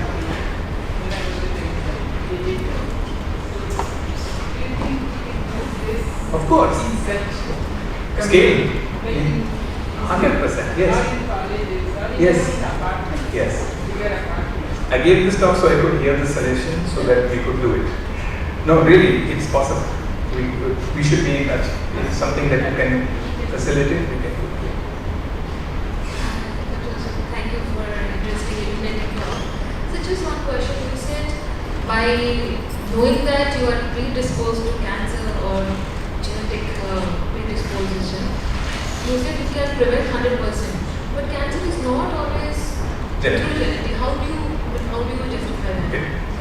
I don't think this will be the solution to every cancer. So I want at the outset say only 7% of cancers are inherited, and those are the ones you can address with a test like this. In the case of breast cancer, for example, BRCA1 and BRCA2 genes are seen in about 15% of the cancer cases, but that translates in numbers to 250,000 women in India. If you could screen everyone, 250,000 women in India every year would be screened as positive, and you can take the next step. What is the next step? Once they are positive? So increase surveillance. So at 18 you start physical examinations, you educate them on physical activity up to the age of 22, 23 or 21. 21 onwards you take a dye-based MRI once a year, right? By the age of 28 all this is in the background of having done detailed family history, understanding pedigree, looking at if others in the family had it, right? And then adding to what's called a risk score. And eventually when your risk score reaches a certain level, those NCCN guidelines that I talked about will actually recommend mastectomies, prophylactic mastectomies. Strands help the next step, or does it? Strand tells till what you have, and then will direct you via a genetic counselor to an oncologist or a cardiologist, because what I mentioned today was only about cancer. We also look at inherited cardiac conditions as well, and inherited metabolic conditions as well. I just wanted to restrict today's talk to this, but yes. So we'll direct you to the person who you should be speaking, the specialist you should be speaking. One more question, sir. Looking at the nutri-DNA, how much of all these diseases that you're looking at, so how much relates to our nutrition?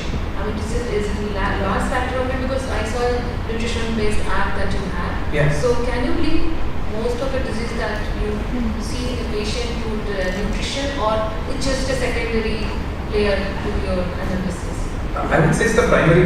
Nutrition very often is the primary player, right, and has been often in the pre-genetics era where this accessibility wasn't there. They laid it at the feet of nutrition. 80% of India is vegetarian, so expect that B12 levels will be low in Indians. We see about 70% of the people actually have variant in FUT, right? So, I mean, you've heard of the Bengal famine. We've had a few bottlenecks in our own evolution as an ethnicity. So there are many reasons to explain why you have a high frequency of these types of alleles as well in our population. And there are known lipoprotein A and cardiovascular disease known to be high in South Asians. Clopidogrel drug metabolism is different in South Asians. Ethnicity associated variations are there, well established. So as we build more data, we begin to understand better what the contribution of, let's say, genetics is vis-a-vis nutrition.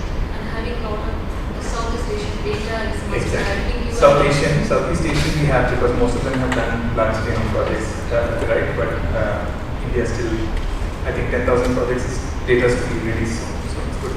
Thank you. Yeah.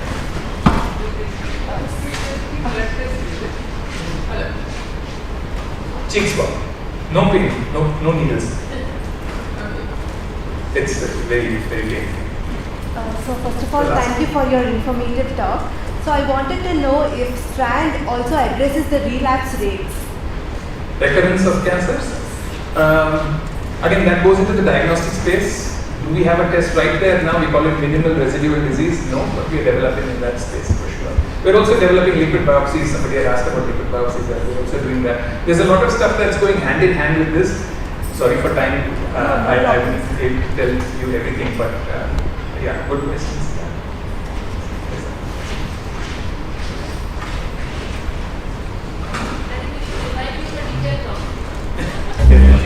Give me 4 hours. I must admit that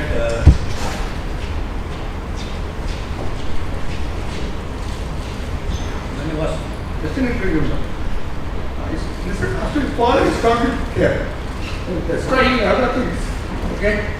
Emotional, cool. Best lecture I heard so far, okay, in my life. I'd like to hijack all the slides, take it home, read it leisurely, and when my doctor prescribes some medicines in color shades, I want to ask him, why this color shade, why this color shade, you don't put so many colors. Okay, so I want to hijack all the slides. Okay, so thank you very much, Dr. Ashok. A wonderful talk. I really enjoyed the talk, and I gained some knowledge. Though I am a chemist, still I gained some knowledge. So I can confidently tell my son, with a genomist, say, I also know genomics.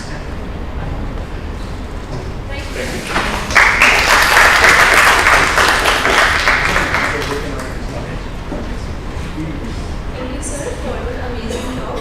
I now request Dr. Rajashekar to kindly felicitate our speaker.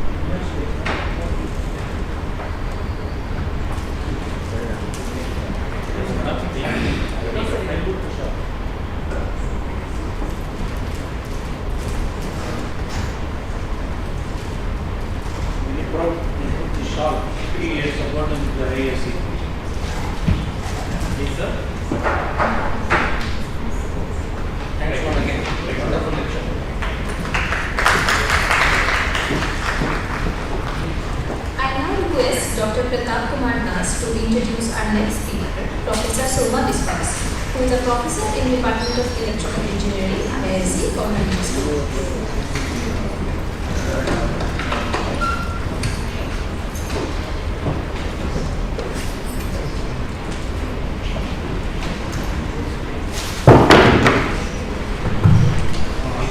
Good afternoon. It's my pleasure to introduce Professor Soma Biswas. So, she has achieved her PhD from University of Maryland, College Park, USA. Then she worked on a research as a research faculty in the University of Notre Dame, USA, as a research scientist in the GE Research Bangalore before joining IISc.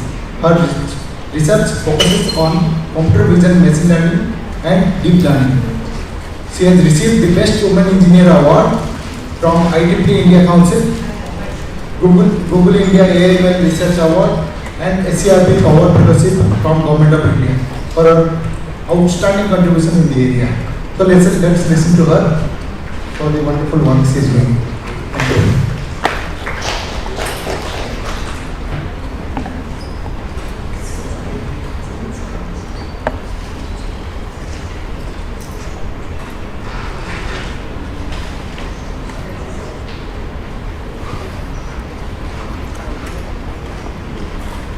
Good evening, everyone. First of all, I would like to thank the organizers for inviting me here. So, I was asked to talk about AI in education. There was another talk by Pratibha from my field, right, on the same topic. So, if you are there in the mornings, probably there will be some overlap. But I will try to think or discuss about this topic as a faculty here, right, as to what we face. How do we try to address this issue and so on. So it's a very, very generic talk. I think good for the evening so that you don't fall asleep. So AI is everywhere now. So we all know that. Right?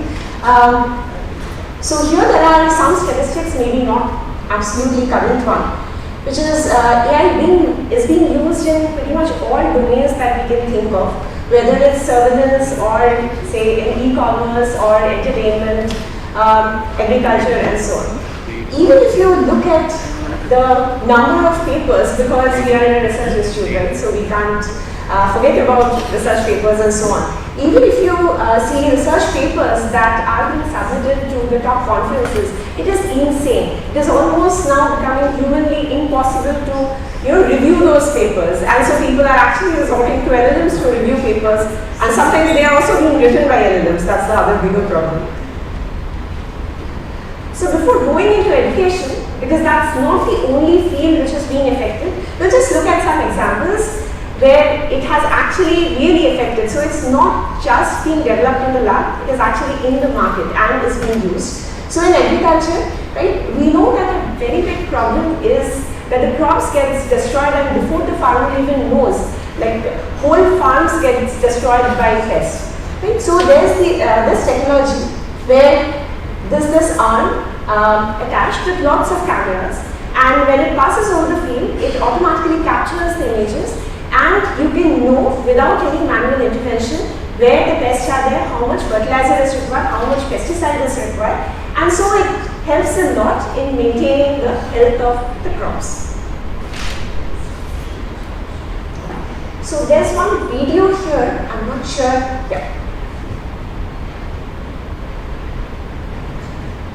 Yeah, there is a sound, but it's very faint. So this video is being entirely generated by AI, and it's extremely realistic. And as we see, the models are becoming even more powerful, and the videos that gets generated or the images that gets generated are even more realistic, right? And this is just part of the prompt which is being used to generate this video. And you can see that you can actually specify each and everything, right? How this person is holding the fork, how the person is eating the food, what kind of background the person is sitting in, what kind of sounds should be there, and so on. This is in surveillance, we see that everywhere, right in airports to shopping malls, everywhere. Even in the Mahakumbh Mela, there was a lot of AI which was being used to actually ensure that everything went on smoothly. So it's not a surprise that it has also affected education a lot, and I think as a community, as a government, as countries, we all acknowledge that. And even in our policies, government is kind of ensuring that right from school level, because it has become so powerful and its presence so everywhere. So I think it's important that students right from the beginning, they understand about where to use it, or at least the basics. Right? So I won't go into the details, but it has been there in our education policy. So when I was asked to talk about this problem, because I didn't have much time, so my first thought was that let me use one model to get some ideas, and then let me use another model to generate the slides. That's the easiest thing I can do, right? And I can come up with the entire presentation just in a matter of half an hour or so. But then, and I started doing that, to be truthful. But then I was just thinking, isn't that exactly what we asked our students not to do? So in our courses, right, we see that students, and it's not one or two students, majority of the students, even if it's a coding assignment, they'll submit code everything, right? But then if we tell them to explain the code, they know nothing, right? They have simply used some model to generate the code. So then I actually, this talk made me think about what is the problem. Is the problem that the student used the model to generate the code, or the problem is that the student, after the code got generated, didn't even look at the code, right? So I feel the problem is the second one, because we can't really say that you should not use the model. If the model is there to make your life easier, why not use it? But after it is generated, at least look at the code and see what is there, right? If it is even right or wrong. So as I think many of the speakers actually mentioned, that the problem is that we are becoming over-dependent on the model, and so we are losing our ability to think. Right? So that is a bigger problem. The problem is not the model. The problem is we are stopping to think about the problems. Then I was thinking that, okay, AI has changed our lives, right, in significant ways. But did something happen like this in a much smaller scale before? And if you think about it, though it's not a real analogy, but several innovations, every innovation has affected our lives, maybe to a much smaller extent. Right? Say for example, calculators were there when we were growing up, even now. Right? Do we allow students to use it in school? We don't allow them. Why do we not allow them when we know that after say 11th or 12th, they will anyways use it, but we still don't allow them to use in schools. Why? Because we want them to know how to add. We want them to know how to multiply and divide. Right? After that they use it. And even now if you give me a simple multiplication, I'll probably use a calculator, or I'll use my phone. Right? But that is still not the point. The point is that at least I know how to do it, what is happening behind the calculator. Right? So, so in early learning, let's take the example of calculators. In early learning, it's important that the students know the basics. They know what is happening behind the model. Right? Later on, it's perfectly okay if you integrate it. Right? Right now, it's perfectly okay to use the calculator. Right? So, the insight is, the insight is that the tool or the calculator in this case was never the problem. The over-dependence on it is the problem, which is, I think, happening now. But AI is way bigger, right, compared to what a calculator is. And if I'm talking about research, which we are doing here, right, an AI model or the models that are available right now can essentially automate every step of the research that we can potentially do. For example, if a student needs to write code, there are models out there which can write code for you. Right? Can they do assignments? They can actually do the complete assignment. You just upload your assignment and you will get the entire answer. Can they generate research papers for you? Yes, they can. And people have shown that right from the starting, which is the most important part, which is at least considered the most important part, that is thinking about the problem. Right? That also it can do. Right? It can. There's an entire pipeline where it can think about ideas, right? And then it can actually think about experiments and generate results for you and also write the paper for you. So you don't need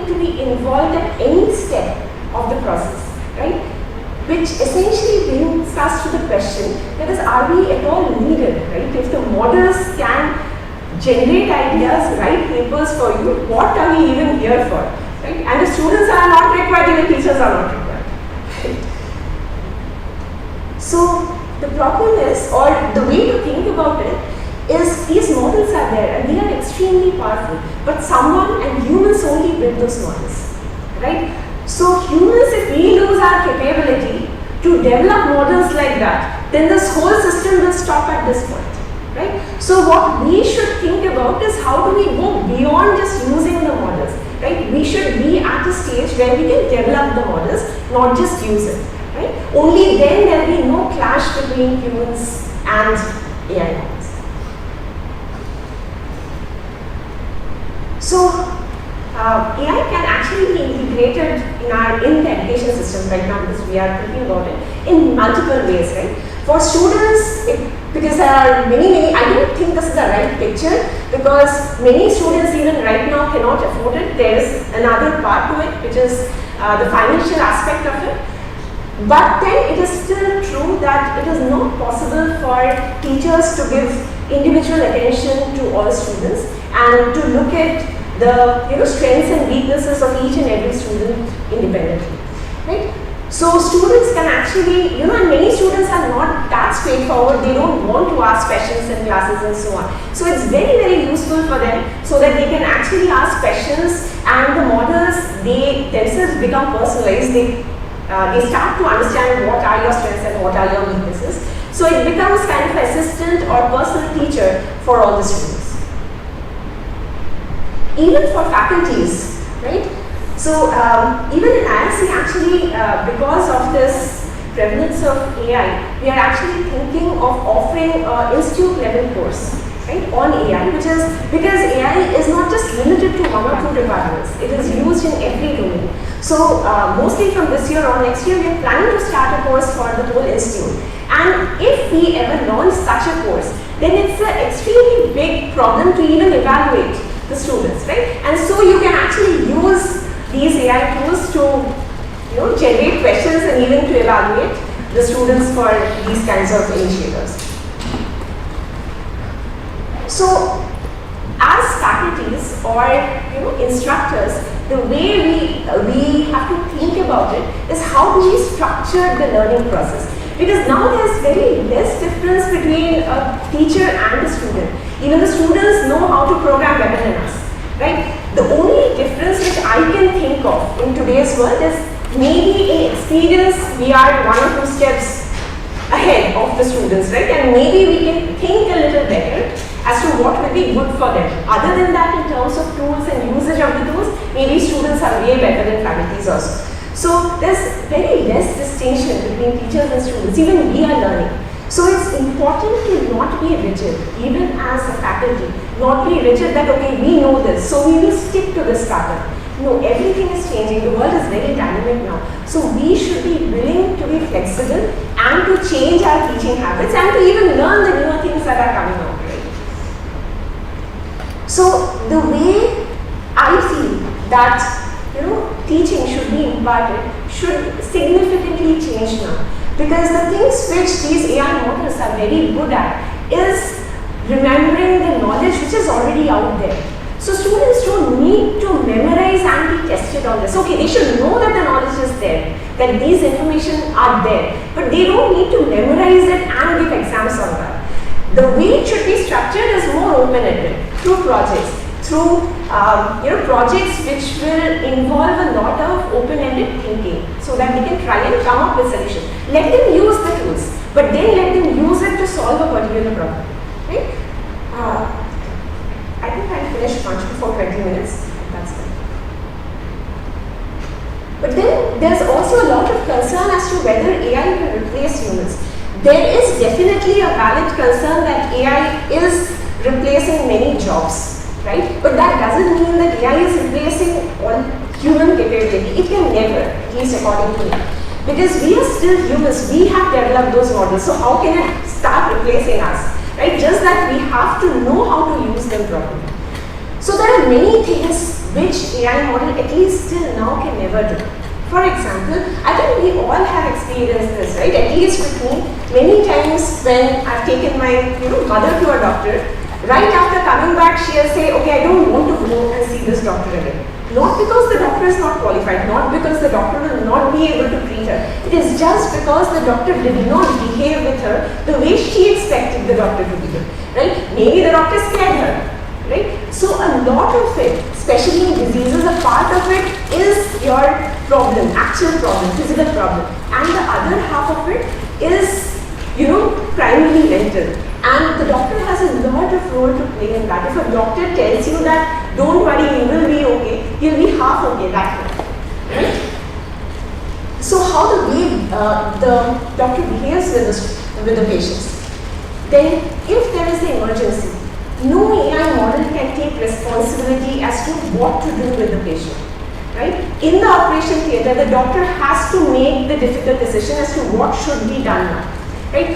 Few things, especially when models are uncertain, you cannot rely on them. You have to rely on human expertise, which essentially means that humans have to understand what the models are saying and also has to understand better than them so that we know how to deal with difficult situations. Say for example, in the education domain, right? If a student is not able to understand a concept, even after you have told them multiple times, it is up to the teacher to be patient with the student. If these are things, again, these are qualities, human qualities of a person, of a human being, which AI can probably not replace. It can give you the information, but that personal touch may not be there. Right? Teacher encouraging curiosity. So these are the qualities that should be inculcated to students at all levels, which will make them stand out from models. So curiosity, deep and critical thinking, continually learning, whether it's for students or for the teachers. And yes, another thing which I was just thinking, that even before, right, even before these AI models came, when we wanted to solve a particular problem, many times we used to ask someone, right, for example, an expert in that field, right? But even if we asked 10 persons, finally the decision rested on us as to 10 person, if you ask the same question, he can give you 10 opinions. It is now up to you, your thinking, to decide which path to take. So we can think of AI as one expert, maybe a super expert, who can give us multiple options, right? Instead of me asking 10 different persons, AI can serve as that one point of contact, which can give us 10 opinions. But which path to take, which is the correct one, which is not the correct one, that we can decide, right? So I think there's a saying which, maybe in different languages it's different, that you listen to everyone, but finally you decide yourself because it's your life. So the decision should be yours, right? So whether the decision is about your life or whether the next problem that you are choosing, it should lie on you, not on the model. So now I will just try to relate it to the work we are doing in our lab, not because I possibly wanted to bring in this, but this concept of continually learning and updating ourselves, right, is not just for humans. Models also face this problem, right? And I'll just go over a few examples where you will understand that in this aspect, models are not very, very different from humans. Say for example, if you are trying to recognize new plant and animal species, right? So a model can only be trained on the species which are currently being discovered. So suppose you are discovering a new species tomorrow, the model has never seen that. So it will never be able to identify that, right? So even models which have been trained on say millions and millions of data, the data on which is already there, right? So the future data which it has not seen yet is something that it can never predict. So it has to also learn, be flexible and be updated. So this is a very, very big and important field in machine learning, which is called continual learning or lifelong learning or learning without forgetting. And this is not just for the application that we showed. It is for pretty much every domain. So let's take the example of e-commerce, right? So suppose one person, right, has opened a business with few items, right, and has trained a model on these items, which are backpacks in this case. Later on, the person has access to more funding and wants to expand the business. So, and now he wants to bring in different products, right, and increases market. So the model which knows how to recognize different aspects of backpacks may not really know different aspects of, say, what is this purses, right? So the model again has to be trained. So not just in e-commerce, whether it's, say, in medical domain also. Suppose you have trained the model on the data coming from one hospital, right? And later on your scanners change. It's a very small change. It may be just a different model where your sensors have become better or different. So though for humans it's not a problem, if you look at algorithms, they actually face problems even in these cases, which are very, very easy for humans. This is another example of driver assistance systems. For example, we have one model which can detect all vehicles, and that model has been trained in European roads. Okay? So now if we just deploy the Indian roads, will it work? It will work sometimes, and sometimes it will fail. There are many reasons why it may fail. One is that it has never encountered Indian conditions, right? So that is something that's new for the model. Maybe it has never seen autos, right? Maybe it has never seen the kind of traffic signs that we have in India. So you cannot deploy things. There are foundation models, but for your application, can you deploy them blindly? No. You will have to modify them or make them learn the newer conditions, and then only you can deploy them for your application. But the problem is, when you try to adapt your model to your newer classes, say for example, you wanted to learn about autos, it will drastically forget about the previous objects that it has learned. It's almost like humans, right? When we learn some new concept, we tend to forget about the older concepts that we have learned. And this is called forgetting, catastrophic forgetting. And this happens very strongly in models. And so it's not easy for models also. Once you've trained a model with lots and lots of data, after that if you want to modify them, lots of, it's not able to modify correctly, so that it remembers the old things and also learns about the new things. So what is difficult for us is also difficult for the models. So that is something that we are working on actively, that is, given a model, how do you adapt it to your condition? Obviously, one top level goal is to make it efficient. That is, you want to adapt it with as less data as possible, because every time you don't want to keep on collecting data, right?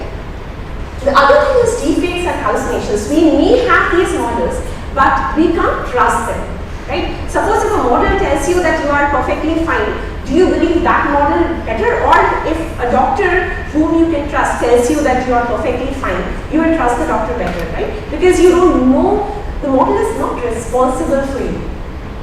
So, and many times, we have these models generating things, as you've seen the videos and so. Sometimes they'll just hallucinate and tell you something which is not correct. So we are working also a lot on, how to prevent hallucinations and how to detect deepfakes.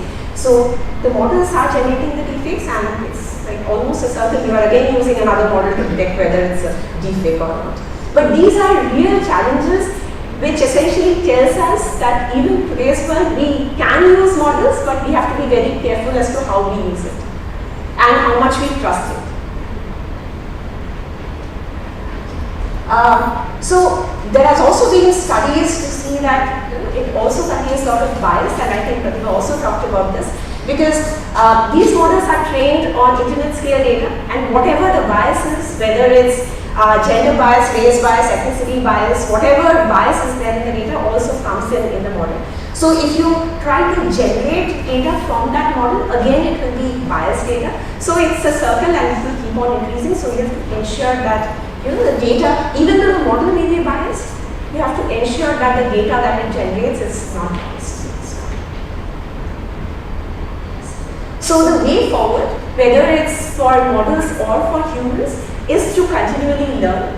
So this is the power of unlearning. So we should not be rigid.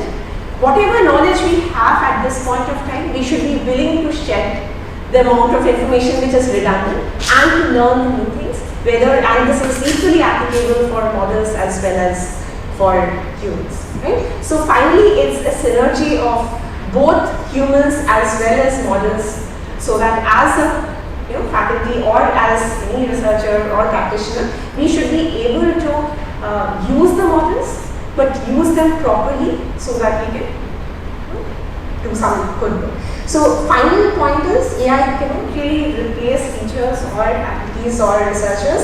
It can only enhance their time, and so we should use them to augment our learning. So with that, I think we'll stop here.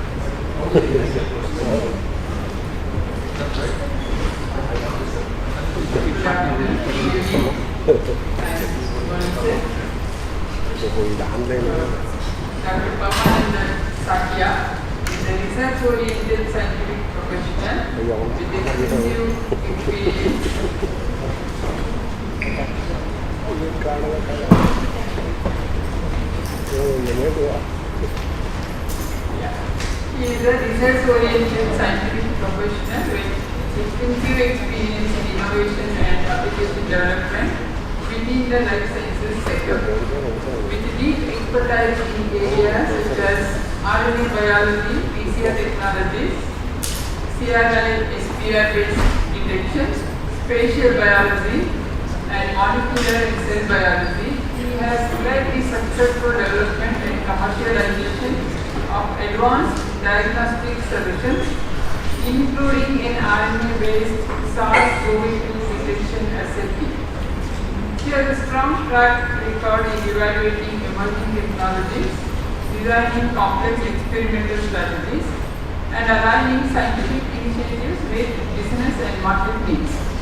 Dr. Satya is also recognized for his leadership in cross-functional teams, stakeholder engagement, and external collaborations, contributing to impactful research and high-value projects.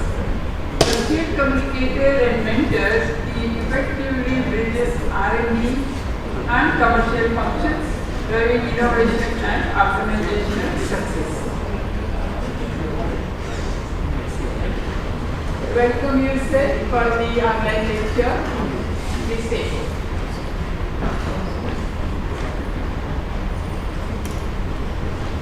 Hello. Can you all hear me? Yes, sir. Oh no, yeah. So good evening and good morning, whoever is online from East Side. First of all, thank you so much for giving me the opportunity to give a talk on a topic I think you all believe is very important, which is democratizing drug discovery. So it's not a more technical talk, but it's a kind of a concept and a paradigm shift in drug discovery process. So as it's a Women's Day celebration and we are talking about different aspects of science and technology, I would like to start the talk with a story of a great scientist, doctor. Many of you know, maybe, her name is Frances Casey. She's a Canadian-American pharmacologist. So the story is like this. In the year 1960s or around 62, there is a drug called thalidomide. It was available in Germany and across Europe, as well as in Canada in over the counter. So the pregnant women, like, they take this medication for anxiety, trouble in sleeping, having tensions, or morning sickness. And it's a great drug, like the people are taking it and they're getting the relief. But what is happening that after they take, and when the child is born, they are like having heart defects. So the case number, like, I put it here, around 10,000 to 20,000 possibly, child born from the mother who took this medication, and 40% died, and rest having the heart defect. So when the case came, and this Frances, she got appointed to FDA to evaluate this drug, thalidomide, which is a very effective drug. So she immediately stopped this drug coming to the US because she has some concerns on the efficacy and the side effect, because there's not enough data. So by doing that, she saved so many lives, right? So it's a big contribution from her side. And think about it, how this drug, the development, the efficacy affect the human life, right? So this is the kind of inspiration to give a talk today, okay? How this paradigm shift is happening in drug discovery. So I would like to touch upon few points today. First is what is drug discovery? I know many of you know how it takes place, the pipeline and the process, and what are the pain points, the time, the failures, the cost, and what are we do right now in drug discovery processes, we use animal models. I know many of you have heard about it. What is the landscape? What is the limitation? Then in 2020, there's a Modernization Act happened in FDA, which is a regulatory turning point. I'll come detail a little bit on that. Then what is currently developing is a new method called microphysiological system, organoid, and spatial multiomics. This is a solution. I'll tell a little bit detail. And because of that development, how we can democratize, who is getting benefit and how. So that will be my closing comment. Okay, now, so that we are all in the same page, I will just go over what is the drug discovery process. So you can can appreciate how long it takes to get drugs to get to the market and hands of the patients, right? So first thing is target identification. So first thing we have to identify where we are targeting. It's a protein in the cell surface, for example. So which takes around like 2 to 3 years in a laboratory like we were working on. Then once we know like what we are targeting, then we do like compound screening, like the drug. So that takes around like 1 to 2 years. Then we do preclinical testing, that is non-human. Currently we use animal model, different animal model, which takes 3 to 6 years. Then we go to clinical trial, phase 1 to 3. Sometimes we go to phase 4. So which is done in human. It takes around 6 to 7 years. Then once we have enough data, then we submit to the FDA for review. It takes around 1 to 2 years. Then it goes to a market approval. So which is around 1 year. So you can see like it takes more than 10 years, 12 to 15 years from target to patients. So in this process, we screen around 10,000 compounds and we do around 250 preclinical trial. Only 1 or 10 clinical trial gets final approval. So like in last week, drugs approved by the FDA. So you can see like how important it is to we have to do these processes. Now I come to the pain points. So if you look at the number, average cost to bring one drug to the market is $2.6 billion. And from the left to the patients is 12 to 15 years, this is the timeline. And the failure rate is 90%. And we lost $50 billion annually in the late stage failures. So it's a high attrition. 9 to 10 drugs fail in clinical trial. Most failure occur later stage because means you can think about it we do everything but spend money, time, but it fails. And there's a translational gap that we see. So because as I said we use animal model that predict only 40% of the human outcome. So you can see 60% is not matched at all. Then again, coming to the commercial part of it, and it's inequitable access. Only large pharma like AstraZeneca, Pfizer, can fund this number, right? $2.6 billion. Small biotech and developing nations cannot do it. And the speed crisis, 15 years for approval, the patient has to wait. And for example, many rare diseases like cystic fibrosis, they never get a drug at all. Although we spend so much money, time, but there is no drug.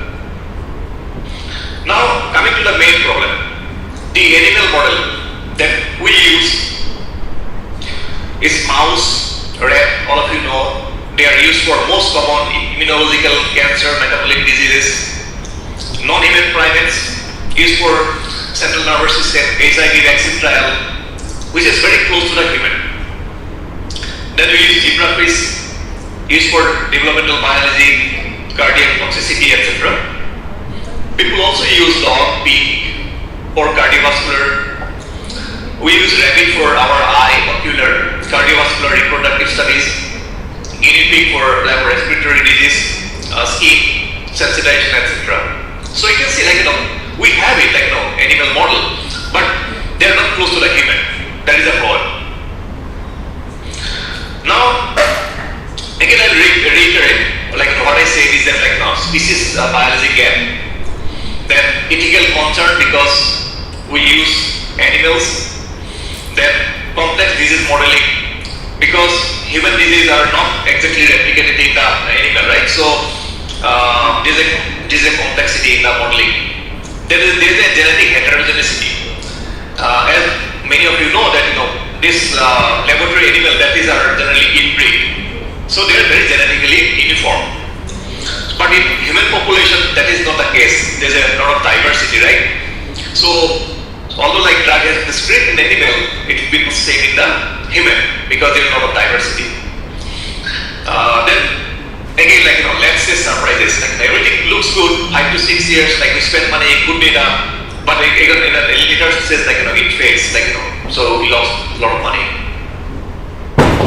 Now come back to the transition, or you can say revolution, right? So what happened in 2020, this FDA Moderation Act happened. So where for the first time since 1938, they say no longer requires animal testings before the drug can be tested in human. Meaning preclinical studies can be done in other model which is close to human rather than animal. So you can basically save a lot of time, a lot of money. And this month FDA releases another draft guidance on alternative to animal drug testing model. So that I will come. So the fine point is that animal testing no longer mandatory. So you can use cell-based organoid, organ-on-a-chip, in silico model for our as an alternative to the animal studies. Then X1 non-clinical test explicitly include microphysical system, human cell-based model, and other alternative. So that also align with global regulation. EMA, for example, in Europe, and other agencies moving in the same direction. Global momentum basically toward new application methodologies. So now this opens doors for innovation. Like smaller companies, academic lab, countries can now design approval pathway study using non-relevant platform. So it's a kind of democratization. Now, what are those methodologies that I mentioned? That's coming up other than animal model, right? So first is organoid. So what is organoid? I'll come a little bit detail in the next slide, but it's a self-organized 3D structures grown from stem cells or patient biopsies that which can recapitulate the architecture, function, and disease phenotype of human. So you can make organoid of liver, heart, brain, lung, kidney. Then we can do it from patient-derived samples, or from the tumor as well for oncology studies. The other one is organ-on-a-chip. So it's a microphysical system, which I'll show you how it looks like and how it works. It's a device like living human cells that replicate organ level physiology, including blood flow, mechanical force, and cell crosstalk. So basically, we recapitulate the whole human kind of stuff. So heart, lung, kidney, liver chips, and we have muscular flow, shear stress, all things that we can bring in. So and again, we can do multi-organ body on chip, meaning we can put all the organs heart, lung, kidney together, and we can study the real time and monitor. The third one is a multi-omics. It's a combination of different things in a human, transcriptomics, proteomics, and epigenomics. With a special resolution, how and where these things are happening, in the tissue itself. So it's a very 3-level context of sickle cell. Now, the organoids. So what are organoids? These are self-organized 3D structures derived from adult stem cells, iPSC cells, or patient tumor tissues. So you can see for example, there's a liver here. You can isolate those cells, stem cells, then you can grow in a petri dish, and you can recapitulate basically the liver phenotype here, and this is a fluorescence microscope pictures how it look like. So you can basically generate a liver type in a lab. So the liver, generally we use for drug toxicity, intestine for our IBD, microbiome drug absorptions, brain for neurodegeneration, Alzheimer's, and tumors for the personalized oncology or drug sensitivity, lungs for COVID-19, and kidney drug nephrotoxicity. So key advantage of this model is that patient liver organoid enable personalized drug screening, the right drug for the right patients faster, right? Because we are not testing this in animal, we are directly testing on the patient samples itself, right? So it will be more closer how the person's cells will interact with the drug, right? So we know beforehand, so there will be more success in this. Now coming back to the organ-on-a-chip microphysiological system. So you can see here I put a picture. It's a kind of a chip size of ingredients we drive. So it lies with living human cells, organ specific, maybe it's a lung, liver, kidney, and they have a continuous flow of like mimicking the blood. So basically, you can see the channel here, so where you can keep like run bumpers, and we can do like a mechanical stretching for kind of like showing the lung and how like lung breathing works. And you can do like real-time biosensors of metabolites and signal how things are happening in real time. Now, I also mentioned about multi-chip. So that can like example here, like you can see like we can connect liver, heart, bone, skin, and again can be like all connected in a series.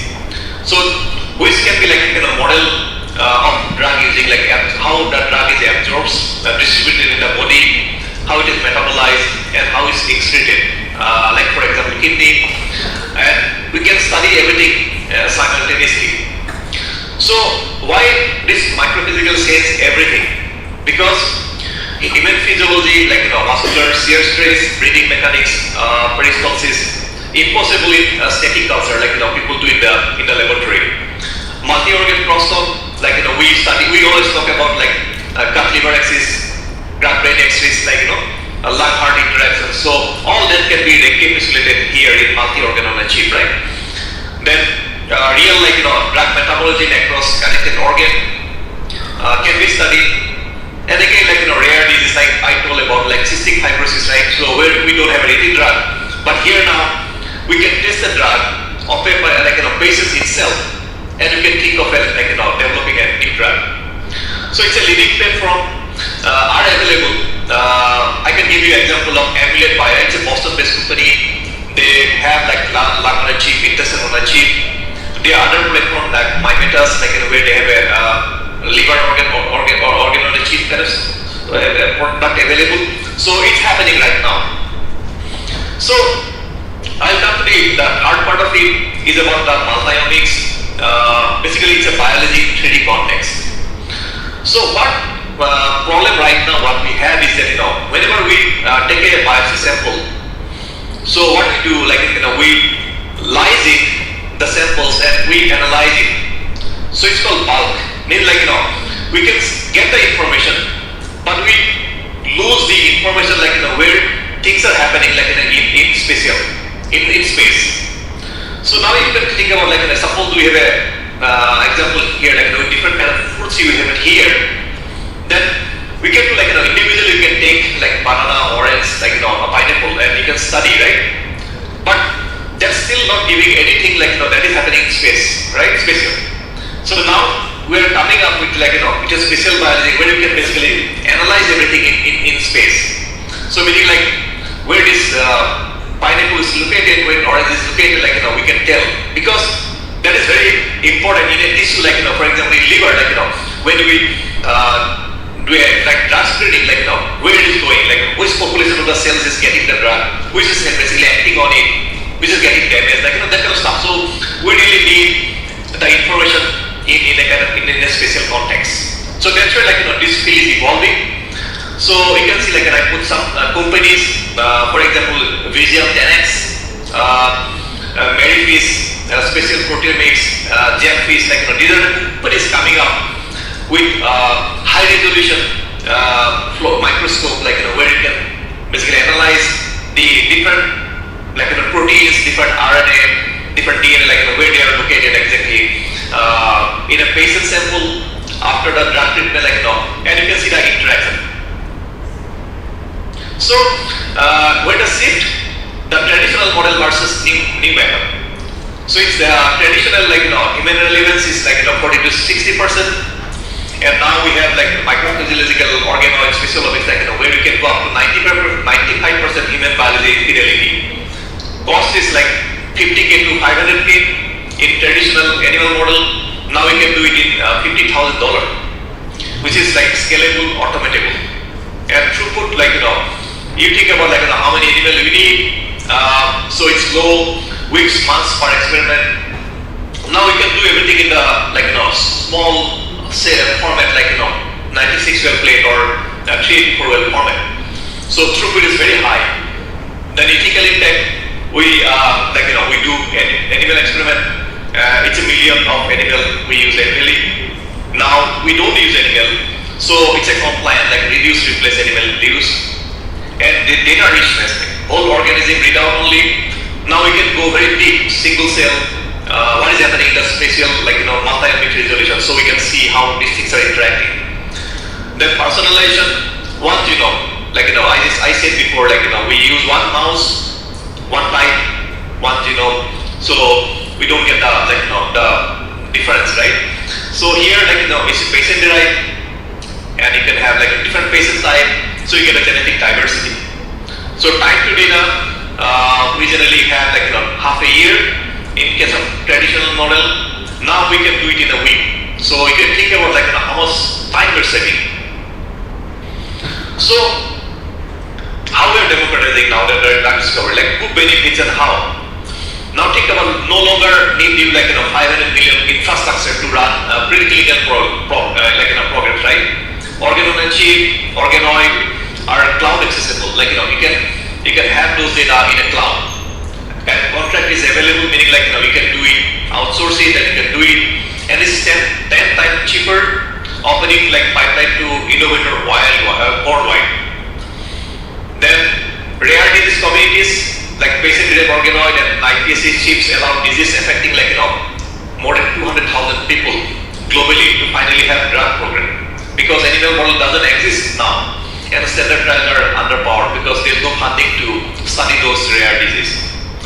Now, low and middle income countries previously excluded from drug development like Africa, South Asia, Latin America, can now run FDA approvable preclinical studies with human relevant model without any non-human primate facility or big budgets. And recent example like pandemic and emergency response, right? COVID-19 has given big example for us that showed the world that what rapid testing looked like. Microphysical platform enable 10x faster screening the antiviral candidate critical for the next outbreak. So meaning we took more than a year to develop our vaccines in COVID, right? So I believe with this paradigm shift, it will be faster and economical as well. So economic impact and the gain is that this 10 time cost reduction per preclinical study. 50% faster time in human, and 3x higher clinical translational rate, and potential saving is $20 billion, more than $20 billion. So you can see I'm not saying it, but it's happening. I gave you example of Emulate by Pfizer. They are developing lab-on-a-chip, identified drug, induced pulmonary toxicity, which means by a rodent model. CN Bio and AstraZeneca, they are doing on liver on a chip, drug-induced liver injury model, and 10x lower cost than our non-human primates. Then 10x genomics, I said already, special mapping of tumor microenvironment, identified resistant mechanism invisible to bulk RNA sequencing, which was missing. Now we are getting deeper into it. So what does the route look like? Where we're heading? So now we have organoid microphysical system accepted by the FDA specialomics in preclinical validation. So next step is 2026 to 2028, anticipated that AI will be integrated and is fully available, automated drug screening pipeline at scale. So you think about we don't have to do, human don't have to do it, but they can design it, do the AI do it. Then 2030, anticipate that full human body on a chip will replace the non-human primate pharmacokinetics, pharmacodynamics studies globally. And by 2030 and above, we will have personalized clinical trial from the patient-derived predicts, so which will be quicker, faster, and accurate. So the bigger vision here. So drug discovery has historically been domain of wealthy nations and large pharmaceutical companies. So now with FDA alternative to animal testing, accessible to FDA's platform and open science organoid protocol. So we are going towards a world where research group in Nairobi, for example, Sao Paulo, or Mumbai, can run FDA approvable preclinical trials, endemic to their population, and this will bring life-saving drugs to patients who have waited too long. So the concluding remark is that the future of drug discovery is in human, is accessible and is now. So the take-home message I can tell is that traditional drug discovery is too costly, too slow, and too dependent on models that don't predict human outcome at all. So this paradigm shift in FDA Modernization Act basically opened the door for organoid, microphysical system and spatial multiomics as a regulatory alternative. And these technologies are 10 times faster, cheaper, and generate human relevant data, saving time, money, and animal life. So the result is smaller companies, academic institutes, and countries worldwide can now participate in drug discovery. So with that, I'd like to stop, and I'm not sure this forum has any Q&A, but thank you for your attention. Thank you, Dr. Parama, for a wonderful talk. So one question to you. This is Ripka. So you talked about organoids and organoid chip. So now to test one particular drug, so it's either of the one you can do, or do you recommend that you should try first organoids, then organoid chips to understand the systemic impact of the drug? What do you see? Usually what is practiced? Right, yeah. So first of all, if you have a molecule or something that you know how it works in the cell, yeah, definitely you will use a liver organoid as an example, where you test your drug toxicity. Then again, this from the organoid that how this drug is interacting.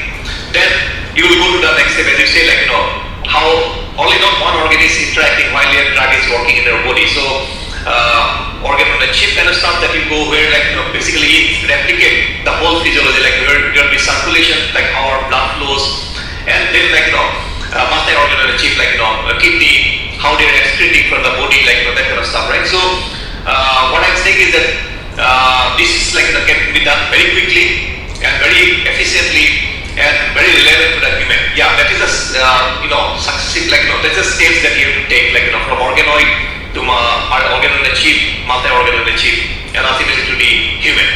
So do you see there is any limitations to test drug related to neuronal disease, so that you need animal model at least? Right, that's a good question, because that's the idea. It's very complicated, and we don't have a lot of information in how our CNS work. But I see there are a lot of development in recent years and a lot of investment in neurological disease, and they are producing very good data with the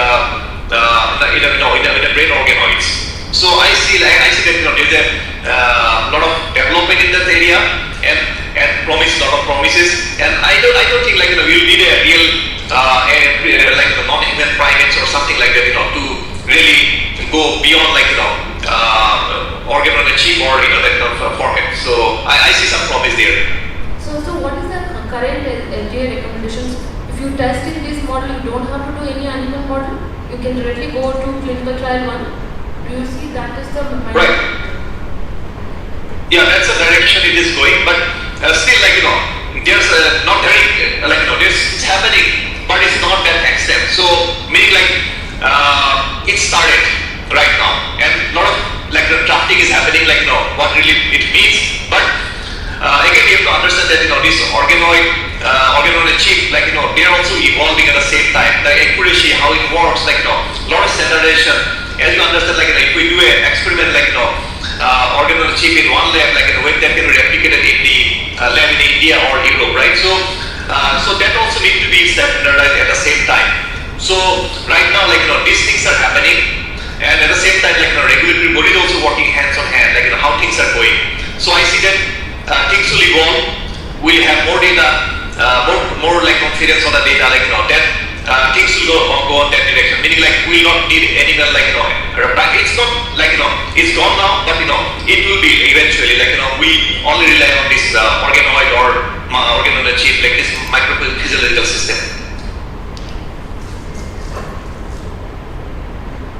So now we move on to our next session. So yeah, thank you Dr. Parma for the illuminating talk, and we'll have your mementos and your gifts ready here. So probably we'll send it across to you, or when you're visiting India next time, we will give it to you. Sure, take care. Thank you, thank you. Yeah, thank you. I request Dr. Pramila and Dr. Raghuveer Rao to kindly come on stage and announce the winners of poster contest and award distribution.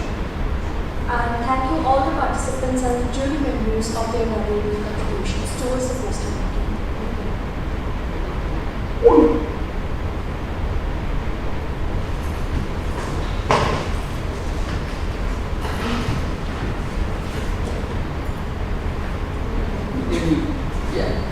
Last year, this year also we had poster competition on the theme. From different students from different colleges have sent in their posters. We had about 50 posters coming from USRIT, Ramaya University, Atria, BMSIT, and BT. So 17 of them, we didn't get any participations from IISc students. Out of 17, we just had a quick and thorough glance, and based on 5th criteria, we decided on 2 prizes. The first one goes to Divya S. from USRIT, ECE student, career. I don't think she's here. And the second prize goes to Pratiksha from MS Ramaya University of Applied Sciences. I congratulate both of them, and we will be providing the certificate for all the participants as and when they come and collect. We will intimate them. They are not here. None of them are here. Thank you all for your participation.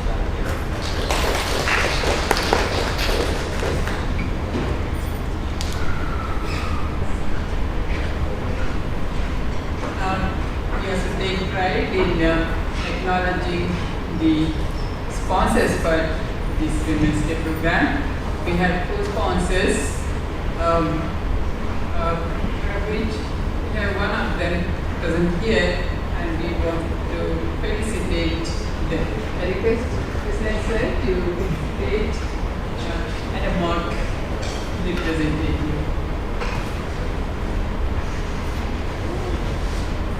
Please.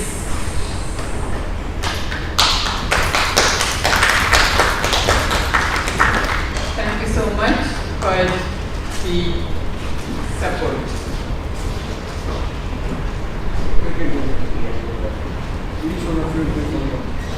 Yes, please, sir.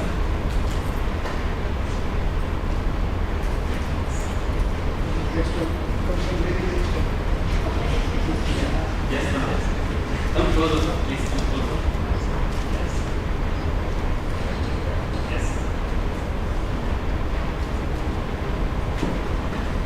Yes, sir. Madam, please come closer.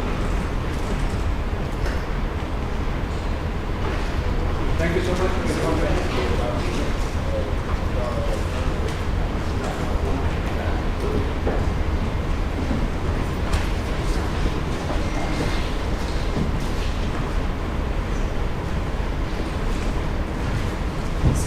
To bring this enriching day towards a close, it's my honor to invite Dr. Pratap Kumar Das, Vice President of the Alumni Association IISc, to deliver the valedictory address. Let's welcome him to us on the stage.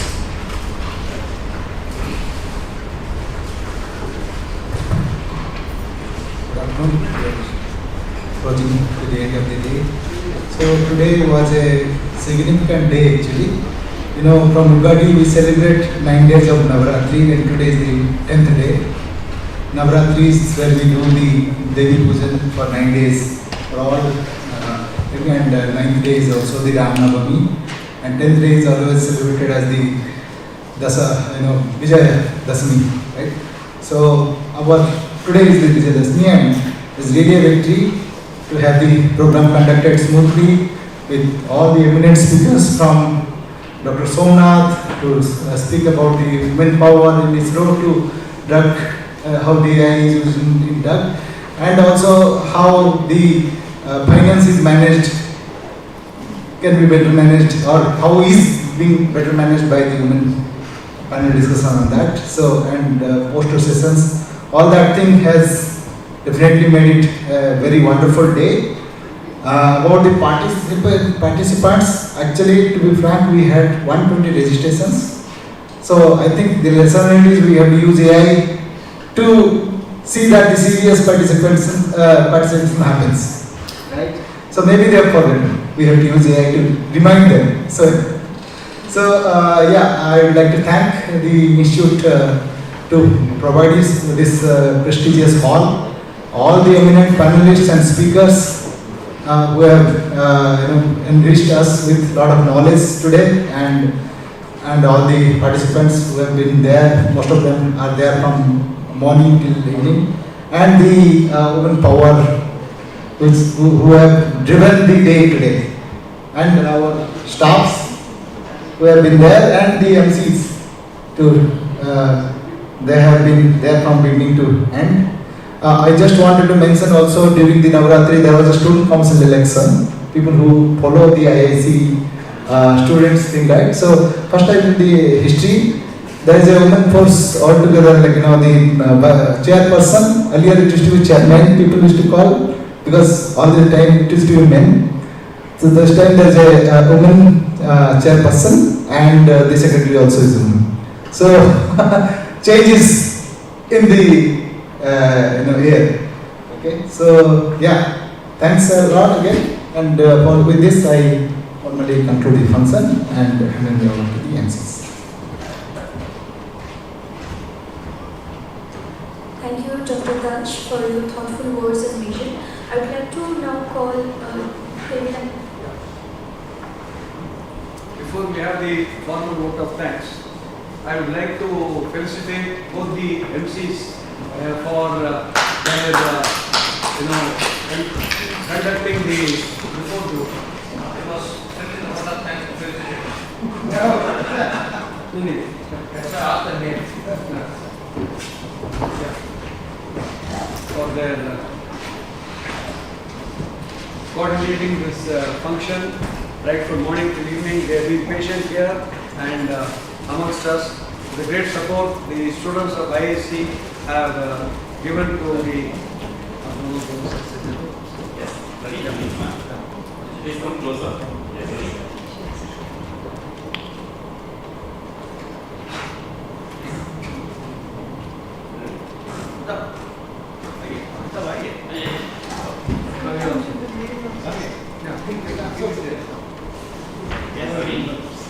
Sorry, I couldn't get it. What in the future is seen? They have not seen. Now you can see graduating. Now you can. Yes, ready? Smile. Cheers.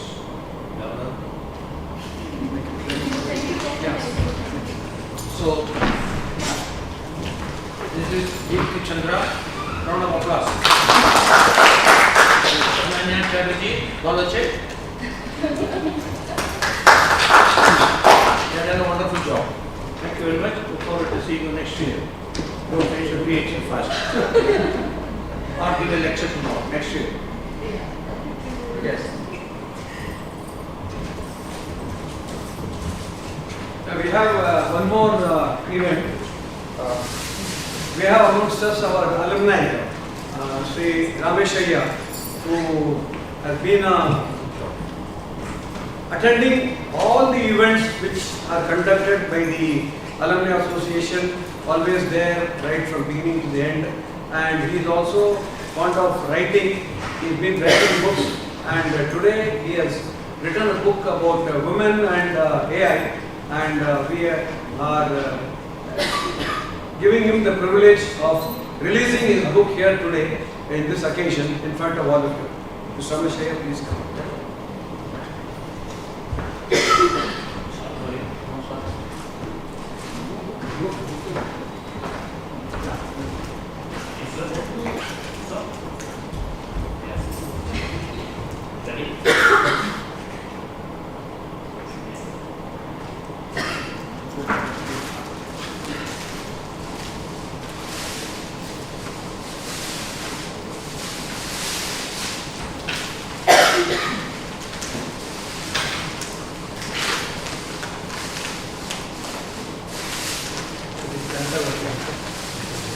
This is a book titled Women and AI From Traditional Roles to Technological Leadership, written by Sri M.S. Rameshaya, one of our esteemed alumni. The first thing has come out in English and the next one has come out in Kannada, and he is going to translate it into all the Indian languages, which will soon be out.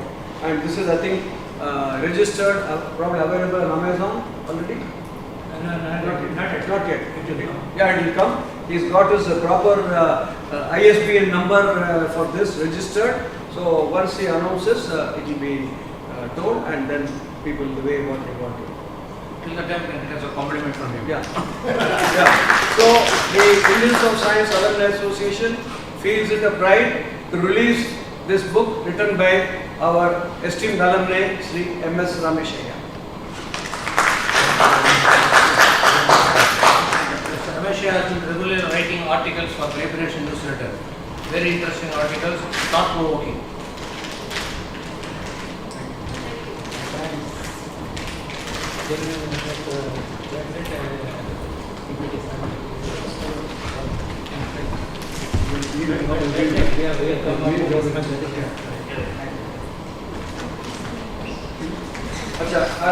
All the EC members are present here. I would like to, as the president, I would like to give all of you a bouquet. Come, please.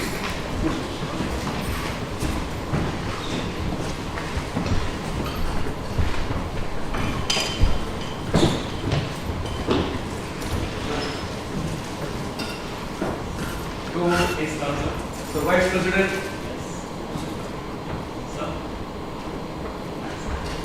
To the Joint Secretary.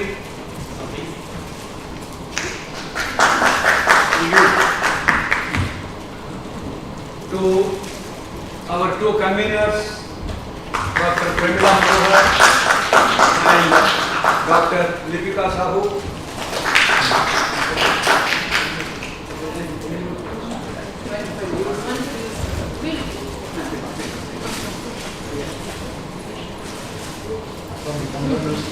Yeah, thank you very much, and thank all of you who have exhibited patience from morning till evening. There are some of you who have stayed here right from morning till now. I thank you all. Others have come and gone, and the speakers who are still here amongst us, thank you so much for all the wonderful presentations you have given. Very useful to all of us. Thank you so much.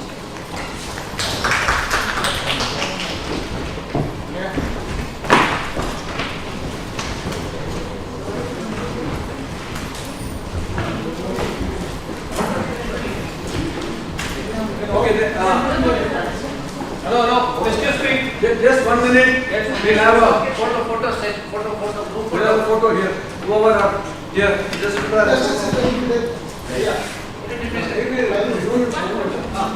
please come. Let us have a photo. To show the strength at the end of the day.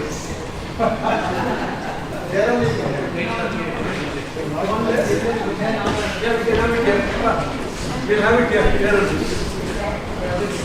Come on, please.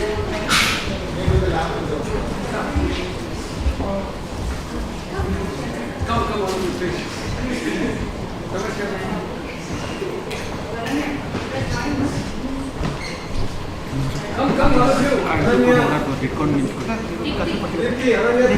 come. Come on, Kavya, all of you come. Please come.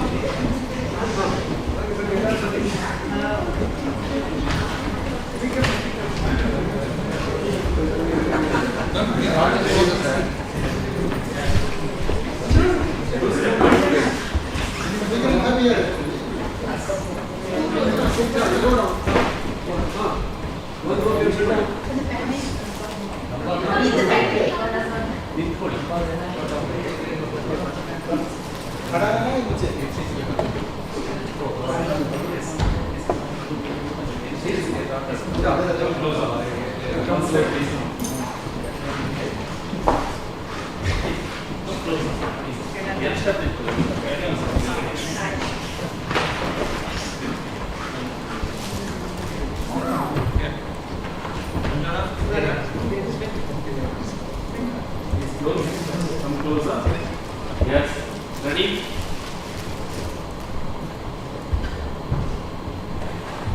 Yes. Smile. Once again.